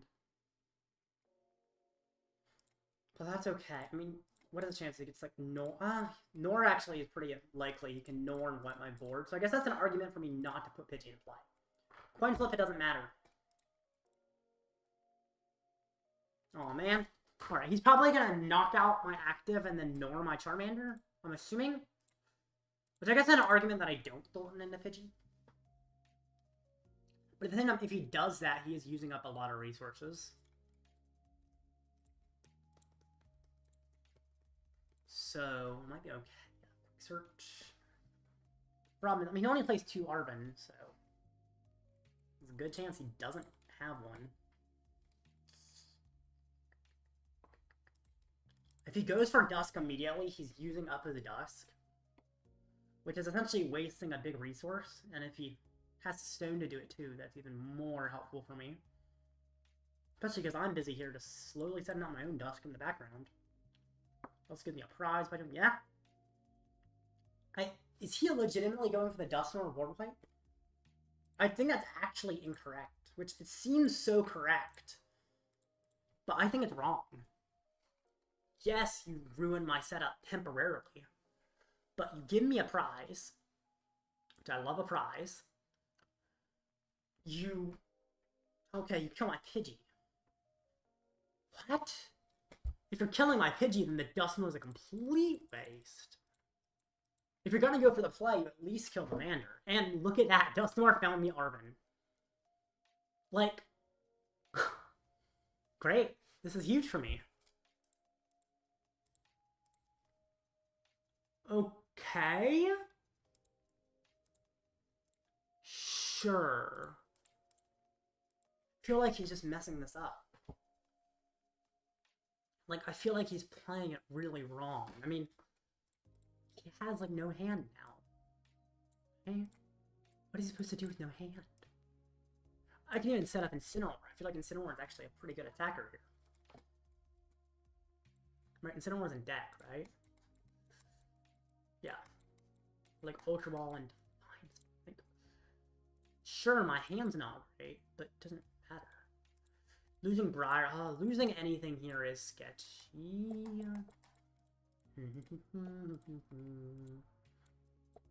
Could even go for an Unfair Stamp if I really wanted to, but I feel like I just go for this.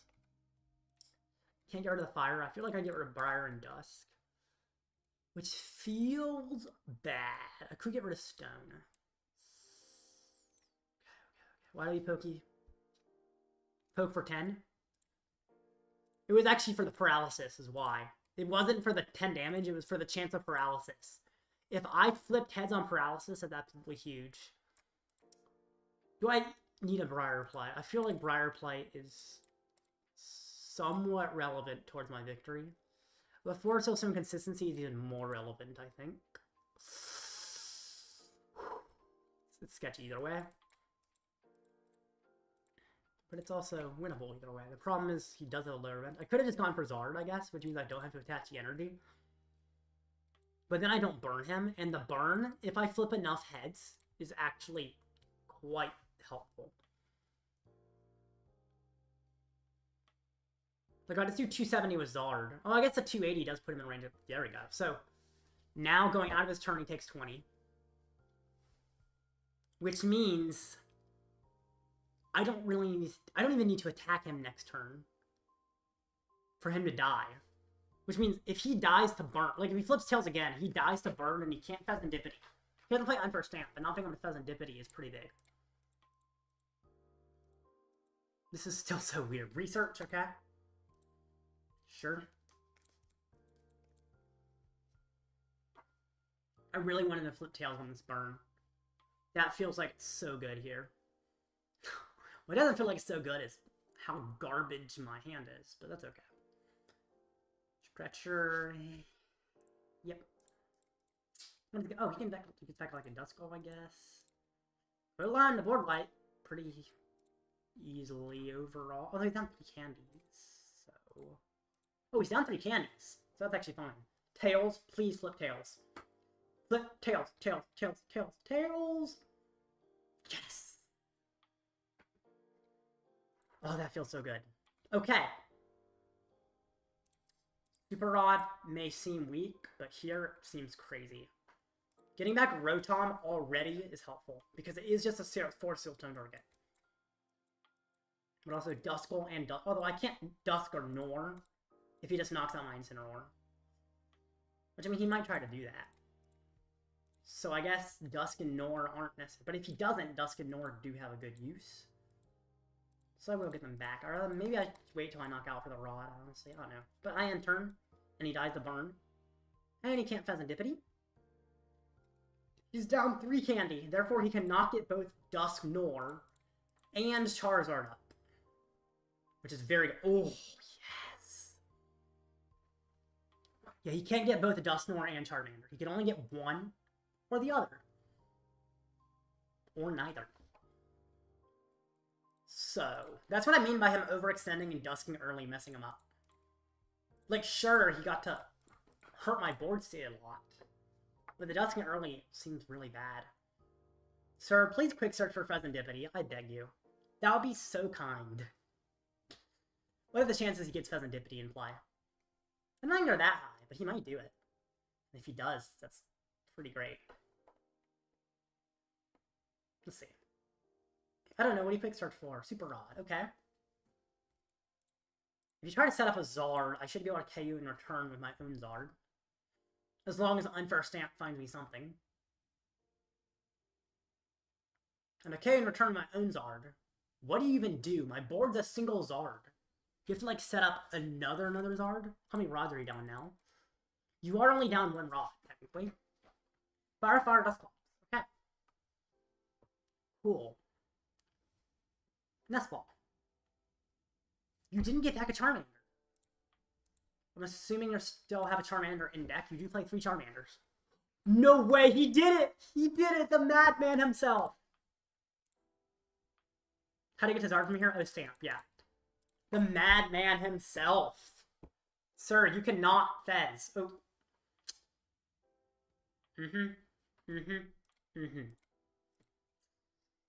Okay. Well, you're out of candies. So, wait. Yeah, he can't even set... If I knock out the Zard, he can never set up another Zard because he's completely out of candies. So, I just win if I get the knockout. And he does go down to 1 prize. I have only 1 Pokemon in play. I do have to do this without putting another Pokemon in play, most likely. Top deck Ultra Ball. Please.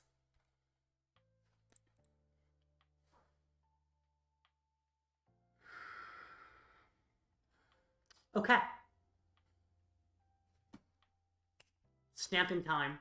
I could Iono, but no, Stamp is better. Arven for Unfair Stamp. Let's do this. 2-card hand for you. How many bosses is he down? He's down no boss. Yes! Ultra Ball away, like, Vacuum and boss, I guess? It doesn't really matter. I have the Zard, right? Yeah, okay.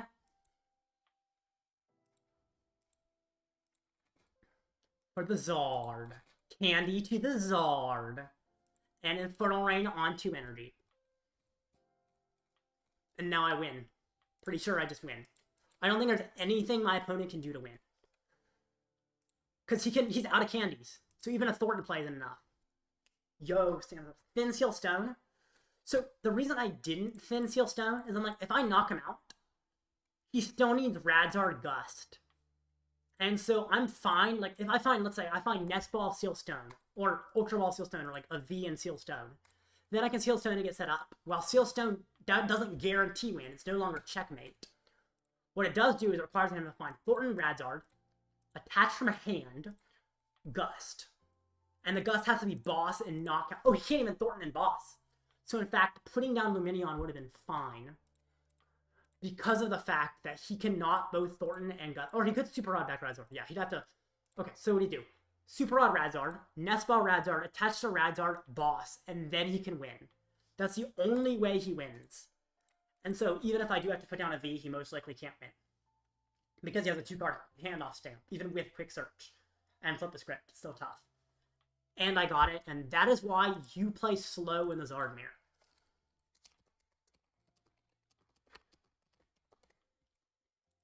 Because essentially he just played too aggressively, which is what I used to do. And I always lost the Zard Mirror because I played too aggressively. And I'm learning, slow down is the #1 way to win the Zard Mirror.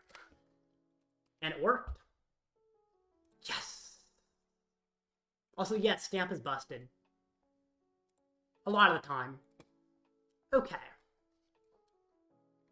That was pretty insane. I have 12 minutes to the next match. Don't think that's really enough time for a fun match. What do I discuss then? I have an idea. Let's discuss how Buddy changes the metagame. I talked about the metagame earlier. Okay. So I've already talked about Charizard and how I'm playing under Buddy, so I can ignore that. You can check the stream earlier if you didn't see that. Goldango. I think the only change of Goldango is they play their own Buddy, probably. Right? Well, honestly, they have to retreat to the Buddy, but I guess Buddy was for retreat. I feel like Goldango doesn't hate just playing their own Buddy, but maybe they don't need to. I mean, their setup... Oh, I guess their setup is item-based. They've got, like, superior, But as long as they find the starting energy, they need 1 to knock out Buddy. So, like, I don't think Goldango changes much with Buddy, actually. I think you can pretty much keep it exactly the same. Which I kind of like. Then there's Lugia. Once again, Lugia can stay very similar. Now, there's an argument they play their own... No, they don't play their own Buddy, even.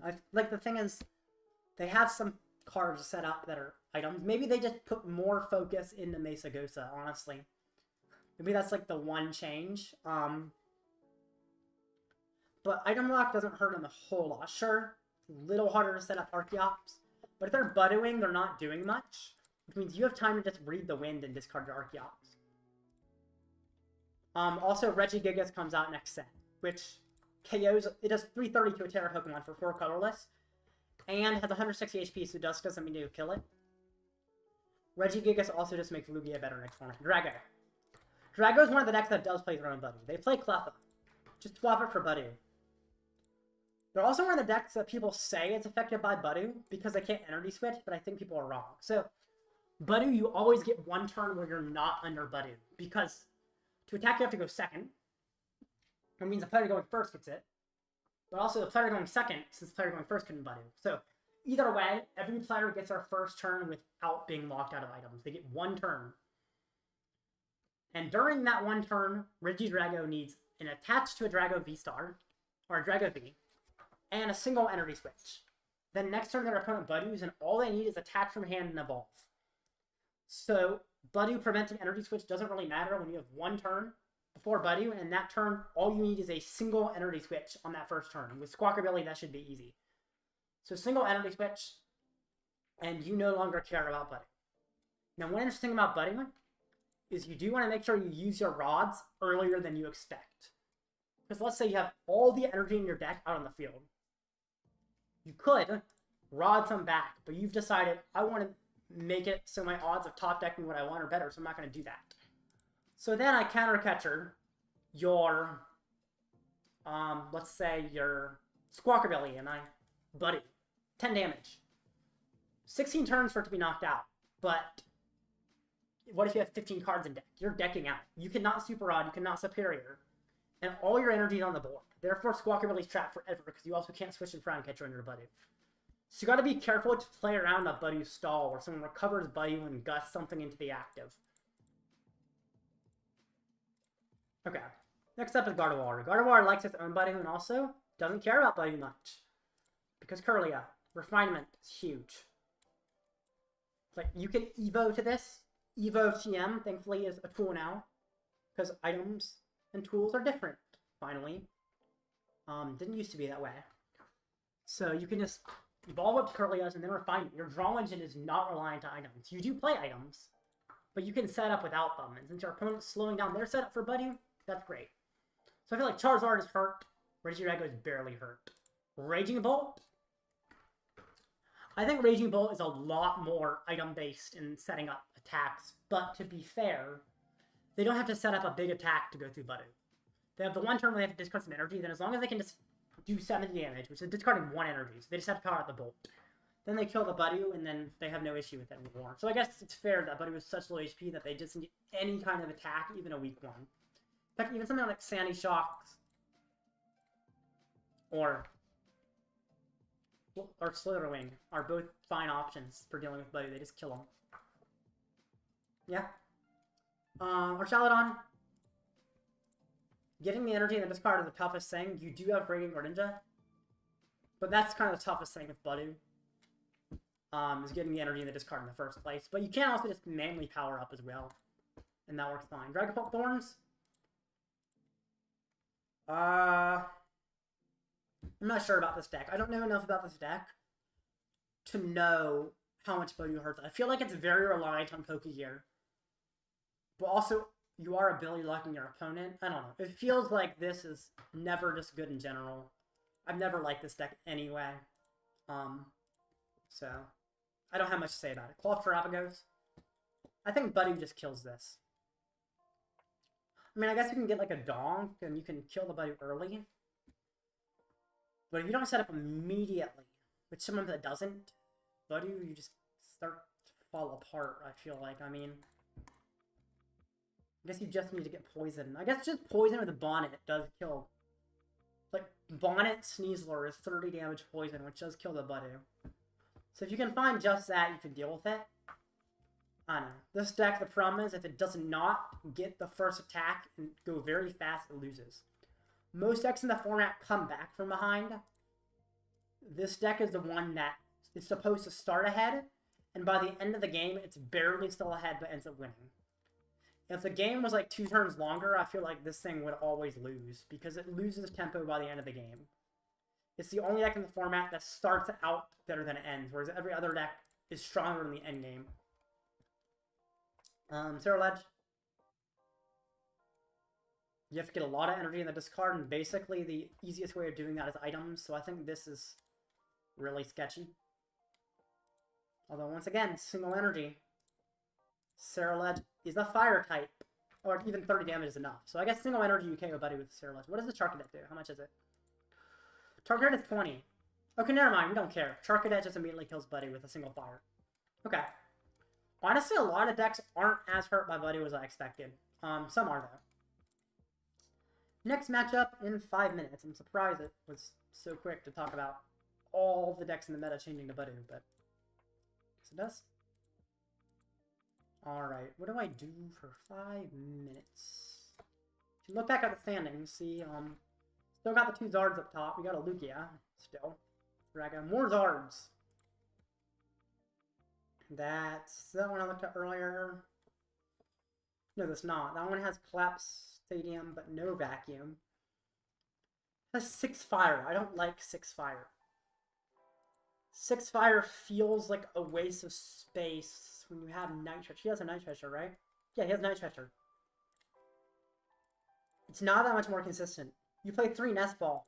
Play a 4th Nest Ball. It's more consistent than another Fire. Pidgeot. Is this Pidgeot control? Yeah. I don't know about this deck. Black Kyurem. Is not something I was expecting. I mean, it paralyzes a Dragon type. Drago plays too many switching options, and this actually does damage zones, but they eventually die as well. I don't know. Maybe it's good in the Drago matchup. I don't play Pidgeot control, but is Black Kyurem really it? Also, Radiant 3 now? Kill 20 feature Pokemon. What matchup is that for? I legitimately don't know what matchup. I guess it's like Guardy to heal Monkey Dory? Maybe? Maybe. Or like heal Pult damage. Because Pult, I guess Pult also hits your bench, although trying to deck him out, killing 20 damage doesn't stop 60 from Pult, so. I'm sure there's some loop involved with the Serena, but I don't know what it is. Also got the Milotic that prevents picking up Pokemon.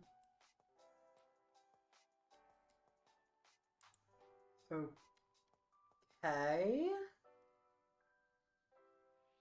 Also, Mawile and Wellspring. Do you need both? Maybe? I don't know. I'm not sure about this list. I'm really skeptical.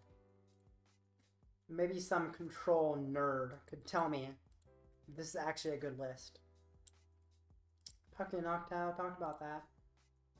Quadango talked about that. This Zard. Very normal. 10th is Pult Thorns. What did he fight? As you can see, Pult Thorns lost to 2 Zard here. Which may seem surprising. But I think Pult Thorns doesn't have a favorite Zard matchup like regular Thorns does. They have so many ways to Gust. It gets Gusted Dreepy, and suddenly their abilities are back along. Which is why I don't understand this deck. I still don't understand. Gusted Dreepy, suddenly you can use abilities, which defeats the whole point of Thorns. Quad Thorns was good because they're always locked. Pult Thorns doesn't do it.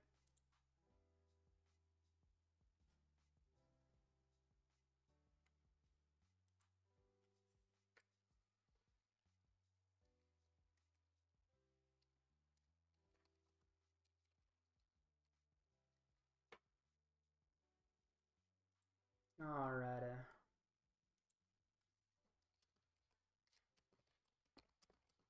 By the way, if someone's talking about in this matchup with Miraidon, I should Turo with Rotom. I did have a turn where I could do that, but I think what I did is I went for more setup.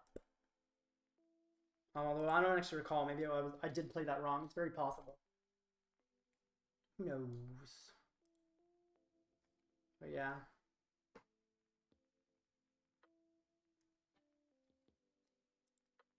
And there's still just 1 more minute.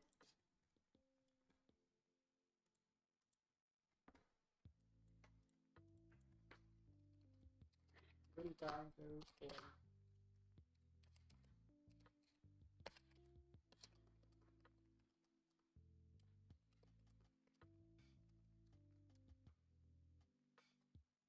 50 seconds.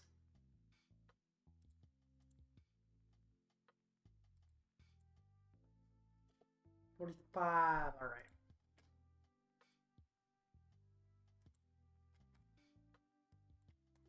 I mean, I guess I just wait. I mean, I guess, but there's probably going to be a judge call, so. There's always a judge call, making it take longer till the next match. It's weird. I haven't run out of things to talk about in a long time. Let's see. Oh, I didn't even see the moon. I guess Turbine Moon got 11. Is that the moon I thought? It is. Wasn't his list, like, weird? Yeah, I remember his list was kind of sketchy.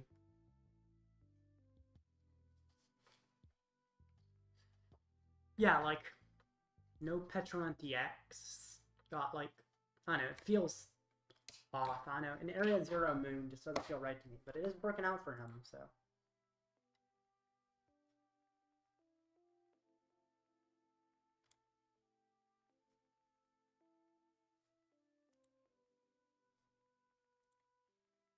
Alrighty. His list loses a stall. Wild. Yeah, that is wild. I've never seen a moon list that loses a stall. That is kind of crazy. You're telling me about the Miraidon play where I went for Arven Unfair Stamp and then Forest Hill Stone. Which is weak while Rotom was on board because I could... And I should have turned the Rotom instead. But the problem is, for the Rotom, he needs a boss, which requires... Or I guess Prime Catcher. Which does require him to draw into it. Whereas, otherwise, if I don't stamp him, he needs 6 energy. Which is 3 from the Magneton already on his board. 1 from hand, and 1 to 2 from generators, and he had like a 6-card hand. So, chances are he still finds... Actually, no. Yeah, I typed his art, so yeah. He literally just needs to set up Raichu. Which is really easy if I don't stamp him. So even if I pick up Rotom... In fact, even if I pick up Rotom... It doesn't matter. Like, what he did there, he gusted my Rotom and knocked it out. But he also had Miraidon to search out Iron Hands, and he had 4 energy. So if I don't stamp him, he needs Gust attached to win with Iron Hands. But I remove the Rotom. But if I do stamp him, Rotom stays. He needs Gust. He needs Gust, and he just doesn't need attach. So the only difference is he doesn't need a generator attached from hand. But one way it's also more likely he pulls off Raichu. And it's also more likely he pulls off Gust. The other way, the only extra thing he needs is one single more attachment. But everything else he needs is the same. Because he can just Gust and use his second Iron Hands nearly as easily as he can use Miraidon. It's 4 energy instead of 3. Alright, next match is up. So, I am fighting against Regidrago. This is what Incineroar was made for. Okay.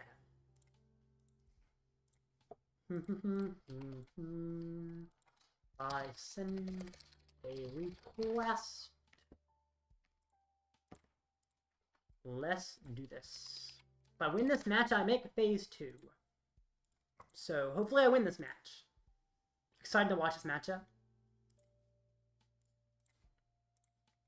Yeah, it should be fun. That last mirror was also really crazy. It was a very interesting mirror match. Just because it shows that even if you can completely board wipe me, you're still losing yourself the game by playing too aggressively. Because he just completely ran out of candy. It looks like he's also sent me a challenge and wants me to send him one. So I gotta restart. Which is really weird to see Zard run out of candy simply because they tried to be too aggressive with their plays. You can't do too much with that deck.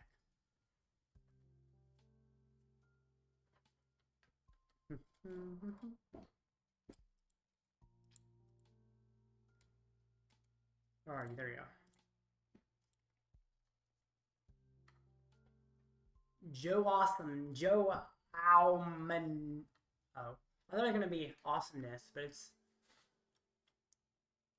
Joe Aumenesis. I don't know what that means. His username on Limitless is ADP the best, though. Which is a lie. ADP is not the best. Not only do I not think it was the BDIF, but I also don't think it was fun to play against. Do I want to go first? Against Drago, I think I still go first. I know I've said in the past probably that I don't want to, but I think I've learned I still go first against Drago. But I don't require to go first. It's an argument to choose second. A very good argument, to be fair. But I think I do choose first. Waiting for your opponent to finish setting up. Let's see what he starts with. I'd like you to start with something weak. Well, again, oh.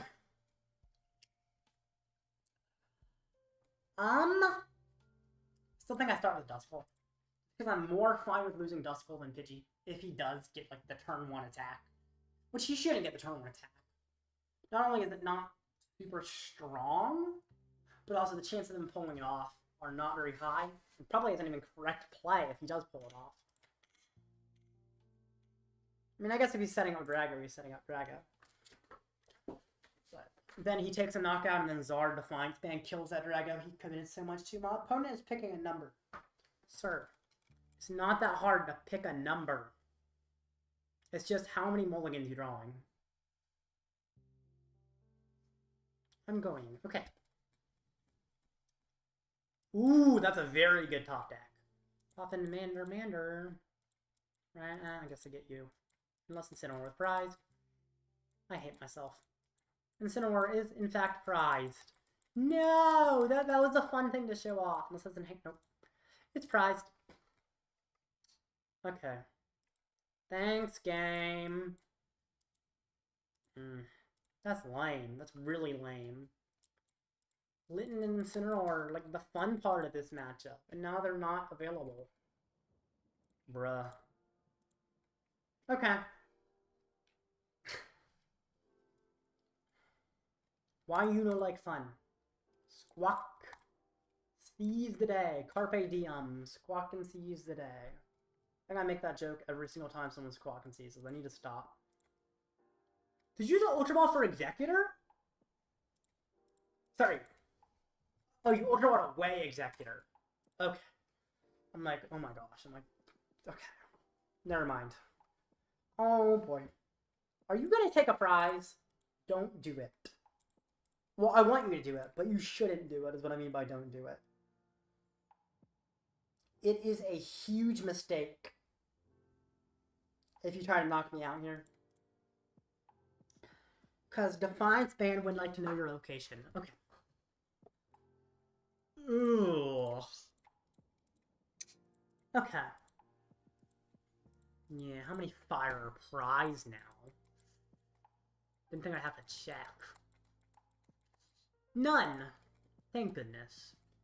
Candy to you. I don't like Ionoing because he's kind of mid-setup, but he also didn't squawk, I don't think. I know he did squawk, actually, but still. Okay. So. Ultra Ball away Heavy Ball and Poffin gets me Zard, and I can candy up a Zard. It does not KO the Dragon. But I also notice that he has absolutely no damage. Or no energy on any of his Steel Mask Ogre Pawns. Which means I am willing to bet Charizard stays alive. Charizard stays alive. I'm chilling. I don't think Charizard's dying. Because the only way it immediately dies is probably an Ogre Pawn. So I evolve. My Infernal Rain. Thank goodness I didn't prize any energy. Also the weird Terra effect. Get 3 energy, that's all my remaining energy, and that's fine. Because Drago's, or not Drago, Zard's staying alive. Unless he gets some crazy energy switch fly, in which case he is setting up, but he's also using up energy switches. He's also down Prime Catcher, I just realized, that's huge. Okay, cool. Yay.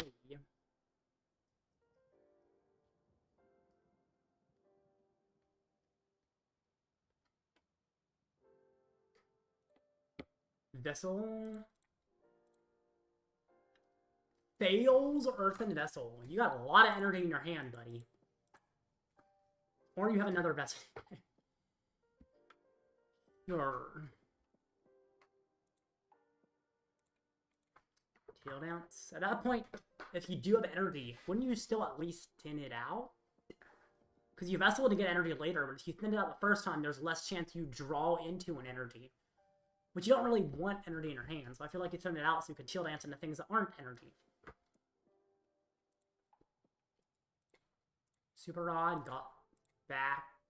V-Star Cleffa. No way he's using Cleffa, right? Using Cleffa sounds like a cry for help. That sounds like his setup is atrocious. Okay. Sorry, what?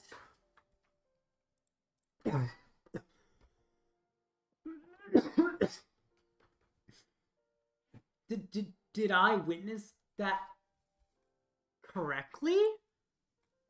What?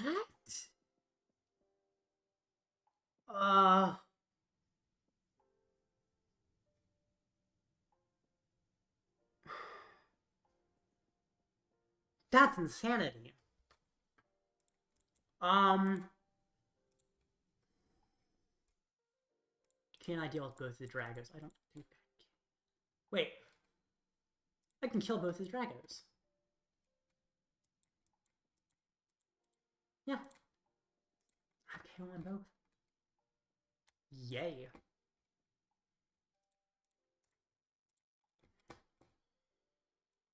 Bye-bye. Drago number 1. You get to take a prize. Good for you. This is nuts. Still haven't used a supporter. Okay. Jeez, Arven. Boss the other Drago. Do I Nor the Cleffa? I mean, it's a 1-prizer. So I almost feel like a Nor... Oh, I guess it doesn't matter. I feel like Noring the Cleffa is fine. Because I like just going on the odd prizes and stuff. It's a good setup. Like, well, yes, it might not win me the game immediately. It's pretty great for me. Take another prize card. Cool. I take another prize card of my own. Wow, Poffin. And I can get the Litten now. Sure, you could Charon, but it only takes 2 prizes. It's not enough. Litten just gives me more chances of things to set up. And then I Burning Darkness, take 2 prizes. Wow. And I think I've won this game. I might be wrong, but I think I've won this game. I mean, it is possible to lose. It is very possible. Essentially, I have to get heavily disrupted. He KOs my Zard, and Iono's me. There is a chance of me losing the game. He does not play Thorton, though, so he can only KO my Zard with Ogerpon. But if he does pull off the Ogerpon KO Zard play, then I do have to set up another attacker. Which isn't hard. It basically only requires me to find a single Pokemon search. Or I guess not Poffin doesn't work, but like a Nest Ball. Ultra Ball might not work in my deck. Okay, there's... Oh, he didn't Iono? Bro, what? Okay. I think I just... Oh, I am out of energy, actually. Okay, Nest Ball gets me Radzard. Right? Arven gets me Stretcher. Stretcher gets me Win. Because I get the Fire for the Radzard, and the Radzard kills the Ogerpon. I didn't even need to Quick Search. Yay. Boom. Lumi is game anyway. You Quick Search for... Oh yeah, Lumi is game, you're right. Because, yeah, I have Foresteel Stone unused. You're right, Luminion's always game there. Okay. I make phase 2.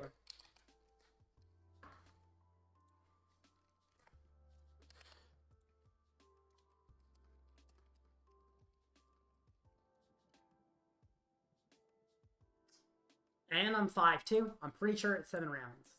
Phase 1. I will check, though, just to be sure. Let me check. Okay. 7 phase 1 Swiss. I have made phase 2. Officially. And I will be right back. Phase 2!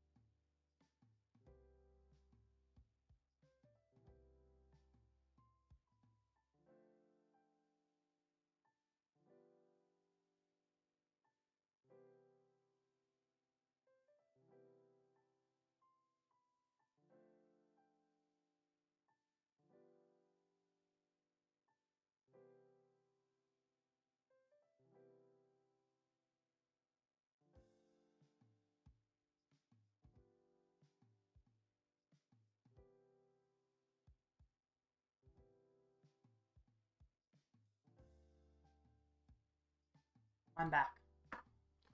Just, am I going to League XR? I might be going to locals. It depends on if I make Top Cut and how far I make it in Top Cut if I do. You realize you lost a Rad Zam you need for Birmingham? Oof. At least Rad Zam's cheap.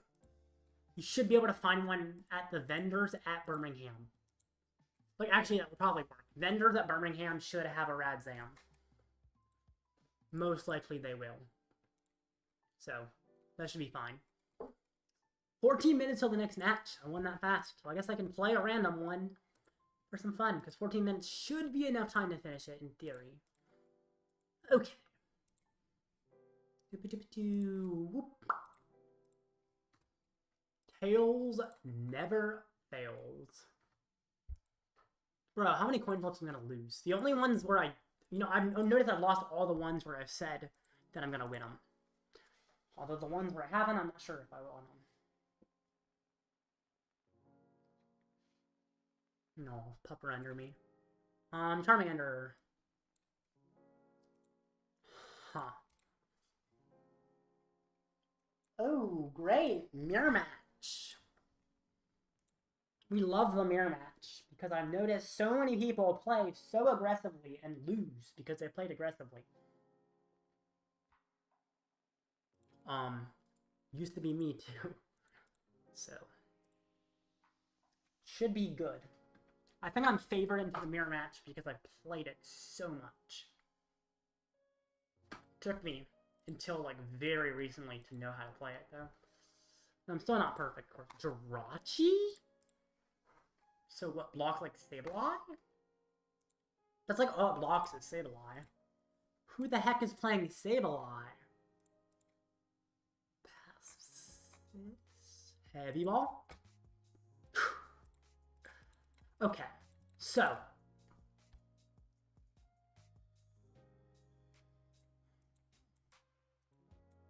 Setting up Pidgeot feels more important than setting up Charizard. Consistency is more important than attacking in the mirror here. Cleffa is actually a really good mirror tech because you've missed turns attacking plenty of times purposefully. You don't need to attack every turn in the mirror. Urban, which I guess is why Devo has used, because I mentioned how Devo misses you on attack, but it does have a use where you're fine with missing attack sometimes, but for Ultra Ball and Defiance Band. Ultra Balls, probably getting a Zard. Probably, yeah. Pidgeot, interesting. This... Oh! Is he playing the pre-made? No, the pre-made version doesn't have Pidgeot. Never mind.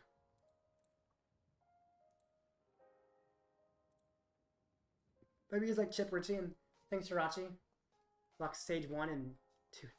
Did Chip Ritchie actually say that? Oh my gosh. Yeah, it does not block Dragapult. The amount of people in Twilight Masquerade were like, how do you stop Dragapult? Someone replied, Jirachi, obviously. It's like, dude, Jirachi doesn't work. So, it was a very common misconception.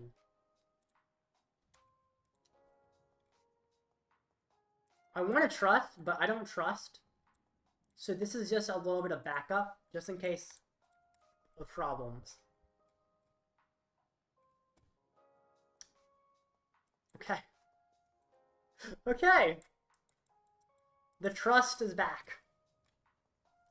That's pretty crazy, actually.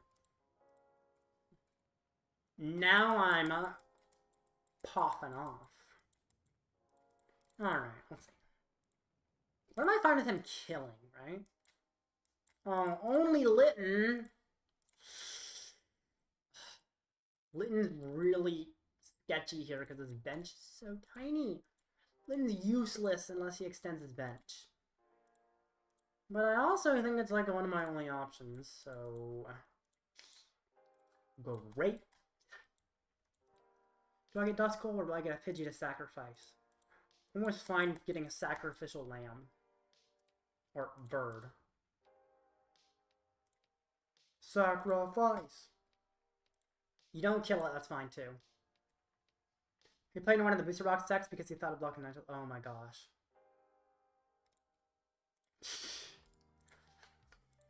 I think I might remember that actually.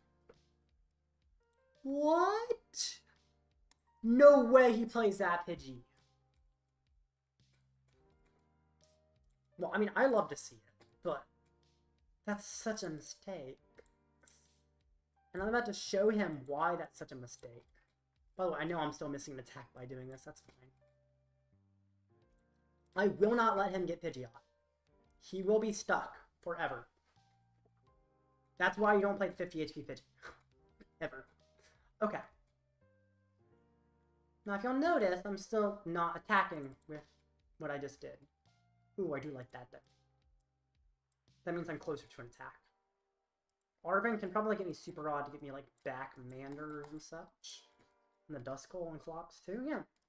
Super Rod, Mander, Dusk. Cool.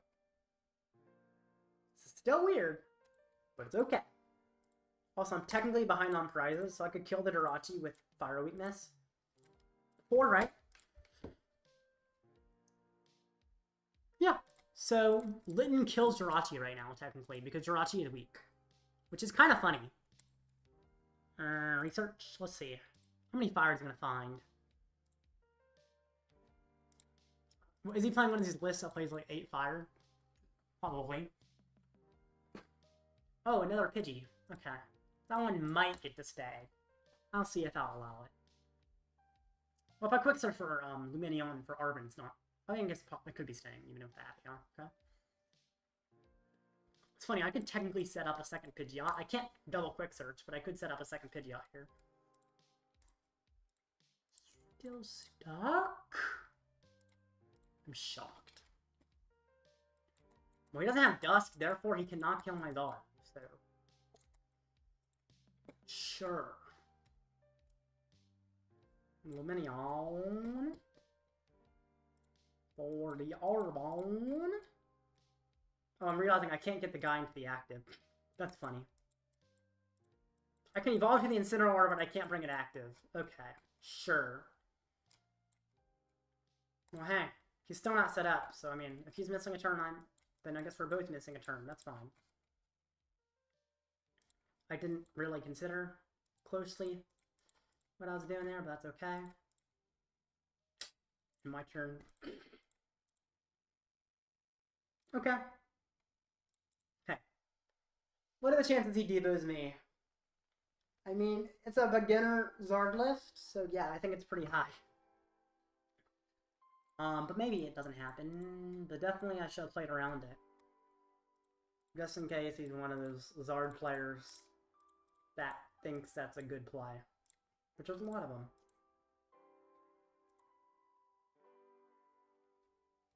Okay. So, let's see what you do. Hello.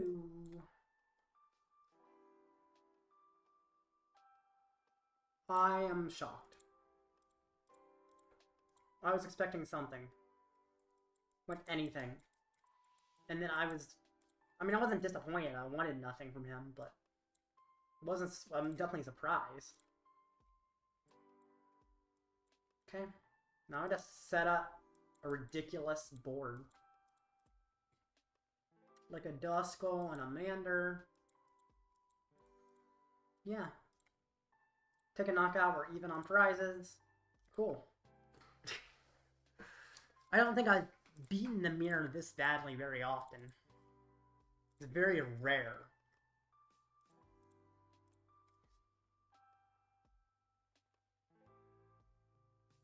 By the way, the mirror match of Zard is the only matchup in the format where I feel like you're exchanging blows. It's so fun when your Pokemon hit into each other back and forth, but most of the time now, it's just one hit everything on everyone's board. If there's something there, it's dying almost immediately, most of the time. Or at least something's being knocked out every turn. I mean, 2-2-2 prize trade is so common, but in the Zard mirror, there is not a 2-2-2 prize trade. You are often incentivized to just hit in the Zard. Why did he not bring up the Zard EX? Why did he bring up the Mander instead? I have no clue. But what I do know is this is going away because I don't like it. What I also know is I'm going to get Dusclops. I could get Charmeleon, actually, because I mean, I don't think he's going to Devo, but he might. So, Charmeleon. And then I'll just Blaze Blast. Yay. Take a prize. Now you can come back and hit me. You don't really have Defiance Band, though. I don't know why you didn't even hit me there. Charmeleon feels like one of the slowest matchups. Guardian is slower. Also, Lost Zone into Guardian, and Guardian to Lost Zone. Maybe Lost Zone to Lost Zone. Honestly, Lost Zone to anything is kind of slow. Lost Zone to anything goes very, very slow. Yeah. This is, I mean, this matchup has only gone on for about 10 minutes so far. Which is really not that long. Of course, I'm wrecking him, but like the previous Zard, I beat in about 10 minutes.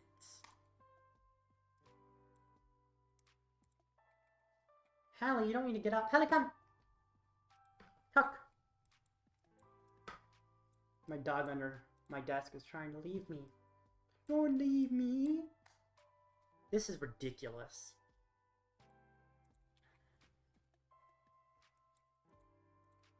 I mean, what can he do? Is there anything? He can't Thorton, so he can't Dusknoir and Briar.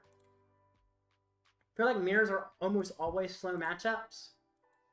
I mean, that depends. If you look at Bolt Mirror, 2 prize, 2 prize, 2 prize. First attack wins. Or first attack if you don't miss an attack.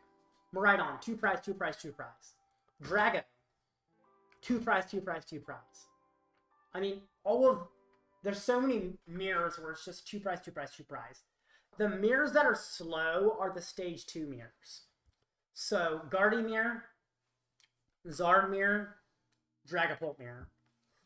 In addition to the stage 2 mirrors, that's why I said almost, yeah. I guess also 1 prize to Lost Box. But I feel like most of the, I mean, I guess fair enough. Almost subjective for sure.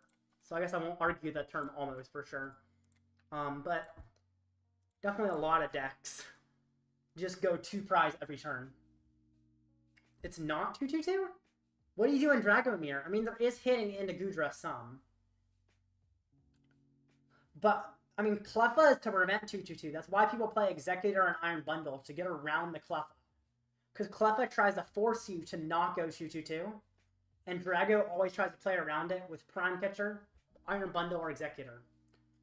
That's definitely the reason why Executor has a use, is it's a 50-50 chance of still allowing you to go 2-2-2 even if you miss the Gust. The next match is about to begin.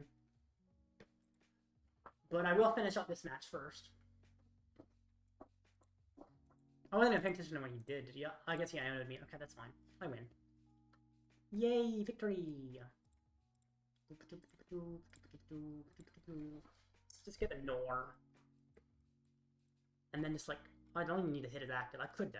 I mean, might as well. Doesn't really matter what I hit as long as I get a kill.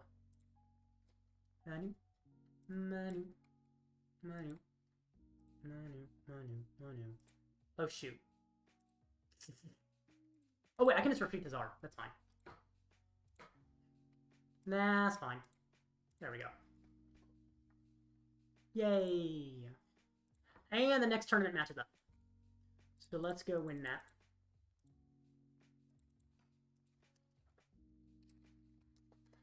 Okay. You push Cleffa turn 1, sometimes you can Kyurem, yeah. Well, Kyurem is really tough because Ogre Pawn, Teal Mask cannot be hit by Kyurem. If you overbench, yeah, Kyurem is a thing. They gotta play around that. I feel like most Drago players can play around it, but yeah, that is a thing. But yeah, pushing up Cleffa is a huge strategy, and that's why the Dragos have so many ways to try and get past that. So yeah, for sure. But Cleffa turn 1 is the strategy you do basically every single time to try and stop them from going 2-2-2. And then after they don't manage to KO your Cleffa, then you go 2-2-2. Because they were forced to take 1. Collect. Great. These weird trainer points that don't look like currency. And Shony. There were no. Oh, yeah. Oh, it's not the same as Sharny.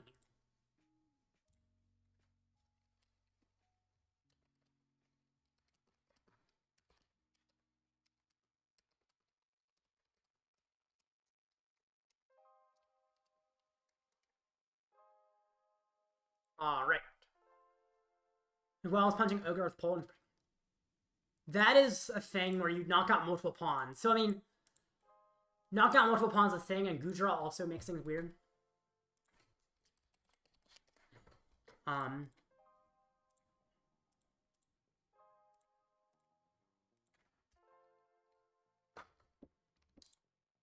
Yeah, they can take a 2-prize turn, or 4-prize turn, which is essentially going 2-4 instead of 2-2-2, which is, I guess, not exactly 2-2-2, but it's 2-0-4, which is technically different-ish.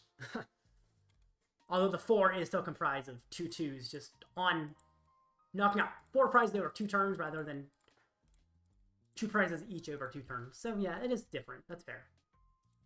And I am fighting the Net. Specifically the Dusknoir variant. Did I go first? He goes first. He did start with Blood Moon, but he does play Latios. Okay, let's see. This is a bad matchup. Can I win it? There are ways. There are very viable methods of winning this matchup. It's scary, but there are methods to win. Ultra Ball. Get a Squawkabilly. Ooh, I do like he got rid of the candy. Or a Duskull, really. Did he prize Squawkabilly? Oh, he might have prized Squawkabilly. Oh, yes, sir! Oh, that's so good. Mander. Set up fast. Just in case, I mean, I guess I do need probably a Pidgey, maybe? I do like getting up Pidgeot, because I can just quick search out, like, Chameleon and stuff. I was expecting to be in, like, hugely terrible, horrible position, but this looks fine. Could Ultra Ball for Rotom, or just Lumineon next turn to set up. Or both. I have the option to do both, technically. As long as not too many fire prized. Too many fire prized. 2 are there. Ooh. Yeah, that is a little sketchy. Okay. It's okay. Probably fine. At least Stone's not prized. Draw some card. Yay. Check Battle Log to see shows. Yeah. Iono. That was a really good top deck for him. Please don't find Nor off that. Oh my gosh. The Net. Please no. Oh my god. Why do you have to top deck the Iono? Oh my goodness. No. Ooh. Okay. It's not over. But that's terrible.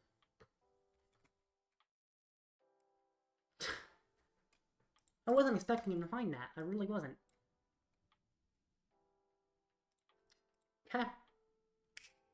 Chameleon? Okay. Arven does allow me to get Chameleon. What the heck, man? What the heck? Please don't have another Iono or anything. Just have a dead hand still. Like, I'm okay if your hand is dead. That's fine, right? Yeah, I'm fine if his hand's dead. Why? No! Oh, that's worse. Ah. Well, he just hits. Serious? I jinxed you on that. Oh my goodness.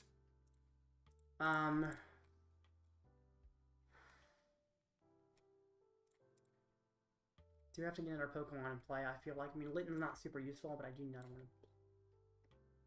What the heck? Curse Blast does very little.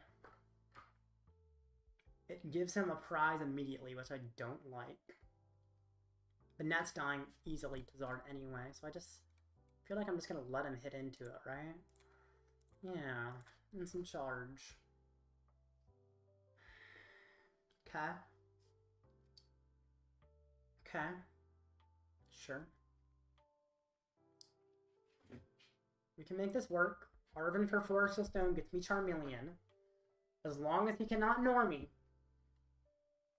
I'm chilling. Oh my god. Did he get back? Baby Banette. That gets him another Iono. If you would like. He does not have anything other than Iono as a discard, though, I don't think. Who do I bring up? Well, since I'm evolving this guy now, don't I bring up... Well, I guess evolving the Zard allows me to use stability anyway. Rotom seems resilient. Let's bring up Rotom. Now, setting up Charmeleon here, if he gets the Dusk, I'm kind of dead. Let's see. Plays 2 Dusknoir. He's down 4 candies. He has no Dusknoirs in the discard. He didn't evolve to Clops or anything. I'm going to say he doesn't have it. If he does, I'm probably cooked. But he doesn't. If he does, I do have an option of Radzard. It's my only option. I just realized I'm also down so much energy that evolving a Zard does not give me enough to get out of the active. But at the same time, he'd probably try to Poltergeist me or something weird. And I don't want to deal with that. So I can do this. Then I can, like, evolve to Zard. Now, that doesn't have enough energy to get me out of the active, sadly. Really? Really? No, he had it? Oh my gosh. He, like, wiped out his whole hand and then top deck Iono and finds everything. Why? Okay, I need to set up a Radzard now. Radzard technically gives me an ounce of a chance. If I can set it up. There's only 1 energy in deck, but that is enough. 1 energy is all I need to set up a Radzard, technically. Okay. He also needs to take 2 prizes. Which is another problem in its own right. Puppet offering. What are you getting in Iono? You sure you want Iono my huge hand full of things you can Poltergeist? I'm fine with it, but that seems weird. Oh, Night Stretcher. Jeez. What do you get back? Alakazam. Okay. He's trying to stall my Rotom. Yeah, you're cooked. I'm not so sure I'm cooked. Radiant Zard still does something. It's not perfect. But it is an option. Like, I'm in deep trouble. But I have not lost yet. I have things that could possibly win the game. Not likely to work, but they could. That's good. That's good. I need the Radzard. There's the Radzard. Okay. Good. He has to take a KO. Then Radzard becomes very useful. Is he going to KO the Litten here? I guess getting the Rotom out of the active is going to be a little tough, because it probably requires some kind of Turo thingamajig. 1 on Pidgey. Why 1? That seems like an odd number. No clue. But put down Radzard. The problem is you could try to go for like Dusk, Everlasting Darkness, finish off the Radzard. He is down 2 Iono, but he could find another. I feel like I still can't put down Radzard, but can't put down Fez. He sticks scale. I need to find Turo, essentially. Because I think he's going to take prizes. I mean, he might not take prizes at all. I guess that is a thing he might do, is just not take any prizes whatsoever. Just sit around and then take all 4 prizes in a single turn. If he can pull that off, then yeah, I'm in trouble.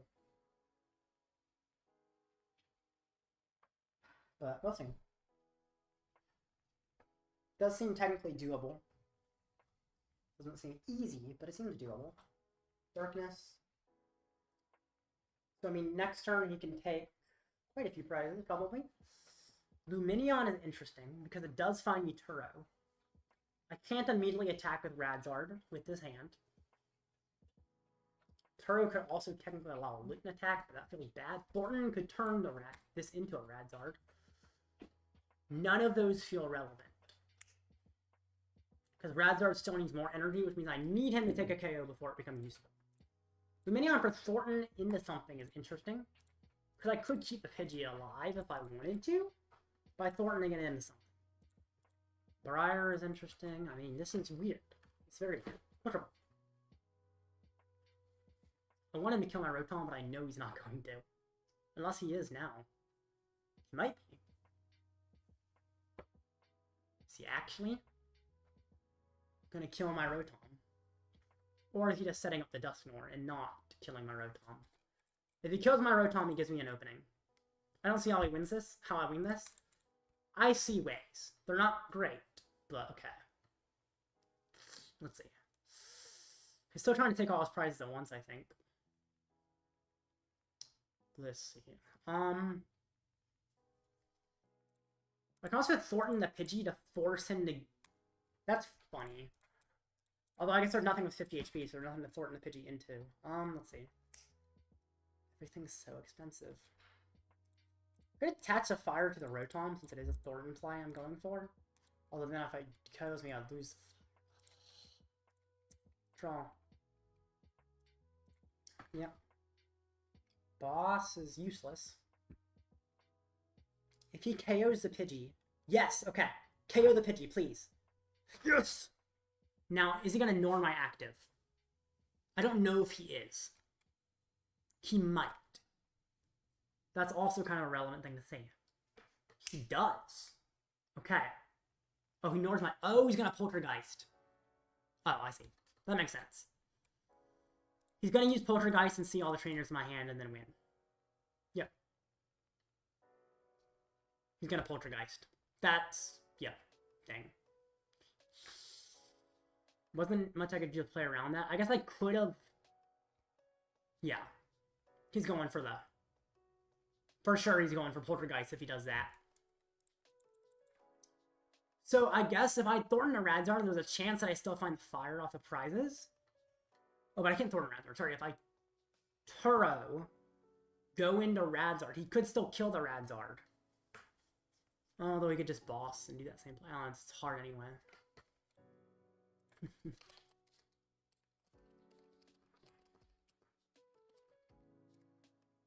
Cannot believe he top decked that Iono so early. Just double dust and KO Rotom, you lose. What, this guy's blind? How does he not see that? You lose this turn? Well, I mean, there was also nothing I could really do about that. But, at the same time, it's not guaranteed he goes for the Poltergeist. There's a chance that he decides not to. He likely goes for Poltergeist, but yeah, bro, I use Buddy-Buddy to Charmander. Are you joking? I am item locked. I am not allowed to play item cards from my hand. Let me show you what Benetti X does. If I can find that. I think I have a Benet deck. Here we go. You're putting one like 2 turns early. Well, yeah, he probably could have, but he just wanted to make it more likely he has it, I guess. But yeah. That's why I was like, if he keeps sitting here, I was essentially relying he'd misplay, because I feel like there's a good chance. But yeah. So, Manuel, Everlasting Darkness, 30 damage, they can't play items. So I could not Buddy-Buddy to get some Charmander out. If I could, I definitely would have. Oh, he misclicked Duskull when he meant to get Squawk. Apparently, yeah, he actually had Squawkabilly in deck turn 1. He just misclicked on the Duskull. And yeah, he top decked Iono, so he ended up winning. That's crazy.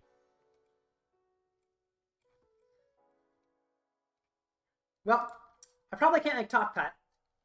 But I mean, I might be able to. It's possible. I've made it with 6-3 before. Gonna play my next match and win. Can you play Regidrago V-Star? It's pretty good.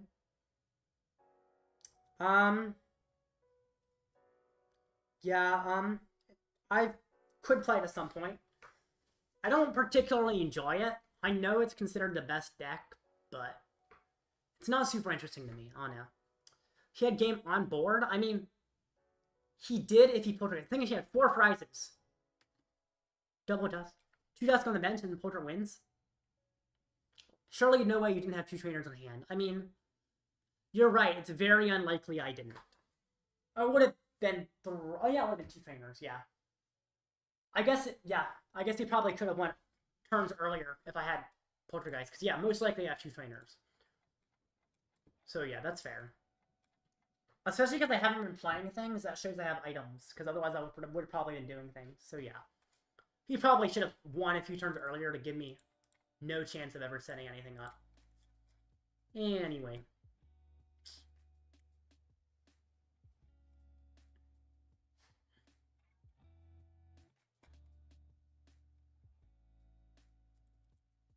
Alrighty.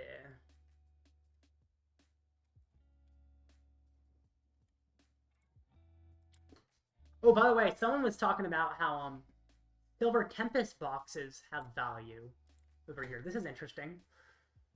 What's really interesting about this is I have, like, 3 of these stored.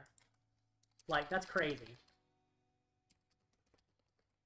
This is my testing group. That's our part of it. But yeah, I have 3 of these stored from regional prizing, which is pretty awesome.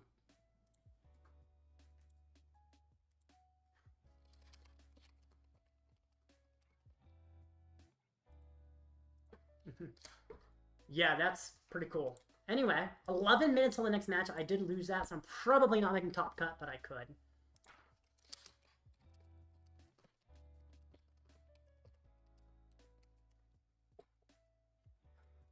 I guess I can see what made phase 2. I don't think that much did. I mean, what, there's like, what, 35 players in phase 2. How much time in between rounds? There's about 11 minutes till the next round. Essentially, I just finished my round early, so.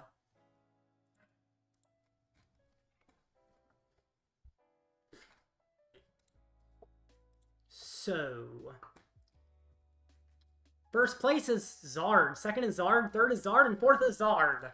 Goodness. It does have a lot of skill expression. So, wow. He beat 2 Dragos. See, anybody who tells me Drago's a horrible matchup for Zard, I feel like is lying. He also beat a Control. That's pretty amazing. To be fair, I'm not so sure about this list. Like, doesn't have Devo, actually. Oh, it doesn't have Devo, actually, so Zard's probably fine into it. Right, no Devo? Oh, no, it does have Devo. I'm blind. Okay, it does have Devo. Okay. I don't like the 6 fire. This is the one problem. Everything else is fine. Does it play Night Stretcher? It does. Good. Okay. I mean, 6 fire is fine, but just play another Nest Ball if you want consistency. And you, who just lost to him. I still know about this list. XR, you've played Control. What do you think of his list? Everyone go to Pokemon Center, buy kits, Astral Radiance. They'll go up one day. Maybe? Astral Radiance feels like a really mid set. Silver Tempest had Lugia V-Star, which was pretty iconic. It also had Alolan Vulpix V-Star, which was pretty iconic. I mean, Silver Tempest was just a pretty good, well-known set. It was also printed a lot because it was a longer format. Because of the longer format, people have nostalgia for the Silver Tempest. Show the image list. Oh, that makes sense. Yeah, XR, tell me what you think of this. Also, I think I can do this. Yeah, there we go. I don't know. I'm not sure. I don't feel like it's great. Like, is Chiron that random stuff? He's in Blitzle server? Oh, interesting. Blitzle is a good Control player. But yeah, I'm not so sure about this list. But maybe it's good. Like, my questions are Black Kyurem, Radiant Serena, and Milotic. Those are, like, the questionable things. Also having both the Wellspring and Mawile is another question.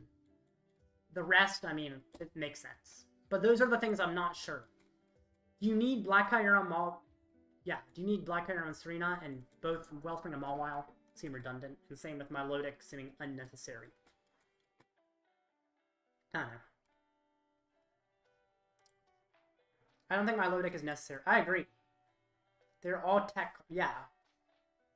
Does Black Kyurem do anything? 90 and paralyze a dragon type. You trap a Drago for 3 turns, unless they find a switching option in which they're no longer trapped. Ogre Maul, okay. Yeah, what does a Kyurem do? Also, can you explain why they have the Radiant Arena at all? I think I've seen it in control lists, but I don't actually know why. Like, I know it's useful. There's some reason that this is relevant, and I just don't remember. Kyurem is your Drago tech? How does it work against Drago? Because it doesn't... It kills them after, like, 3 turns, and it kills the Drago. So, is killing the Drago helpful? I guess it gets rid of a threat from the board. And I guess if you've been, like, Eerieing and Sistering them along the way, sets up Drago to be killed by Blood Moon, that's also fair. Okay, I see that. I can see that. That makes sense. Gotcha, that makes sense.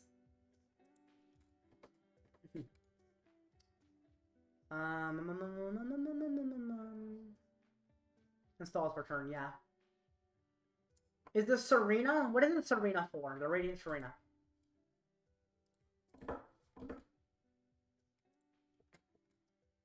But yeah, that makes sense. Okay.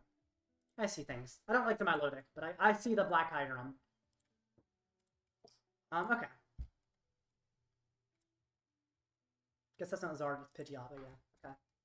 This Zard, the weird one with the bill around the Pidgeot, and like 3 Arven, 6 Fire. Yeah, this is not a fan. And then another Zard. 2 Rotom seems overkill. I'd rather play a Cleffa over a second Rotom.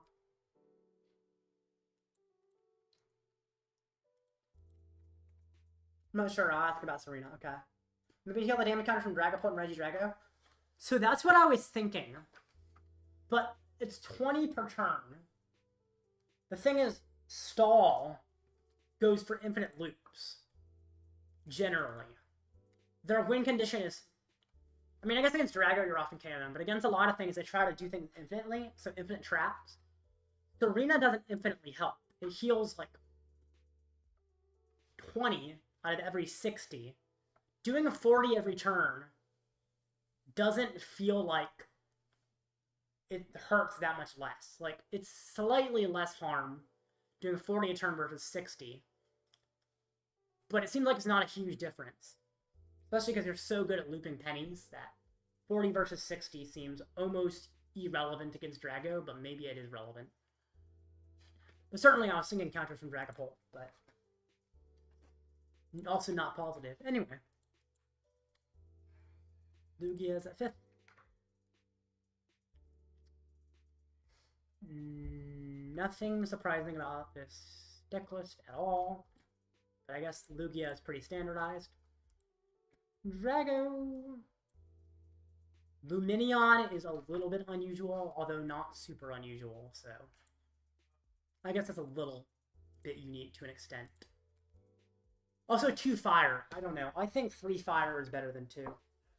Either 3 fire 6 grass or 3 fire 7 grass, but 2 fire, I mean, it's fine. Like, you can get away with 2 fire, but I like consistent. Oh, I just realized Lance. Search for 3 dragon Pokemon. It's a supporter, though. I feel like I'd rather use a research. I mean, you have 4 research. I'd rather use another Iono over Lance. Because, I mean, getting the 6 cards or disrupting seems more relevant than just searching out 3 dragons. Sure, my entire engine is dragons.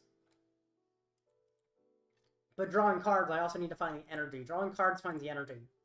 Lance doesn't. I feel like it's harder to find the energy than the Pokemon a lot of times. Or maybe it's equally as hard, but you need both still. So...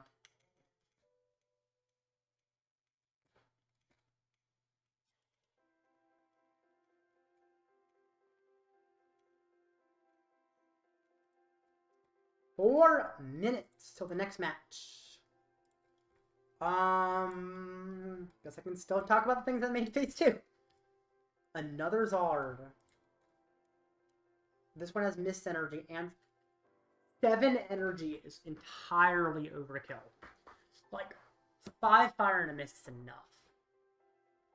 2 Night Stretcher? Why do you care so much about energy? 2 Night Stretcher is also energy. I mean, 2 Night Stretcher is actually fine. If you have 1 Super Rod. You can play 2 Night Stretcher, 1 Super Rod, and play more energy. 2 Night Stretcher, 2 Super Rod, and all the energy is overkill, though. I've seen a list that plays an extra Fire and a Mist and 2 Stretcher, but it only plays 1 Rod because of the extra Fire and extra Stretcher. And that works. This doesn't. You're just taking up spaces that you could put other things in. Like, you play only 3 Ultra Ball and 2 Nest Ball. So you can find all the energy you need, but you can't find your Pokemon. Unless you got Canceling Clone. I'm surprised this made Phase 2. Lion says, that Pokesearch, that's good at almost any point in the game. It also works under item lock. That's fair. Yeah. Working under item lock seems good in the Budu format. I could actually see in Budu, Drago wanting to play Lamps. Although under item lock, if you're fighting something at item locks, your goal is to find E-switches as fast as possible. He plays Trolley. Yeah, the Zard player plays Trolley. But that doesn't mean you can cut an Ultra Ball. You can, I guess, cut Nest Balls and Poffins, although I don't like doing that. Because the thing is, if you prize Trolley, your Arvens, I mean, they could find Poffins, but it's weird, because you generally need 2 Poffins. So, yeah, the Zard plays Trolley, I know. But you still don't cut an Ultra Ball. Ultra Ball is your evolution search. And also has 1 boss instead of 2. You need a second boss. So, I mean, even with Trolley build, you can cut, like, a single Poffin or a few Nest Balls. But I honestly say cut up to 1 Poffin, up to 1 Nest Ball from the original list. Never cut 2 Poffins, even in the Trolley list. Because if you prize Trolley with 2 Poffins, you don't have enough set up. And you do prize Trolley relatively often. Even if you don't prize Trolley, you have to find Arven. You can't just find Poffin. Regular Zard, you have 4 Poffins, 4 Arvens. Those are all else to set up. Here you have 4 Arvens, 2 Poffins, and I guess a Trolley. But yeah, it's weird because you're also cutting Nest Balls as well, so... Definitely, you don't start with an Arven. Also, going first is tough, like that. If you don't play a bunch of Poffins, just to make sure that Trolley is not... In case you're going first, because yeah, going first means Trolley's useless. Until the next turn, and if you're setting up the next turn, you're already behind. Anyway, rant over. There's about a minute till the next match. On to Thorns. I talked about this earlier. I don't like this deck a lot. Because you can guess around the Thorns. The deck list looks fine. I don't see anything super surprising. I guess Toadschool is pretty normal. I don't know if I see Klefki very often. It's an interesting idea. I guess it's not terrible to have Klefki, yeah. It gives you, like, an option against Lost Box and stuff. Klefki's fine. And the next match is up. And I'm fighting against Lugia. Okay. I don't like Lugia, but it's winnable. Invalid. Oh, okay. And yep. And there we go. Hi, my friends list filled. There we go. And restart the game.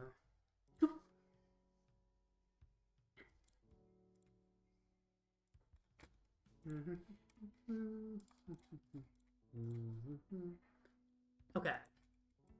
So, looking at my opponent hasn't checked in, actually. I'm gonna have to wait for him to check in. Also, after this match, I will see my chances of making top cut. I don't know if they even exist. My chances of top cut do not look non-existent. They look very existent. It's top 16 cut, right? So yeah, top 16 cut. I actually think I can make cut, maybe? 1, 2, 3, 4, 5, 6, 7, 8, 9, 10, 11, 12, 13. There's 2 6-3s that make cut, it looks like. I could be one of them, possibly. I could make cut. I was not expecting that to be an option. Let's check again. What's my punch win percentage? That's one thing I can... Not great. You dropped. You dropped. That's good. I could make it. Also, these guys are lower win percentage. If either of these lose their games, I'd probably go above them, and then I make cut instead of them. I can make top cut, but it's going to be a little tough. I do have to beat a Lugia first. But if I do, could bubble on in. I should let him know I sent a request, so he doesn't seem to see it.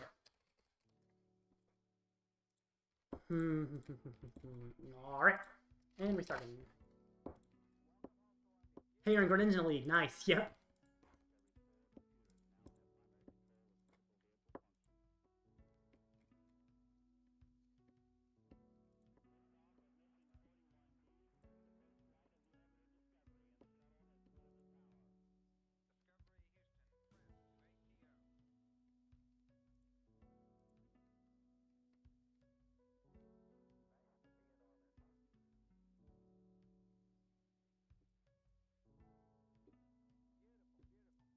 Gonna load. There we go.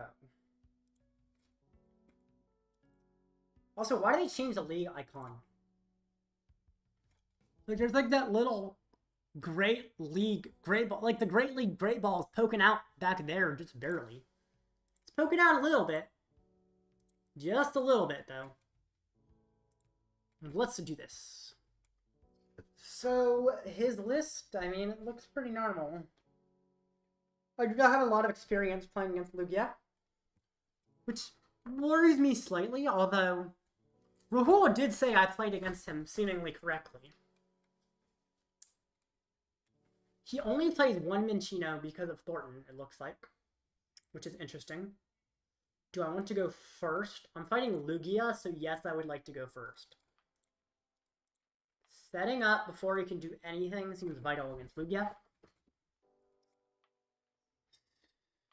Okay. He can't donk me because he's Lugia. My setup's not great, but it would work possibly. Okay. What the heck? I could Arven up to Zar. And that is a play. But then I have no bench, and no bench seems horrifying. Okay.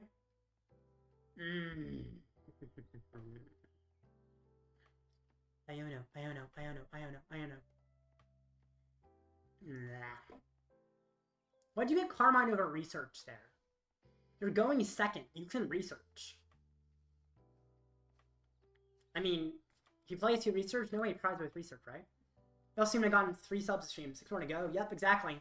So close to 500. I would love 500.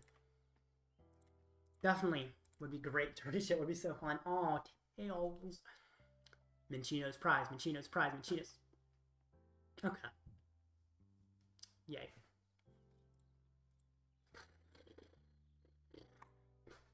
We'd have Cinccino in the discard. Okay. Yay. At least he doesn't get an Archeops there. I guess getting 2 basics at least means he's not discarding an Archeops. Gets Lumineon for next turn. Unless I find a PAF in top deck, I cannot Rare Candy to Zard, because he can KO my only Zard with the Cinccino and win immediately, and then I cry. And I don't want to cry, it's not fun.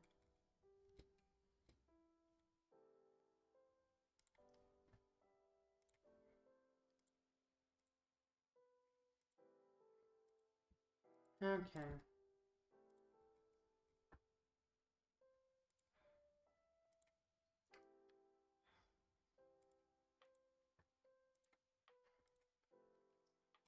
Ultra Ball.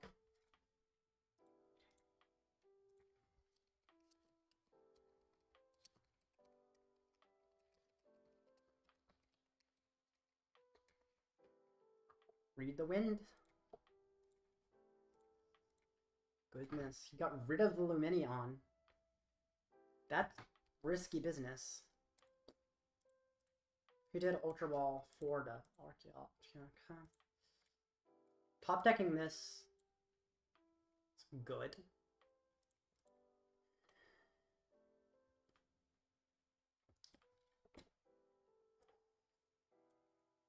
I'm doing it. I think there's an element of risk in this play. But I think I am able to mitigate the risk in two key ways. First, Infernal Rain powers up the Pidgey. That actually does mitigate the risk because Pidgeot can KO him. I got Pidgey. Yeah, okay. I think the risk is mitigated enough just based on the fact that his bench is gone. Serena is very niche, helps against Pult and Stray Dusk damage. Stray Dusk damage is fair. There are times. 5 more subs. Yep, that's awesome. So close. Oh man, if I reach that today, that'll be crazy. I probably won't reach it today, but I might reach it soon, which would be awesome. Helps against Pult. Yeah, I guess Stray Dusk damage I didn't consider, because people will often Dusk when they don't start. Ooh. Really? Okay. Wait, does that mean his setup's just dead? Oh, he has to read the wind. Yay. I like that. Archeops, draws 3 cards. Okay. Great.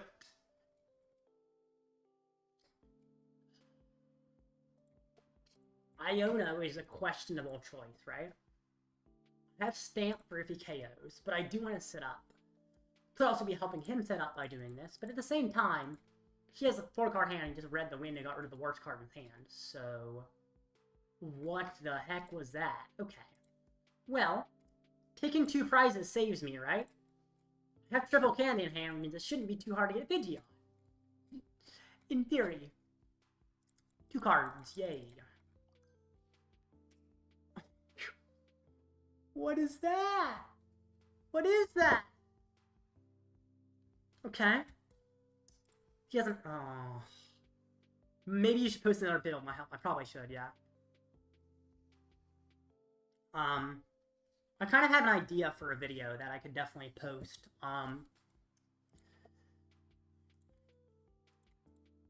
But it, yeah.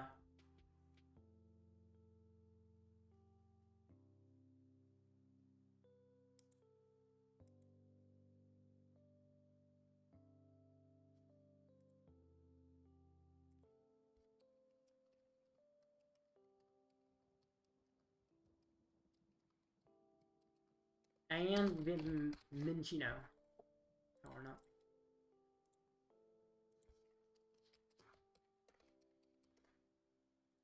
So he's powering up. He needs a Chinchino. He probably has a Chinchino. Bro, that's rough.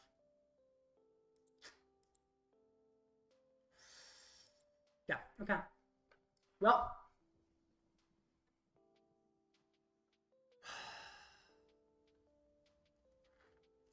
Pidgeot not having the energy is scary. Also, those prizes were horrible.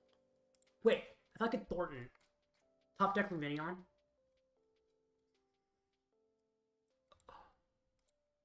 Oh my gosh. Lumineon? Lumineon gets me Thorton.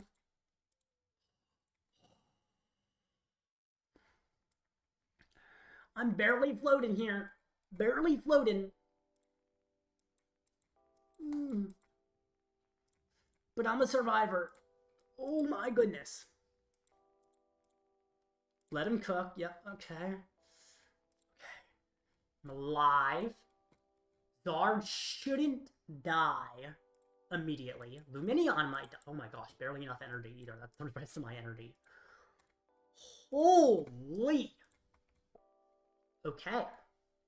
He does play Thornton. If he gets a Thornton play, that's terrifying. Seems hard for him to get Thornton Chinchino. Wait, he's down 2 Chinchino, right? Oh yeah, he can't get Thornton Chinchino because he's down all his Chinchinos.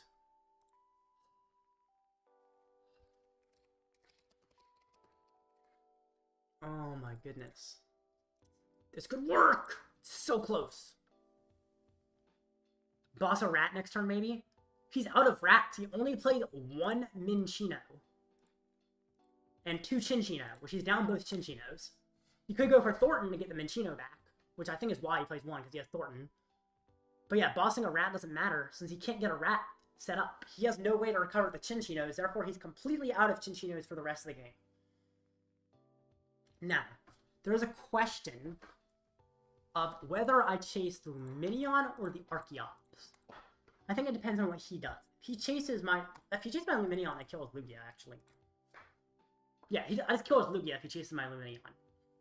If he doesn't chase my Lumineon, that's when things become actually sketchy. It's actually harder for me if he doesn't chase my Lumineon, weirdly. If he just hits my active, it's harder. But I don't know if he realizes that it's harder if he hits my active. Because it does require me to set up another Zard. Oh, he's gonna Lumineon? Okay. So he's gonna, like, hit me with Lumineon.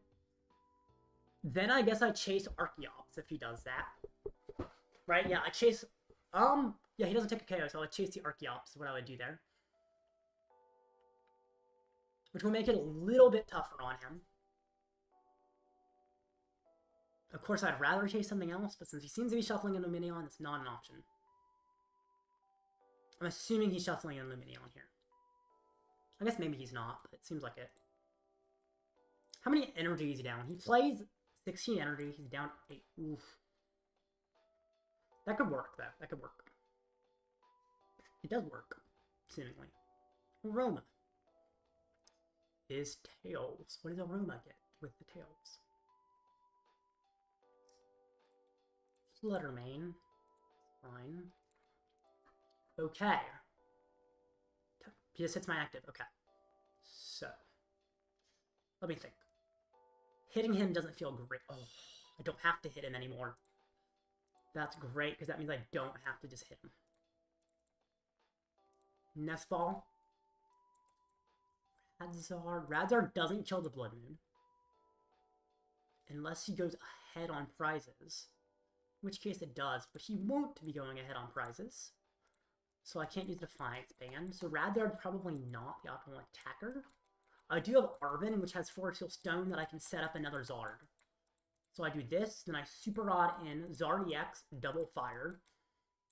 And then Arven sets me up for game next turn, unless he Ionos me again. He's down 1 Iono, he does have another one. If he Ionos me again, I could lose. But if he doesn't, I think I win. Now, Boss will take 1 prize on Lumineon and 1 prize on Archeops. Lumineon does not KO me.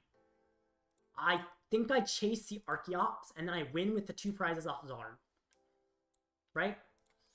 Because if he attaches Lumineon, he's required to shuffle in. Boss the Archeops.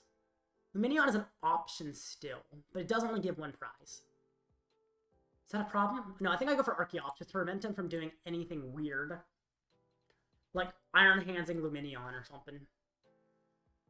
And now I have Candy, Zard with Arven. And that, in theory, wins.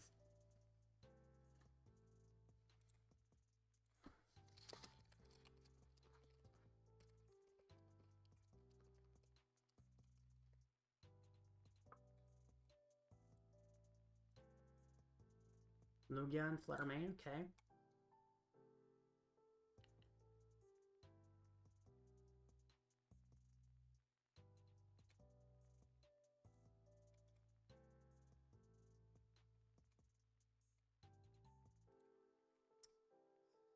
Of course he found the Iono. Of course he found the Iono. Let's see. He still doesn't need a boss. That's fair. He still needs a boss. I mean, he likely has a boss, but... Arven. That's not an Arven, but... I mean, it works like an Arven, effectively. It could work like an Arven. It's a very good pull, even though it's not an Arven, I guess is what I'm saying. I'll get back the Zard. That's all I get back. It just makes my odds higher, and then I stamp. Dang it. That was horrible. That was absolutely atrocious. I can't even Litten because I can't retreat to it. That was horrible. I wasn't expecting a great situation. But that is just atrocious. Retreating to Litten feels bad because I don't have enough energy to power up. Without the Night Stretcher. Oh my goodness. I'm relying he doesn't have boss, essentially. I mean, I guess I can attach to Litten. Because I do have the Incineroar. I would need to find the other fire, but that's fine. Now, Incineroar... Yeah, Incineroar kills Blood Moon is what it kills. Forest. Jeez! It was right on top, too. Does he have boss? Please don't have boss. He has boss, obviously. Obviously, he has boss. No way. He might actually not have boss.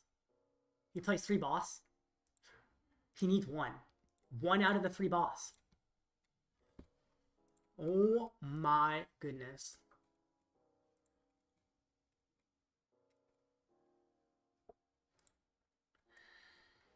So. Rotom? Yeah, I Rotomed. Let's see. Gear gets nothing. There is nothing Gear can get that finds in anything. It just pins. Which is fine. Oh my goodness, I'm so close. Okay. I think he's just gonna hit me. Or he might not hit me, but if he doesn't hit me, that seems like it's even easier for me to win. Okay. I still need a good bit. But I actually have quite a good chance now. And even if I miss it, Fake Out does have an option. Okay. He has forced. Okay. That's great top deck. Holy. Stone gets me Arven. Arven gets... Oh, Defiance Band's gone, so I do need Gust. Oh, I need Gust because Defiance Band's gone. Okay. I do gotta find a way to get a Candy or Gust off of Fezandipiti. Fezandipiti's in deck, right? It is. Defiance Band is gone, so I need a Counter Catcher or Boss. If I find any... Like, if I just find any single piece, I win. Fezandipiti, draw 3 cards. Come on, come on, come on.